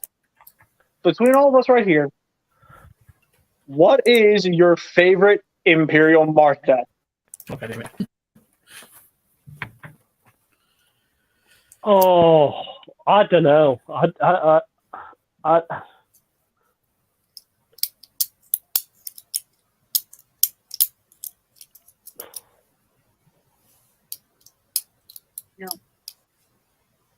I'm trying to think.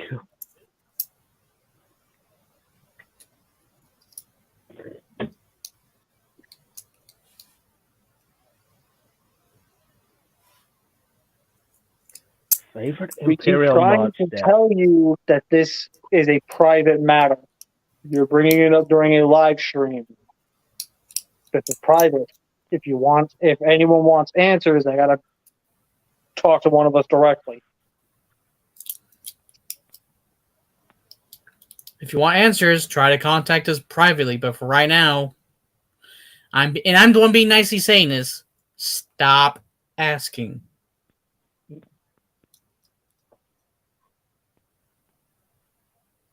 It's not going to get answered on camera. It's not. So It's not going to be answered on live. So just stop. the issue has been dealt with.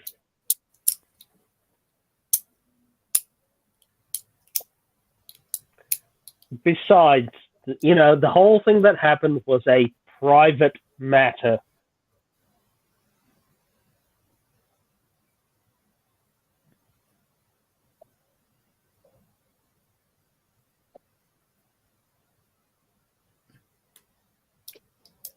Anyway, I was trying. Well, oh yeah, my Imperial Death. My personal one was the Nerf or Nothing one. Yeah, that one was pretty good.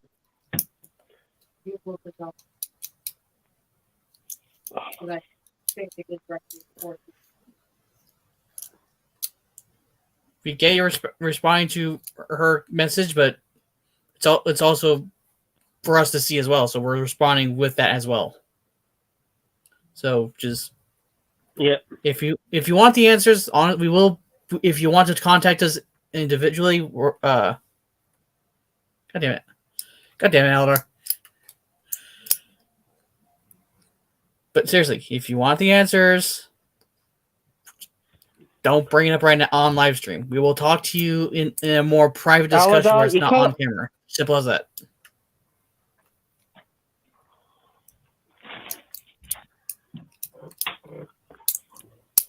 I was going to say, you can't frighten me, Aladar, the light's on. Well, multiple of us here have Instagram, so you'll be able to reach us there. So, either way.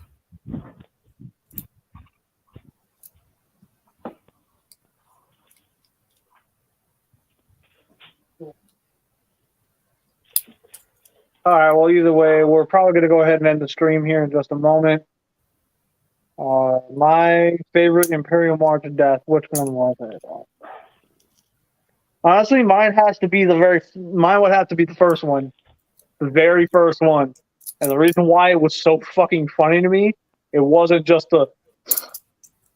it was the fact that he had to add the little bunny hop to it.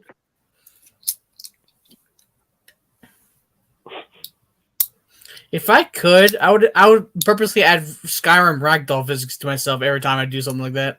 It would be. I would purposely put it in front of like a hallway and just throw myself across the room like ah.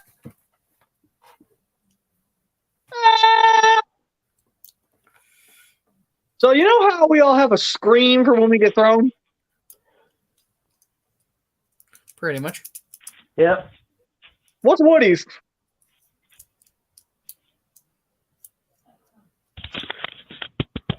What do you mean, what's mine? Here, let's see.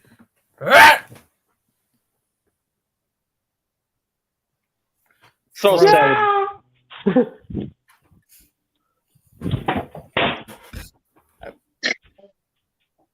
I was gonna, you just fall. What was that?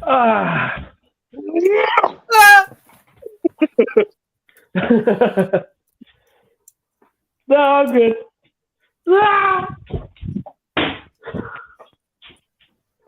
Ow! Look, will you stop throwing me? I'm in the kitchen and you throw me into the cabinet. Come on.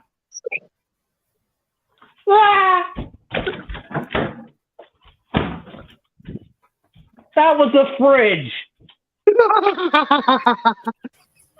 Ow! You're all fucking fired. Okay, Donald Trump, what did you say? Who's fired?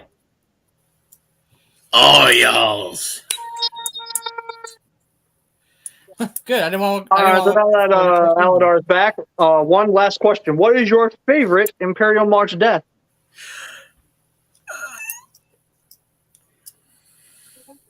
I think mine would. I'm sorry, it's a bit, but I'm gonna have to say maybe it's a bit of a bias, but I like mine with the Jazzwares Warthog.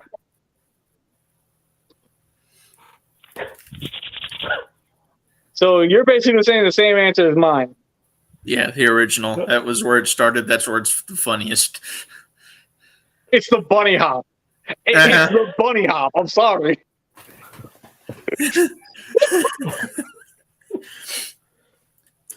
All right, well, unless you guys got one more thing you want to bring up, I think we're going to be calling it here. Hope you guys enjoyed the longest stream. Yeah, I guess I can't ask for the last question. JPC, what are we going to talk about next week? I'm glad you asked. So next week, we're going to go ahead and actually just go ahead and dive right into...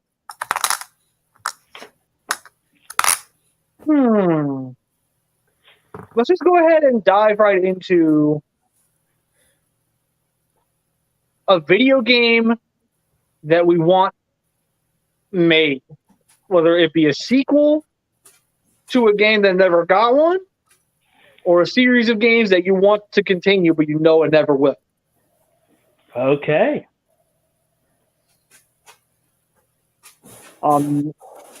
So yeah. Savage is getting his wish. We're doing more video game content. Fair enough. Woo! All right. So with that said, I've been BC. I've been Aladar. This is Savage. And I'm Solo Jones. We'll catch you guys next time. Catch you next time.